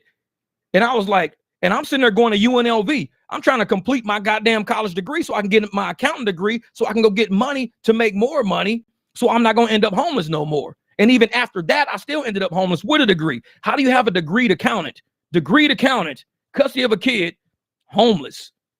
It's called life. Shit's called life. A lot of weak motherfuckers was around me, saw me going through all that shit, and never once said, dude, I got you, man, I got you. Not once. But that's why you see me rolling the way I roll now, because I've lived a life of experience. I know how shit rolls. When I'm down and out, my motherfucking car could break down. I'm just going to laugh. I'm going to laugh. People say, damn, man. Yeah, the Eddie Bauer throwback. That's right, man. Yeah, lit out of my car, had the house sit. Yeah, exactly. With house sit to have a roof over my head. Real shit, just to take a shower.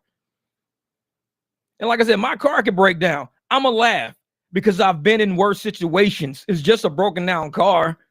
I can fix it. All I got to do is order the fucking parts. So people wonder why I don't stress over so much shit, because you got to know what I've been through. Why don't I stress when a motherfucker say, I'm going to unsub your channel. I'm leaving your channel.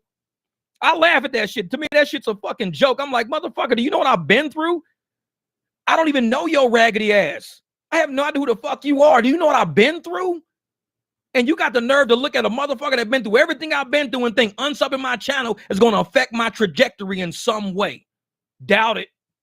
It's like, fucking doubt it. Yeah, exactly, man.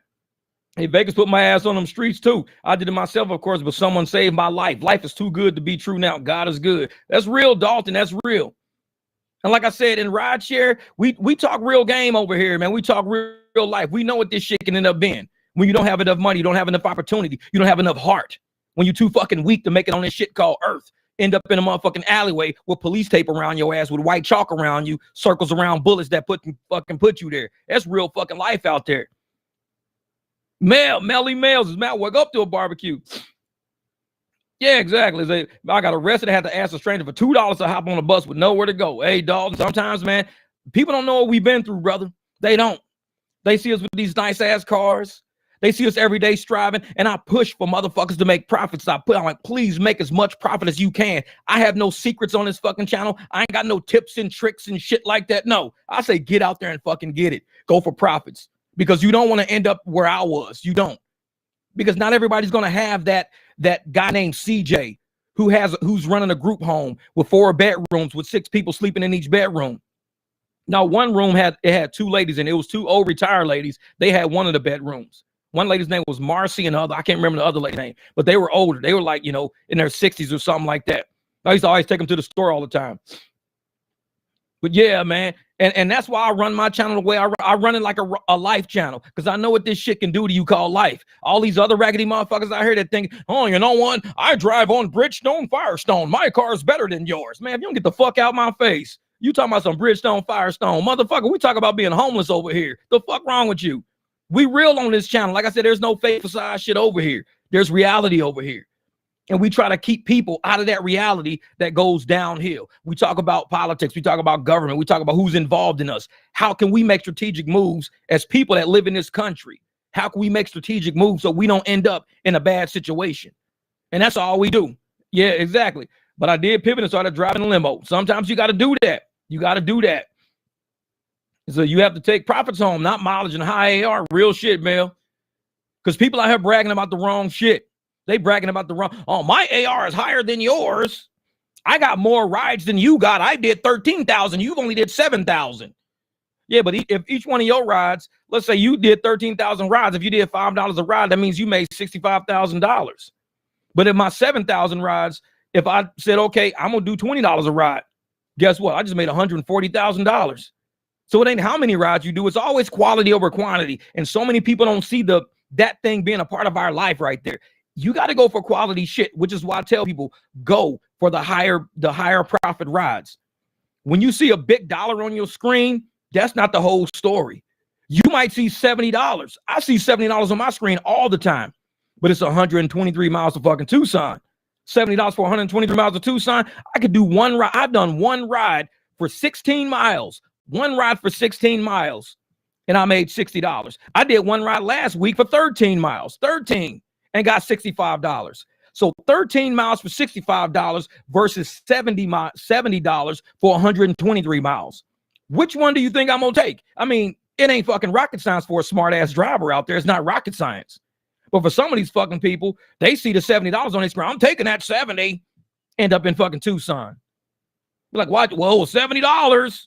It's like, yeah, you can make 65 in 13 miles. Why would you take $70 for 123 miles? You can make well, you only got 65. I got 70. I got $5 more than you. Ha, you're the fucking loser. It's like, okay, Them people, I don't fuck with them people. All right, I'm gonna let you think what you think, dog. That 70 aces, motherfucker, I'm out. I don't fuck with people like that because they think slow. Not everybody out here riding on a long bus. Some of these motherfuckers still short bus mentality. That's right, Kev. What up, Kev? My brother Bighorn in the building. Bighorn Kev, what's up, my man? You can only help those who want to help. Otherwise, you're wasting time and money. That's real shit, Kev. And that's why I run this channel the way I do, man. I know the more people that sub this channel that want to learn how do we get ourselves out of the jams of life? How did we do it? I show people through my videos. There is no secret. You ain't got to join no motherfucking Patreon. Pay me an extra $9, $10 to learn some shit. You ain't got to pay me nothing. I'm going to show you everything, my ups, my downs, my failures, where I fucked up. Some people might point out where I fucked up. Cool. I'll figure it out. I'll do something different. But that's why this channel is run like reality. It's a real life fucking channel. I mean, I should name this month instead of Uber Jeep AZ. Should be called Real Life Rideshare, goddammit. Like Real Life Rideshare. What the fuck is that? Because it's real life, motherfucker. This is about everything. It's why we do rideshare, how we do rideshare, when we do it. It's everything. Because we're taking the profits out of this, putting roofs over our fucking head, paying for cars in the driveway, taking days off when we need days off. And imagine all the people who work W-2s, who can't take days off. They work in W-2. They have no vacation saved up. They don't make enough money with that job anyway. They don't have any PTO saved up. They got to take a day off work. That little $100 they missing, $120 they missing from that day is going to fuck their whole month up because that's a phone bill they can't pay, behind on a power bill, something like that. We take a day off because we built up enough profits. We built up enough profits to say, you know what, I could take a day off. Let me take tomorrow off, clean the cars up, go through the engine, drain my oil, fill everything up, check all my tires, check all my brakes. I'm going to take a whole day off and just fuck with these cars off and on. We could do that. That's what we do for work. Uber BMW AZ. I know it. Uber Beamer AZ. I know it. Call Jeff's McDaddy information. Come here and get the real game for free. Look at Mr. Gambit. That's what's the Jeff McDaddy info line. 1-800 McDaddy. Shit. Man, I don't know about no union leader, man. Like I said, we've been through life. And I tell motherfuckers, what I went through ain't glamorous. But just like I tell my homegirl Nicole, North in the Valley, I tell my homegirl Nicole all the time because we chat back and forth. We're being built for something. The reason why we go through shit is not because, life is just unfair. No, life is building the strong ones. Life will build the strong ones. It will kick out the fucking weak ones. If I was weak, I wouldn't have his house. I wouldn't have nothing. I would have gave up a long time ago. I'd be like, I guess this is just how my life is, man. I got to sleep in my truck forever and fucking put my towels in my windows. Life will take you through some shit. It will build you stronger because you're going to be necessary to take care of somebody else that's going to go through the same shit you going through. And you're going to tell them it's going to be okay. Trust me. And I know it's going to be okay because I didn't always sit on the fucking podium. You see a lot of these YouTubers, they sit in they little fucking ivory castles and shit, talking down to everybody like they've never had a fucking problem. They've always been the shit. So listen to me because I've always been the shit. Everybody's not always been the shit. Sometimes we go through things to help the next person that's going to go through something because this is called life. When somebody goes through shit, I know how to relate to them because this shit that I've probably already been through. And people say, well, Jeff, how'd you get to where you're getting to? Let's start off where I started from, though. I started exactly where you were. I started when I was going through a divorce. I started when I was probably homeless. I started when, I was unemployed, looking for a fucking job. I started when I had shitty people around me. But look at where I am now. We're being built. We're all being built. Not for us, but for the person after us, to show them, to train them, to let them know shit's going to be cool. As fucked up as it is, shit's going to be cool. Trust me on this one. And I keep it 100. I might have, like I said, when I run my videos, y'all might see, I made $200, but y'all see how hard that 200 was. How many shit rides I had to kick out. Because had I not kicked all those shit rides out, guess where I would have been? Not at $200 that night, not in that time frame. I would have had to work twice as long to get that. And a lot of people right now are working twice as long to get the same money. You've got to play it smart. No, these apps are against you. They're not for us. And once you realize that, and you realize the powers that be are saying, we need to keep these drivers under our thumb. They're making way too much money. We got people that work in corporate. What up, DoorDash Rev, my man? They got people working in DoorDash corporate, or they got people working in all the apps corporate, Uber, DoorDash, all these. And there's people with degrees, People with degrees, college degrees, they're still paying for, working for these apps. Yet there's drivers making more than them. They don't like that shit. They don't like it. They sit there and go, wait a minute. How is this dude 26 years old?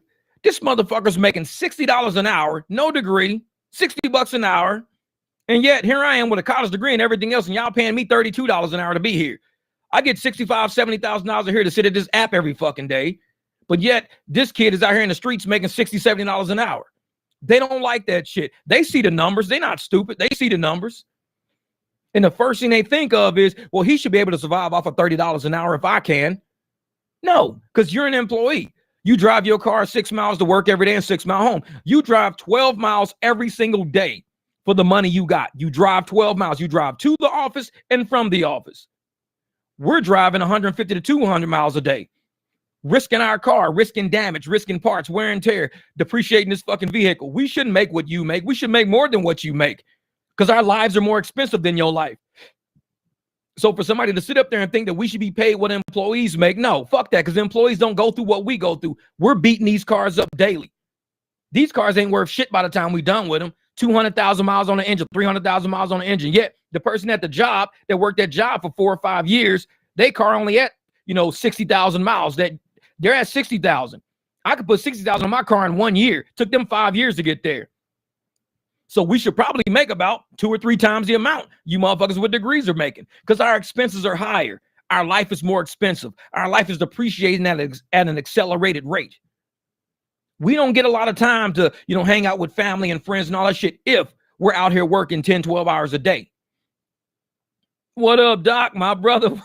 Thank you for the super chat, bro. What'd he say? Hey, Jeff, on sub. I disagree. You feeling me? Had old boy perturbed when you started talking about Trump. That's some funny shit. Man, I'm telling you, Doc, I'm telling you, it's some weak motherfuckers involved in rideshare, and it's cool. I know that. But I still stay in rideshare even knowing there's weak people around. They come to my channel. They see how shit is. They realize they can't control the narrative on this channel, whatever the fuck they thinking. I don't mind a different narrative or a different degree. Like I said, I was married to Democrats. I'm cool with the shit, but it's still not going to change me from being who I am. And I can disagree with somebody I'm married to, disagree with them, and still buy their ass fucking dinner at the end of the night, still pay their fucking phone bill, fix their fucking car, put spark plugs and shit in the motherfucker. And I disagree with them. So I disagree with this Democrat that I'm married to, but I'm still fucking making sure the motherfucking car work right. Because it's cool to disagree. It ain't no fucking problem with disagreeing. It's the disrespect. That's where the problem is. I can disagree with you, but I cannot disrespect you. If that's what you think and that's what you believe in, more power to you. Some people believe in Buddha, Allah, Muhammad. Some people believe in everything. I will not disrespect somebody's belief. I may not agree with you. Just like I said, when I was at the airport, when I cruised past everybody praying, all the Muslims, when they pray at the airport, I turn my radio off because it's disrespectful to them to be playing music and shit while they praying as you drive by. It's a disrespect. I don't care if you disagree with me. Just don't disrespect me because I don't disrespect people. Give a fuck what you think. I'm not going to disrespect you. So if I can't deal with you, then I just say, hey, this is not for me. I'm out. And I just bail. I don't got to sit here. You know what? Since you're going to talk about politics, I need to leave. I tell motherfuckers like this. I disagree with Uber and Lyft. But you don't think I would sit in that motherfucking boardroom? Yes, I would. I would sit there and say, let me see what you raggedy motherfuckers is talking about. I disagree with everything y'all doing. So let me hear what the fuck y'all talking about. And I'd hear how they setting up drivers for failure, how they stealing our fucking money. I would sit there and listen to that shit and say, okay, now I know how to play now. Because if that's what y'all think, and I know I disagree with y'all, I know how to play chess against y'all because I know what you motherfuckers is thinking. Always sit around with people you disagree with. Have a conversation, have a debate. You might see some things their way. They might see some things your way. No matter what, it's going to be a healthy conversation, healthy debate. But when you get them chicken shit motherfuckers, the moment you say Trump, oh my God, he said the fucking T word, I'm out of here. It's like saying the goddamn N word in the elevator. It's like shit. You say the N word, this thing a white person say the N word in the elevator. Everybody going to be mad as a motherfucker. Black person say the T word is the equivalent of the white person saying the N word. It's like, I said Trump. Oh my God, this motherfucker just said Trump. Oh shit, we got to go. It's time to go. Hey, get your fucking purse, get your keys. This motherfucker just said the T word. It's like, dude, it's a name. What the fuck, man? They got Trump Hotel down the goddamn street. Nachos, exactly. Motherfucker, sake nachos. This motherfucker just said sake nachos, we out. Yeah, people too lazy. And like I said, it don't bother me for people to have conversation and talk because I know everybody on this planet is not the same. It's fucking impossible for everybody to be the same. What they want to do is to indoctrinate everybody so everybody has groupthink. But we have free thinkers out there. People still think freely, even though they try to shut us down from free thought. Oh, you can't say that online. That's against community standards. But I'm thinking it. I think it and I type it. There's no cuss words involved, but it's just the fact that it doesn't fit a narrative. It's against the guidelines. I mean, what? They were kicking people out of the NBA and NFL and everywhere else, kicking people out of every fucking thing, all because they just didn't agree with the narrative. Okay, they don't agree with the narrative. That don't mean you got to destroy their fucking livelihood. If somebody says, hey, you know what? I believe in medical freedom. Oh, shit. He says he believes in medical freedom. You know what we need to do? We need to fucking kick him off the NFL team. We need to take away all of his sponsorships. We need to, like, take away his home loans so he can't live in that mansion no more. Take away all of his car loans. But if he just thought it and never said it, everybody be okay with it. Ain't that? It's like they want to create mind control. They want to create, exactly, Colin Kaepernick, same thing, man. Kyrie Irving, they said, anytime you can believe whatever you want to believe, but the moment you just have a simple statement of your belief, then what? Oh, since we know you believe that, we gotta fucking, destroy you. You believe that, we gotta destroy you. But so we're looking for a society of liars to walk around with shit in your head, shit you think, shit in your heart and your soul, but you lie just to fit into the group. You have to lie to fit in. Because the moment you become a free thinker and you let them know you're a free thinker, oh, you're out. If somebody says, oh, you know what? You should wear a mask. Yeah, we should all wear a mask. Oh, you're in the group hug. Now, everybody group hugs because you said that. But in your head, you're thinking, masks don't fucking work. This is bullshit. I'm only doing this to keep my fucking job. But you have to lie just to keep the fucking ball rolling. I would rather live around a whole bunch of people who telling me the truth, whether or not I want to hear it. At least tell me the fucking truth. Tell me the truth. But don't lie to me and have me thinking that I know you and that you agree. And it's like, no, I can't fuck with no lie. Tell me the truth, whether or not I like it or not. And that's what I like about Trump. Because he ain't gonna lie to me. He ain't got no reason to. He'll fucking say bullshit. And if you don't like it, cool, you don't like it. Go buy yourself a fucking twisty cone. Put some gas in your fucking car and get to work. You might not like what he said. Oh, but he's gonna tweet out something today. Then don't read the fucking tweet. I don't know what to tell you. This is a mean tweet. It's going to hurt my feelings if I see the tweet. Then don't look at the fucking tweet. I don't know what to tell you. Go put some gas in your car. Fucking check your tires. Make sure you got 35 PSI. The fuck are you looking at a tweet for? Get off the internet. Go to fucking work. But there's a tweet. I need to see that tweet. I'm like, Jesus Christ, people, grow the fuck up. I don't even have Twitter.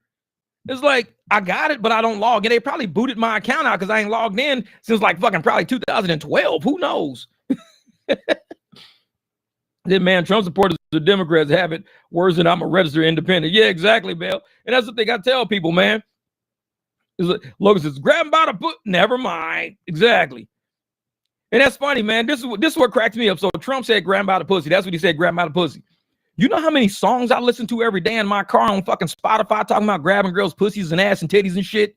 And ain't none of them Trump. Ain't none of those motherfuckers Trump. Not a single person I listen to on Spotify Trump, but they all saying the same shit every day.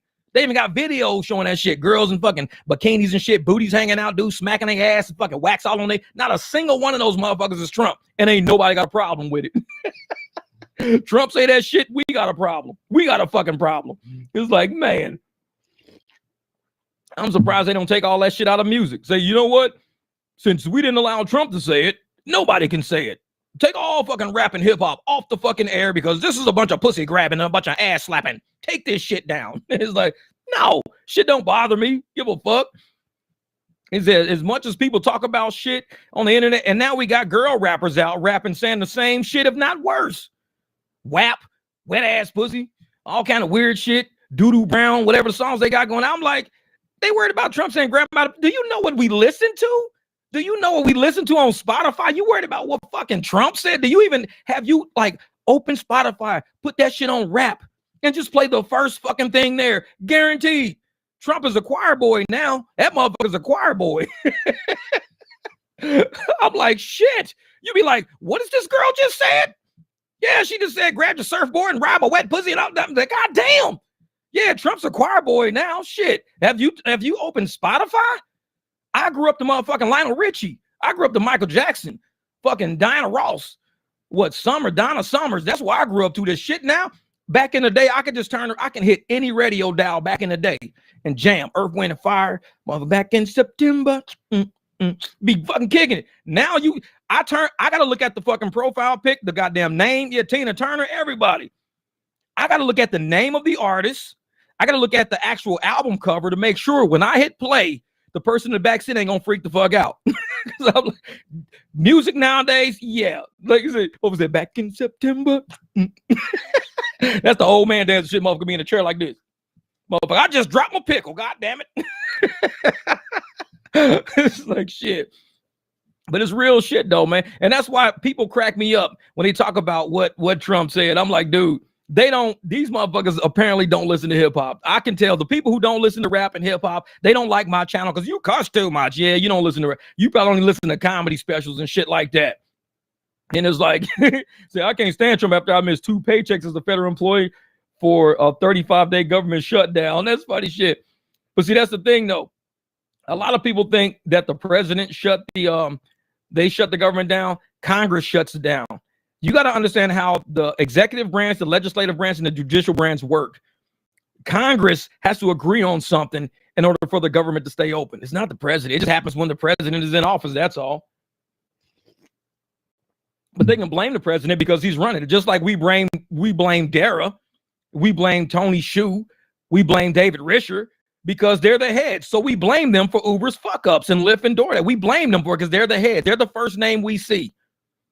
So all the shit that's going on, I guarantee Dara does not sit at a computer terminal at all. He does not sit at a computer terminal. What up, Nicole? North End of the Valley. What up? What up? So Naja, what about Uncle Luke? He went to court over his mouth. Yeah, that was back in the 80s. They wasn't ready in the 80s, man. They wasn't ready in the 80s. Yeah, but see, that's the thing. Dara don't sit at a single computer terminal. Not one. That's why I said when everybody was doing all this stealing tips, stealing fares, doing all this shit, not a single person went to jail. Uber and Lyft never said, hey, we found the group that was doing all the theft. No, we go after the head because we know the head knows all this shit's going on because they see the numbers. They say, damn, we went from making this much last year to this much now. Like, how do we go from $114 million loss to a $12 million loss? It's like, we got a $12 million. Where did $102 million come from? Oh, we've been stealing from all these drivers and shit. They know, they're not stupid. Same amount of rides. All of a sudden they got, $112 million more sitting in the bank. Like, what the fuck? Hold up. They know. That's why we go after the heads. That's why when government does something, government shutdown, anything happens, we go after the head of the person. We go after the name we see. We don't go after Congress, Senate. They're the ones voting on this shit. They got to vote left or right. The president just like, he's just sitting there like, okay, get y'all shit together, man. Get y'all shit together. What up, Guam? It's like Power Hour. I always get offended when I listen to ESPN. Man, and then the thing about ESPN, ESPN is way different than how we grew up. Everything on ESPN now, like, it triggers people, man. The shit's funny. And they talk about what people wear, what suit they wear, how somebody looked at somebody when they said a certain statement. People be poking and prodding at everything that happens on ESPN now. Like, ESPN ain't even a sports show no more. It's just like watching a fucking ship sinking and you're talking about all the shit that's happening. And it's like, I don't even watch ESPN, dude. I watch a highlight every once in a while. I don't even watch that shit. Because it's like people have lost that ESPN is a sports network. It's about sports. We laugh, we joke. At the basketball courts, we cracking up, we doing all kind of crazy shit and everything like that. But now it's like looking at ESPN is like you're looking at like a church sermon or something. Like you have to be prim and proper. And if somebody says a word, oh my God. It's like, what do you mean? Oh my God, hold up for a second. This is just ESPN sports. What the hell? Every sports player's nightmare. Exactly. And we just look at commentary. We look at the highlights, plays of the day, shit like that. Now it's all, every time a sports broadcast comes on, the next day, everybody's talking about the broadcast because, RG3 said this. He said, oh, my homeboy was cooking them.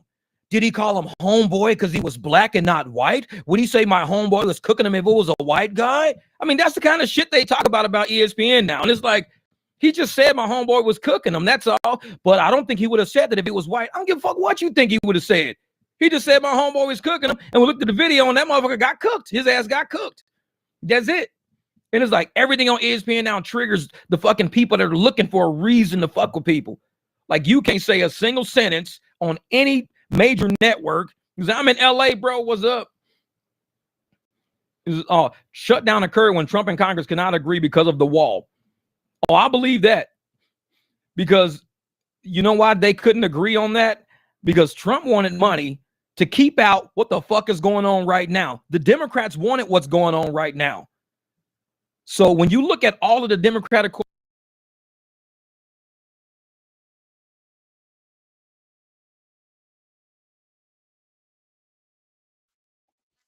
Oh, we're back. I got a snack. I feel better. Thank you to Jeff Weaver, Deep Arizona, for the wonderful commentary.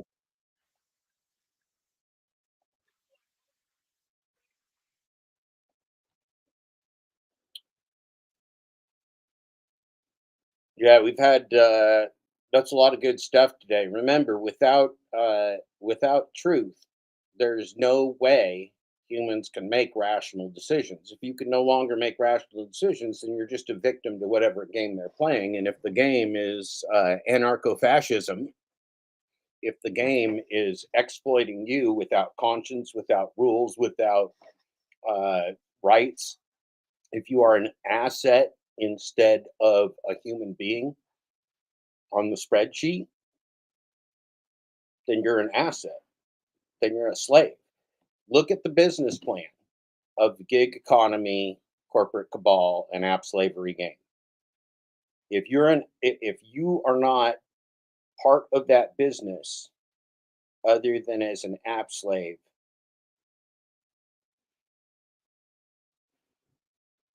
in a real sense, you don't exist. In a real sense, whether you exist at all in any way is purely a combination of your imagination and your smartphone and your narrative, because there's no auditability. The government can't figure out whether you existed in their system or not. You can't prove to what extent you do or don't exist in their system. You have no rights. You have no recourse. You're simply an asset. And if you're simply an asset, then you have no autonomy. You have no agency. And assets are used, depreciated, and then disposed of in favor of less costly assets. There's no investment over the life of a human being. There's only an investment over your useful life to any given corporate system. And your useful life to corporate AI driven systems is decreasing exponentially by the day. The useful life of human labor is decreasing by the day because we have ceded both our government and our computing systems to corporations, which are not human, they're not alive. Corporations are the qualified immunity of oligarchs. Corporations are the get out of jail free card for all oligarchs. Any crime, any monopoly, any crime against humanity, up to and including genocide, can be perpetrated by the corporations, and the oligarchs have a free pass. Now, add in the corporate AI that allows them the plausible deniability of not even having an auditable system. Nobody can ever go back and get the records of what Uber really is on the inside. It's not an auditable system. It's black box AI. This is a great tragedy for humanity. And if we allow it to perpetuate as app slaves, as the first and best victims of corporate AI, we are traitors to the human race. And right now, anybody that knows the truth of what this is, which is pure fraud, pure anarcho fascism, a system without rules, a system without equal protection under the law for all human beings. Do you understand that in no circumstance would you be able to put a business plan together like those of the gig app corporate cabal and app slavery fraudulent gangs and run that business on a local level or on a actual public level with transparency? It would be a crime. Nobody would allow that. only the fact that black box AI is producing a single inauditable output allows the deniability,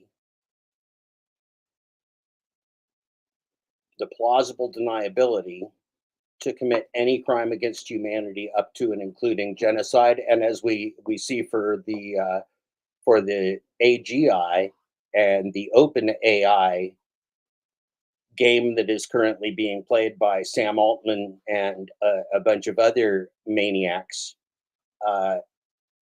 it can absolutely include the existence of the human race. They are willing to put your future at risk more so than any nuclear device that's ever existed, more so than any dictator that's ever existed.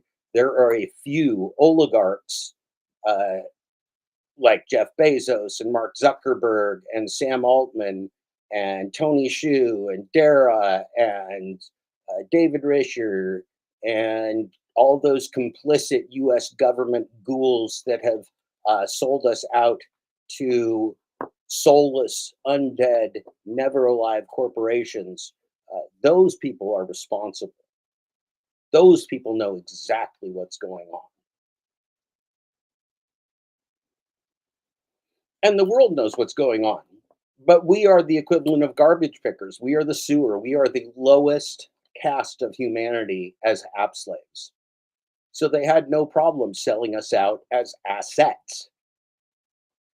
Assets are not humans, and humans are not assets. Remember, the first fundamental they learned from IBM computing in the 70s was that computers should never manage humans or make decisions for humans. Not only are computers managing you and making decisions for you, they're doing it without any truth or transparency.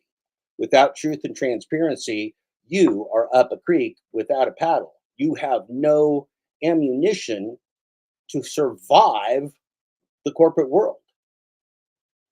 Information is power.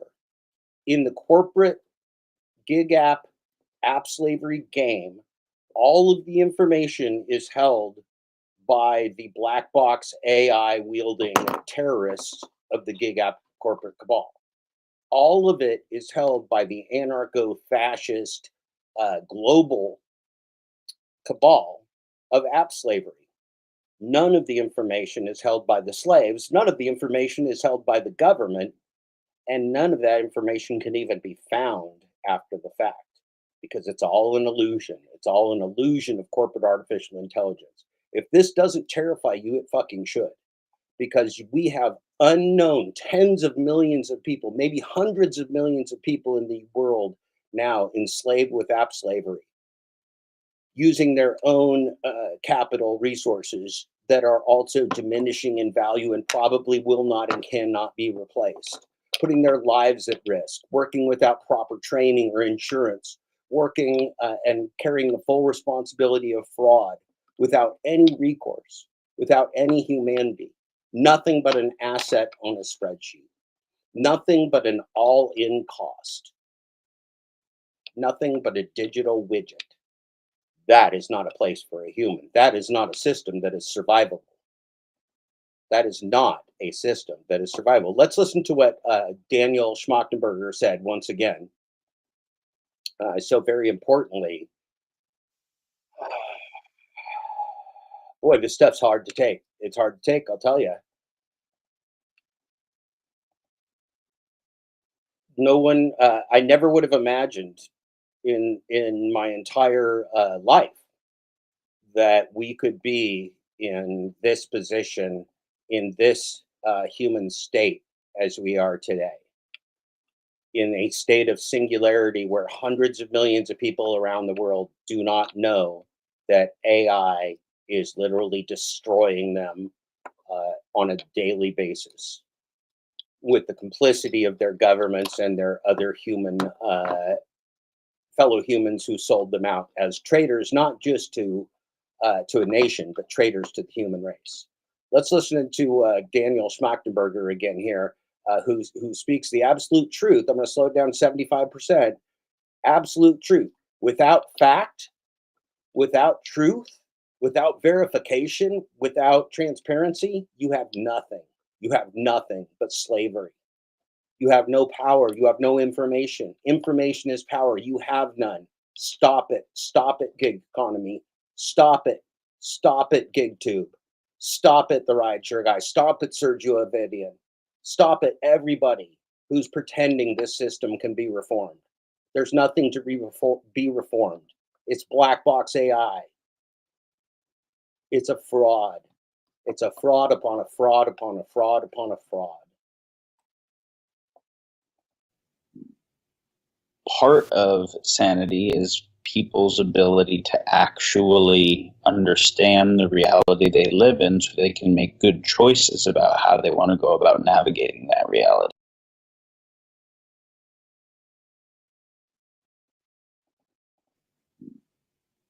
Part of sanity is people's ability to actually understand the reality they live in so they can make good choices about how they want to go about navigating that reality. With gig apps, you have none of the information required to make good choices for your reality. With gig apps, you are nothing but an app slave. With gig apps, you are nothing but a digital widget, an asset to be used, exploited, and disposed of. Stop being a fool. Stop being an app slave. Stop perpetuating app slavery. It's a crime against humanity that's being perpetrated, and you're the victims. Stop being the victim.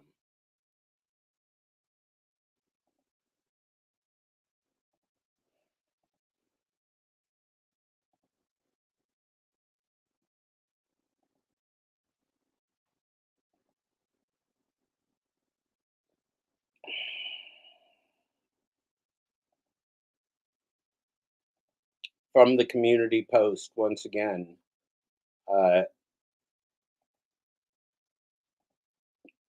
let me share a quote for you. Quote, meet anarcho-fascism, end quote. And then I wrote, hence the naked fraud of the gig app global corporate cabal led by Uber and DoorDash, and the innovation of app slavery around the world. There are no rules when the criminals run the game with black box corporate AI, and the game is an illusion.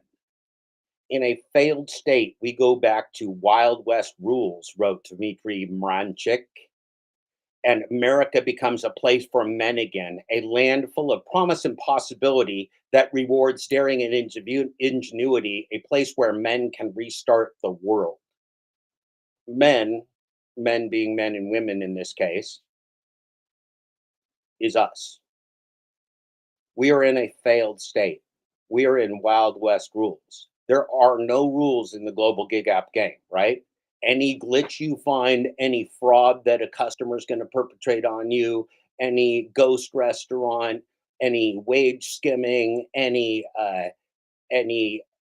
algorithmic wage discrimination based upon race or gender or technology, any any consumer algorithmic pricing, adaptive pricing based upon age, race, sex. It's all happening. All of the worst of humanity, every single one of humanity's vices of jealousy and greed and racism and sexism is in the data behind what these corporate terrorists do in this anarcho-fascist system that has entrapped us. It's an incontrovertible fact that there is nobody in the upper classes that would trade places with you and that would be a slave to artificial intelligence and tell you it's an opportunity. Nobody. Nobody.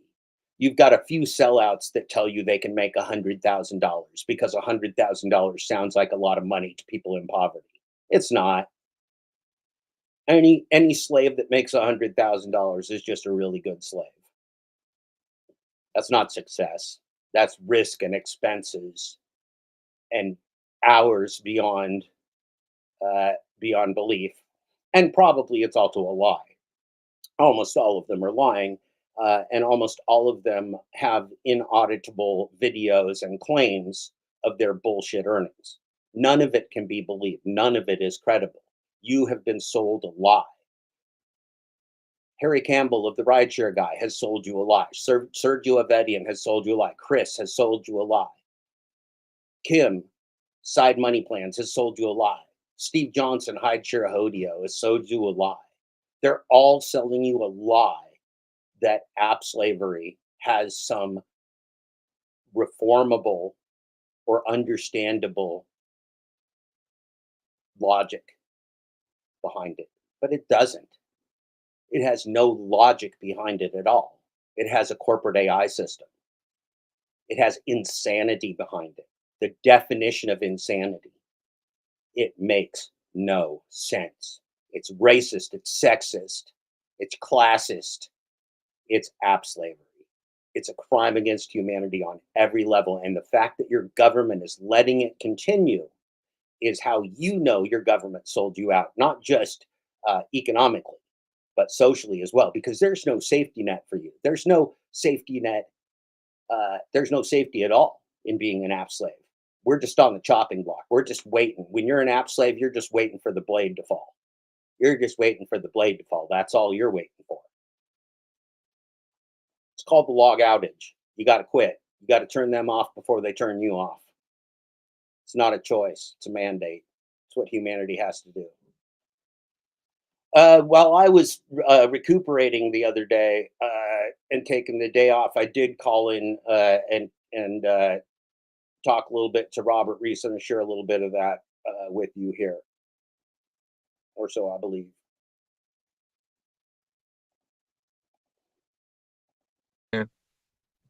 How you doing, Robert? How are you doing? How do you like what you hear? So I haven't caught most of the show. I only caught like the last 10 minutes. We got leaf pickup day tomorrow where the city comes and scoops all the streets. So I've been blowing all the leaves into the street, which has been a multi-month process, but today I finished it off. So I've been blowing leaves. So this is exactly, what you're saying is right on. This is worse than anyone knows, Robert. We're asking ourselves in society, why are people openly walking into stores and committing theft and walking out with packages? Why are customers reporting food as not delivered if it was delivered? Why are restaurants stealing tips? Why are people driving terribly and attacking each other in public? Why are these crazy things happen? And so here's the realization, and I'm working on the book in this that I'm getting ready for you all. We live in anarchy, Robert, and here's what I mean by that. Anarchy is a system in which there is no true rule of law. There are no true consequences. And we know for a fact we are living in anarchy now as slaves because the gig economy is corporate fraud. It's pure AI corporate fraud. It's fraud that made some people in this community some money. It's made a lot of gangsters and organized criminals and shitbags like the rideshare guy and other corporate sellouts a lot of money. But the thing about this part of the corporate AI fraud is that we're the disposable aspect. We, the app slaves, the slaves are completely and totally disposable. And the idea behind this slavery and behind this fascism is that these companies, Uber, DoorDash, in particular, have been allowed to make their own regulations, their own rules, and have been bypassed by the US government, which has forsaken us as impoverished slaves.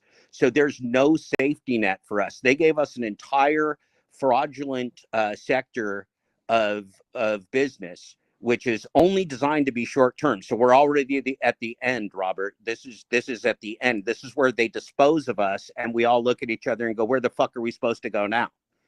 So this slavery, we know for an absolute fact, there is nothing organic about Uber. There's nothing organic about DoorDash.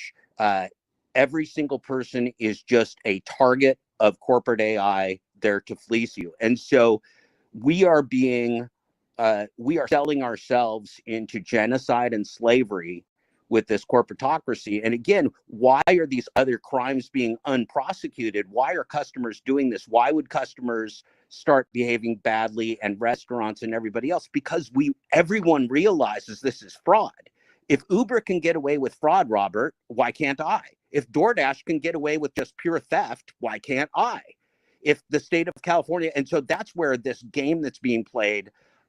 Yesterday, I've been kind of under the weather because I threw out my back, but I was watching a number of the corporate channels, and I got to say, the rideshare guy and Sergio Avedian and Chris, whatever his last name is, they just make me sick. I have never seen a bigger bunch of bullshit artists and corporate sellouts and pukes than these guys. And I counted Sergio Avedian as a friend, but these bullshit artists are talking to corporate media like the LA Times and some writer lady who are going with the concept that these corporations are good, lasting, productive factors that just need to be rehabilitated. They're never being rehabilitated, Robert. We got to stop being our own fucking genocidal tool. This is never getting better. Uber and DoorDash were designed. Every economist knows this. Every academic knows this. The only reason we don't know this is that the gig economy is divided up by the stupid, the ignorant, and the crooked. The stupid, right, the ignorant, and crooked. And I was one of the ignorant ones too, because corporate AI is new to us. We were sold out. The pandemic was the end for us of legitimate employment because the governments of the world decided to let corporations make their own rules. They completely whiffed on regulations. Now, California's done a few different things. Seattle's done a few different things. Maybe the state of Washington. But here's the game that these guys play. This is a short-term investment. By the time another year comes around, none of the rules that they're attempting to make now will make any difference because we'll all be gone. They'll shit us all out the other end. And we're letting it happen. We are letting it happen. It's so sickening, Robert. I feel like I'm watching my people be murdered before my very eyes, because I'm talking to my friends like Brian, DoorDash Sucks, and other people. They're not making enough. They're ready to lose their apartments. They're not making enough to even survive, and there's nowhere else to go. And this illusion that they give us that AI is our friend, well, AI is what made us unemployed in the first place. AI is the reason none of your resumes were ever seen by a legitimate employer. AI is the reason that your health insurance claims were turned down. AI is the reason that your employment claims aren't functioning. I mean, they turned our entire society over to computer programs, but here's the problem. They turned it from humans who had accountability over to computer programs who have no accountability.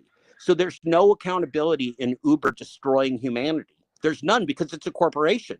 Uber does not care if we are alive in 2 years. You have to realize that the Uber is operating as if we are a resource that does not need to be around even a day longer than Uber wants us. Not just be around as workers, but be around as human beings. It's just going to burn us out.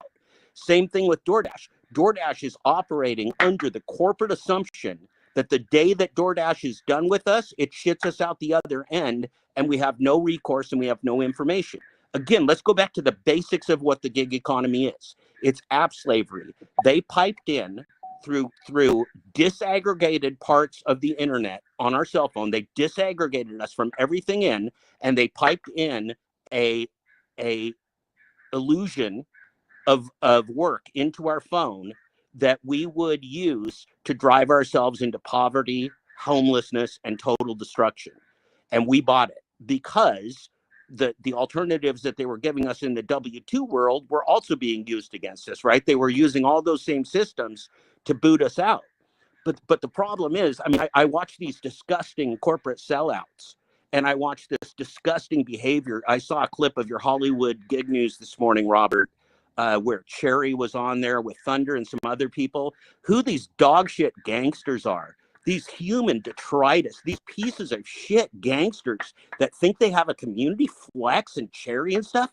Like, fuck those guys. I've never seen bigger pieces of human garbage in my entire lifetime than I've come across in this gig community. And that again tells you that this is organized crime. Fuck Zach Drives Fast. He knows this is a scam. Kim knows this is a scam. Sergio knows this is a scam. Everybody, we need to make a list of the fucking sellouts to humanity, the dog shit sellout, fuck you channels like the rideshare guy. Why don't you come on, Sergio Avedian, and tell us how you're going to reform Uber, an algorithm that no human can define? How are you going to reform a combination? It's not even one algorithm, right? A computer system of black box artificial intelligence that is impossible to understand. You're going to reform it when there's no regulations? Uber makes their own regulations. Uber operates as a government. As a government, every protection we've ever won as laborers in the history of humanity has been waved off with nobody saying a thing. Why? Because we're the chosen victims. Robert, you're black. Did you know that, Robert? You're black. They don't care if you fucking die. I'm a Jew. I'm poor. They don't care if I fucking die. I don't have connections to Harvard. I'm not of a class that they care if I live or die. Hell, the women, the people of color, the immigrants, and then you got dog shit fucking pieces of shit gangsters like Pedro DoorDash Santiago, who gets put in this space to be a cult leader. Fuck that guy. What a fucking con artist. Check this out, Jeff. Uber has Kamala Harris, her brother-in-law is in the government. For those of you who don't know, go ahead and check it out. Her brother-in-law is in the government, one of the head of government that runs a lot of the things as far as legal matters and all that. Uber has now brought him over. So now Uber has a government official running what's going on now. DoorDash's head of government affairs worked in the White House. David Risher, the new CEO of Lyft, is appointed by BlackRock because he's a fucking servant of the oligarch. Look, guys, there is no look, when people tell you in this age information is power, that's how you know you're a slave, because they have all the information and we have none. Anything that you believe is going on in your cell phone, in your gig app, you're kidding yourself. None of us have any clue how this works. The only thing we can do is, Robert, as you said, react to it after the fact. We're just getting our chain jerked. There are no rules. And if you look up the definition of anarchy is a society where there are no rules. There is no rule of law. That's what we have. There are no rules. Anything DoorDash chooses to do to you, they will get away with doing. Anything, Robert. We have no recourse. We have no power. Who in the world besides a slave would put themselves in that position? Nobody. That's how you know we're slaves, because we have zero power. Zero. Not even zero power. They don't even care if we last another day. We're burnable fuel. We are expendable fuel. And when they get done with us, where are we going to go, Robert? What's the fallback when they kick us off? When they shut down the gig economy, they close these companies, or the app slaves, the app slavery game gets totally thrown over to AI. What are we going to do then? Because there's no government safety net. It's not like we get unemployment, or we're going to get COBRA, or we're going to get some kind of safety net. The government is selling us out at the same time that the app slavery is selling us out. So I want to just point out to every single one of these people, Harry Campbell, I've been on your show, Sergio, Chris, been on your show, Steve Johnson, Hyde Sherhody, I've been on your show, Zach and Kimmy, been on your show. Like, you people you didn't start off being bad people, but what you're caught in now is a global slave game. And you are nauseating fucking pukes right now to suggest that you can work with DoorDash and Uber to reform the very criminals that have enslaved you and enslaved humanity. The only thing to do is kill the corporations and burn them with fire. Robert, we can do this without them. You could make every single delivery that you've made without Uber or without DoorDash. You could do rideshare without Uber, without DoorDash. Our government sold us out into slavery. Nobody can deny it. There is no recourse. There is no power for the worker here. We are pure slaves. Many of us work at a loss. We're only an accident or a ticket or an injury or something away from total catastrophe. Total catastrophe in our lives. We all know that. And the only reason we live with it and the rest of the world lives with it is we're the chosen victims. We're the ones that are supposed to go down and fucking die. Well, I don't want our people to do that, Robert, but you got these stupid fucks, like always cherry pick, like Flex, like any of these stupid fucks that keep on perpetrating this organized crime and this idea that they're somehow a club of cool people because they know how to be good slaves. Anybody that's being a good slave to survive, well, sometimes you got to be a good slave to survive. I've done it myself, but I still knew I was a slave. I didn't fucking lie to myself and say I was starting a business and things were going great. I knew I was a slave, and I knew that I had to get out of really it. quick, Jeff. Sorry to cut you off. Let me answer this. Yeah, no worries. I mean, I'm sorry. I'm babbling out. Oh no, because you're I've just right. been No, watching because shit you for went days. right into not having this to not having that, and Steve says no health care, no retirement, no unemployment, insurance, and super low wages. I would like to say this though. Well, all this bad stuff going on in California, we have health care, we have retirement, and you can also apply for unemployment if you really want to go ahead and do it. You're gonna have to make sure you got all your ducks in a row. Robert? You know what that's Go called? ahead. That's called a loss leader. That's called a loss leader. Uber and DoorDash and Lyft, they throw California a bone because it's a big economy and it's liberal. And so we get to sell out humanity while California does okay. There's nothing new to that, Robert. But here's the thing. The fact that a few of the slaves can live in the big house and get better treatment while 90% of us die doesn't make it any better. So we got to stop pretending. California is not a trend. California has never been a trend. Washington is not a trend. None of us will live or work in app slavery long enough to ever see any reform. Listen, Robert, the government can't do it. It's not just that regulators didn't want to do it. They can't. The fraud of app slavery, the fraud of corporate AI is diametrically opposed to regulation because you can't regulate what's impossible to understand. There's a dual impossibility scenario with black box AI. You can't understand it. You can't explain it.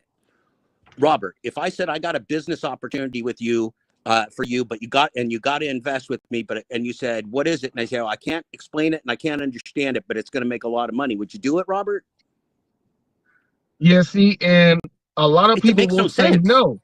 Yeah, it makes no sense. And those are like, none of it, and that's how you you know like, it's fraud. you go to Starbucks, and in Starbucks, you'll see by where you pick up your drinks, they have like that thumbtack board, and it's just random stuff up there that people will just walk by. But you don't know, one of those messages might be a moneymaker, but no one's gonna do it because it's not telling you anything. It's not giving you anything, and it's like that. Go ahead. That's because this is a temporary step. They're burning us out. They're burning our cars out. They're burning our people out. They're burning our minds out. They're gaslighting us. They're conditioning us to be slaves to an electronic device.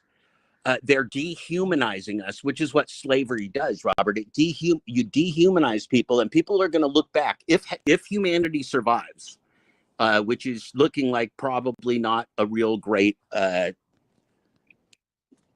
chance of that right now. If humanity survives, anybody that is surviving will look back at app slavery and ask, how could that possibly have been allowed? Who in the world would have allowed poor people and impoverished people around the world to be enslaved by corporate AI and driven into poverty and desperation? Who would have done that?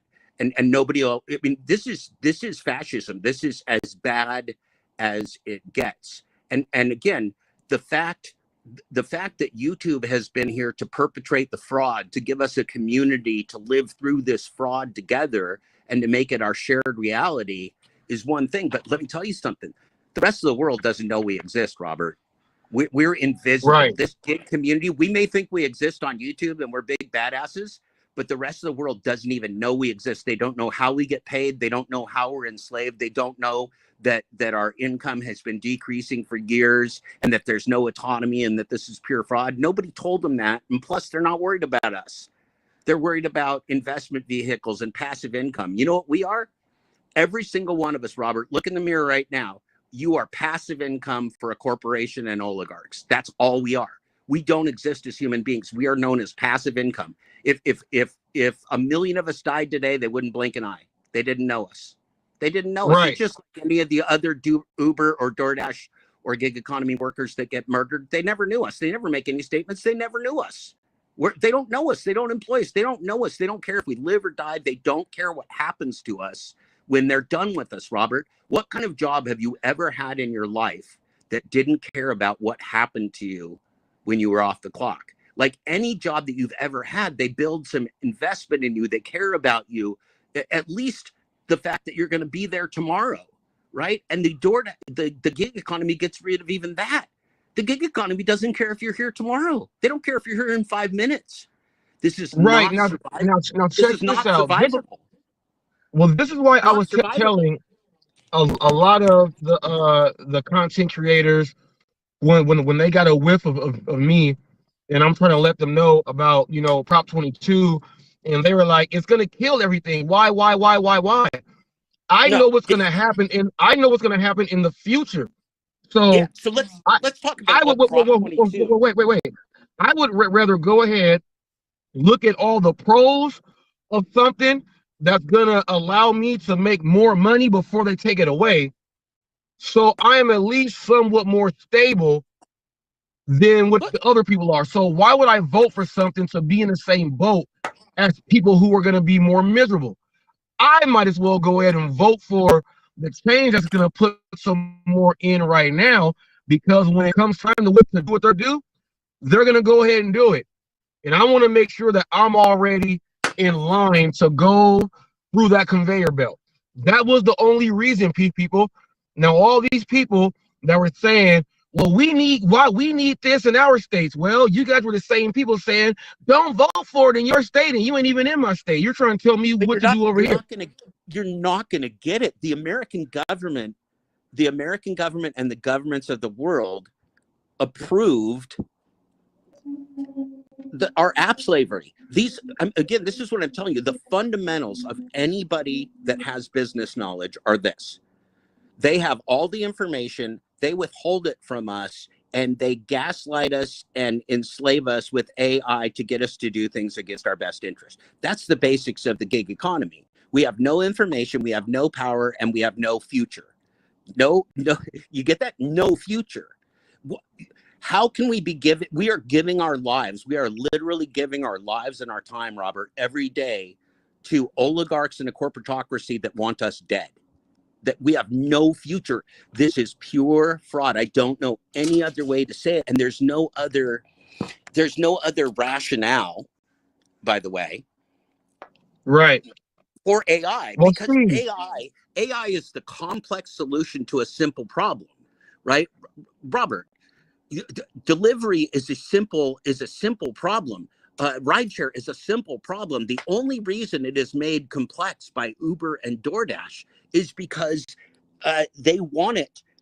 They need it to be inorganic. They need to make up a system that is an illusion of reality, but such a convincing illusion of reality that the slaves buy into it. That's a hard job, Robert. That takes a lot of work, and that's what they do. Remember, like taxis worked. Nobody ever had a taxi problem. Taxis worked before rideshare. Rideshare is just a corporate way to put taxis out of business and take all the business and enslave people. And you know, the idea that this is done without even a glimpse into our survivability of our future, our income, our worker safety, our training. I mean, this is an absolute betrayal of humanity that our government let happen. You've been sold out. There's no other way to do the math. Let me address this comment here. Let me address this comment here from Steve. Steve says these companies are taking up to 75% of the transaction, and they should be prohibited from taking any more than 25% and less. Well, you got to look at those numbers on what you just said, Steve, and I'm not going to tell you to shave your mustache on this one. You look at that 75%, right? The reason why they are able to take upwards of 75% and pay less than 25%, you gotta look at commission and salesmen and people that work like that. Some people are getting 7%, 10%, depending on what it is that you do. If you're an agent, 15%. If you're a real good agent, you can get your 20 to 25%. That's the most on what you're gonna get. That's why they do it like but that. again, you're this is the wrong analogy though, because you're making this analogous to a legitimate business. Gig apps are not analogous in any way, shape, or form to legitimate businesses, and they can't run as such. The reason that the gig economy fought so hard to write Proposition 22 for California is that the one that the legislators passed would have put them out of business in the state. It's DoorDash and Uber and Lyft, they only work as fraud. If they didn't defraud you in every offer, then the system wouldn't work. That's why they defraud us, and so that's their excuse for defrauding us. But that's why. But that's my point, Jeff. I was gonna get to that point. The reason why they're doing that, and I said because that's what they'll go do if you're an agent. That's the most, because these drivers out here. We know that every driver that we see here in the gig world, I'm an independent contractor. I'm my own boss. I run my own business. Well, since you think like that, they're going to give you what real business and owners and contractors are going to get. They'll give you that 25% and less, because that's what you guys say you are. So mentally, if you guys are thinking that, that's what they're going to give I don't you. know. You got to change your mindset to switch that up to make them change it up. We can't blame the victims. This is the singularity. People are not being told that they're app slaves. People are lied to. People believe that this is some dispatch system, and that somehow they're being fairly, I've heard multiple people say this since I started the project, or seen multiple people write it. Well, the government wouldn't let this happen to us if it was fraud. Isn't that, hey, Robert? Yeah. Robert. I'm not going to be.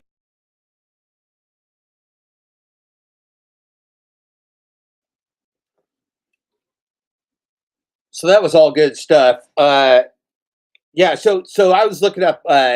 So David Risher, the Lyft CEO, the new Lyft CEO, relatively new, was a executive at Microsoft, and then was a senior vice president of U.S. retail for Amazon.com, and was Jeff Bezos's right-hand person.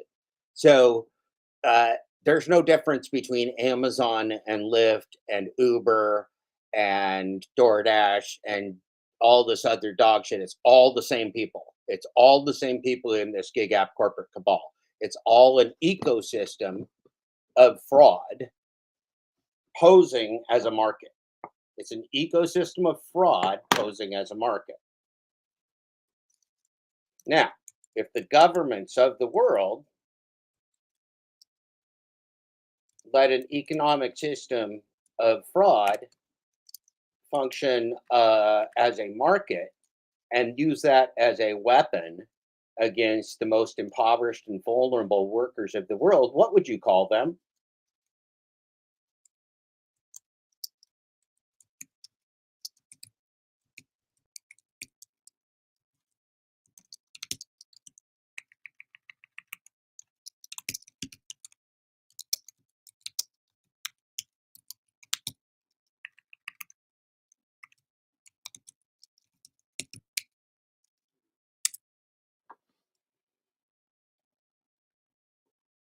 App slavery. The gig app corporate cabal's fraud is an economic system perpetrated upon the most vulnerable workers in the world. And it's approved by the politicians of every nation that sold their people out. That's very shocking. Very shocking when you actually realize the depth of this global scam. This is the biggest scam ever perpetrated on humanity. It made tens of millions, if not hundreds of millions of people around the globe app slaves, slaves to inhuman, anti-human technology in an illusory world in a game called Grand Theft Human, app slavery, an asset on a spreadsheet to be exploited, an asset that has to provide all the risk, suffer all the fraud, provide all the capital assets, time, investment, whose time you get for free. You can pay them by the hour for a couple minutes. Jesse Jett wrote it in the song. They'll gladly pay you by the hour for a minute or so, and you will be fractionalized, and you'll be minimized, and you will be decapitated. You will be forgotten. There's only so many of these apps. They're all working together now.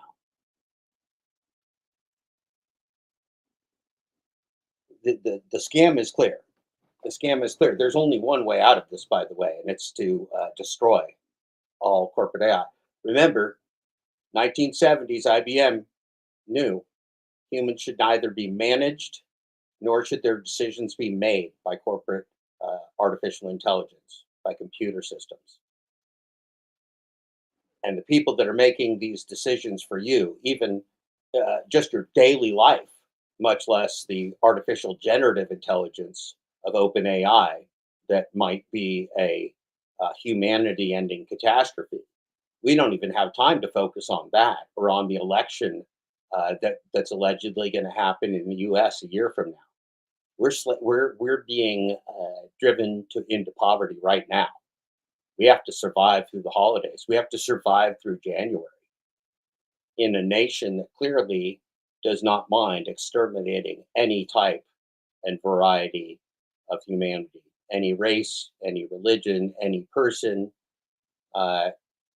may be exterminated by this anarcho-fascism that runs the government of the world now. There's no other way to put it. And the borders are there to keep us in.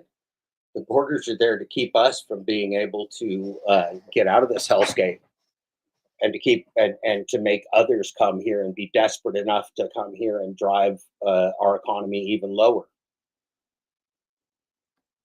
So it's all the same scam to marginalize us with open borders for immigrants to come in and not allowing us to leave. And so we're trapped in an ever disintegrating society where there's no investment going into the lower class. There's no money in the lower class to invest with. They've taken our housing. They're going to take our housing to an even greater extent. What they have planned for you is not survivable. It is not survivable. But the good news, and it's always about the good news, in my opinion, is that we are still in charge. We have the power of the people. We have the ability to kill the corporations before the corporations kill us. Jeff Bezos is not a king. Mark Zuckerberg is not a king. Sam Altman is not a king. They're just bad human beings that mean nothing to us. They're just bad pop culture stars. And look, they're making millionaires out of college football players now, and professional athletes are making tens of millions of dollars. And anybody, they're making a lottery system of human survival that you got to be lucky or talented or born rich in order to survive, and the rest of us are going to be sacrificed. That is a disgusting and vile system for humanity. And now we got the AI wars, and we're the first best victim. They always wanted to use slaves like us. We've got the highest incarceration rate in the world.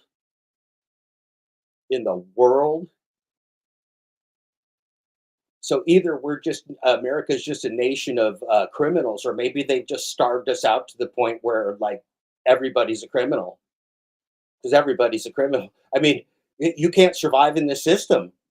You can't be honest and be in the corporate economy. There's no honesty there. There's no honesty to be had. There's no independence in app slavery. You can't make something that doesn't exist appear out of nowhere. And if somebody says you can, then they're selling you what's called an illusion. If they tell you they can make an app give you a job worth doing, make them prove it. Let them work for an app. They never will. Nobody ever would. No thinking person, no thinking and conscious person will ever turn over their life to technology to make their decisions for them and to enslave them within a game world where they have no ability to know the truth. The worst business proposal you've ever seen in your life are the gig apps. They're literally the only thing that they are better than is starving to death. That's where they got us. They're better than starving to death and homelessness is where they tricked us into that one. They tricked us into that one. They got us while we were down and they trapped us in this fucking hell. And now they're driving this fucking hell even lower and they're going like, see, it's so great. Look how many slaves you got now. You guys love this shit, don't you? Write your local congressman. Tell them don't make me have a job again. Don't make me anything but a slave. Because man, I love myself an iPhone. I love my Android. I love my slave phone, and I'm addicted to Grand Theft Human. I've given up my soul and my consciousness to a gig app. Literally, these things take your conscious. You cannot be conscious and work for a gig app. It's not the real world. It's not the organic world. If you're working for a gig app, you're just playing a game and you're driving around. You might as well be playing Pokemon Go. Don't make no fucking difference. You're just being used as a human icon. Grand Theft Human. All right, folks, I got other shit to do. Or even if I don't, I probably need a break from doing this. It's been a good spending. Are you not entertained? Are you not entertained? I am not entertained. It's been good spending the morning with you. It's been good being back with you for a few hours. Thank you to Uber Jeep Arizona Jeff. Thank you to the brilliant gentleman that did our earlier podcast talking about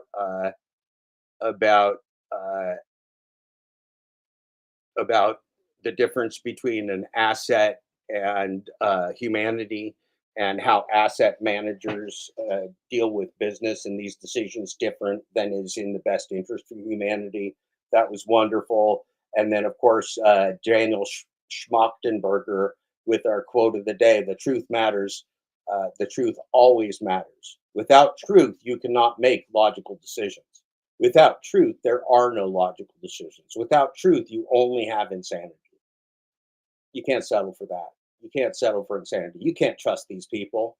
Trust without verification. You're going to trust David Risher, Tony Hsieh, Mark Zuckerberg, and Sam Altman, and Derek Koshachowski.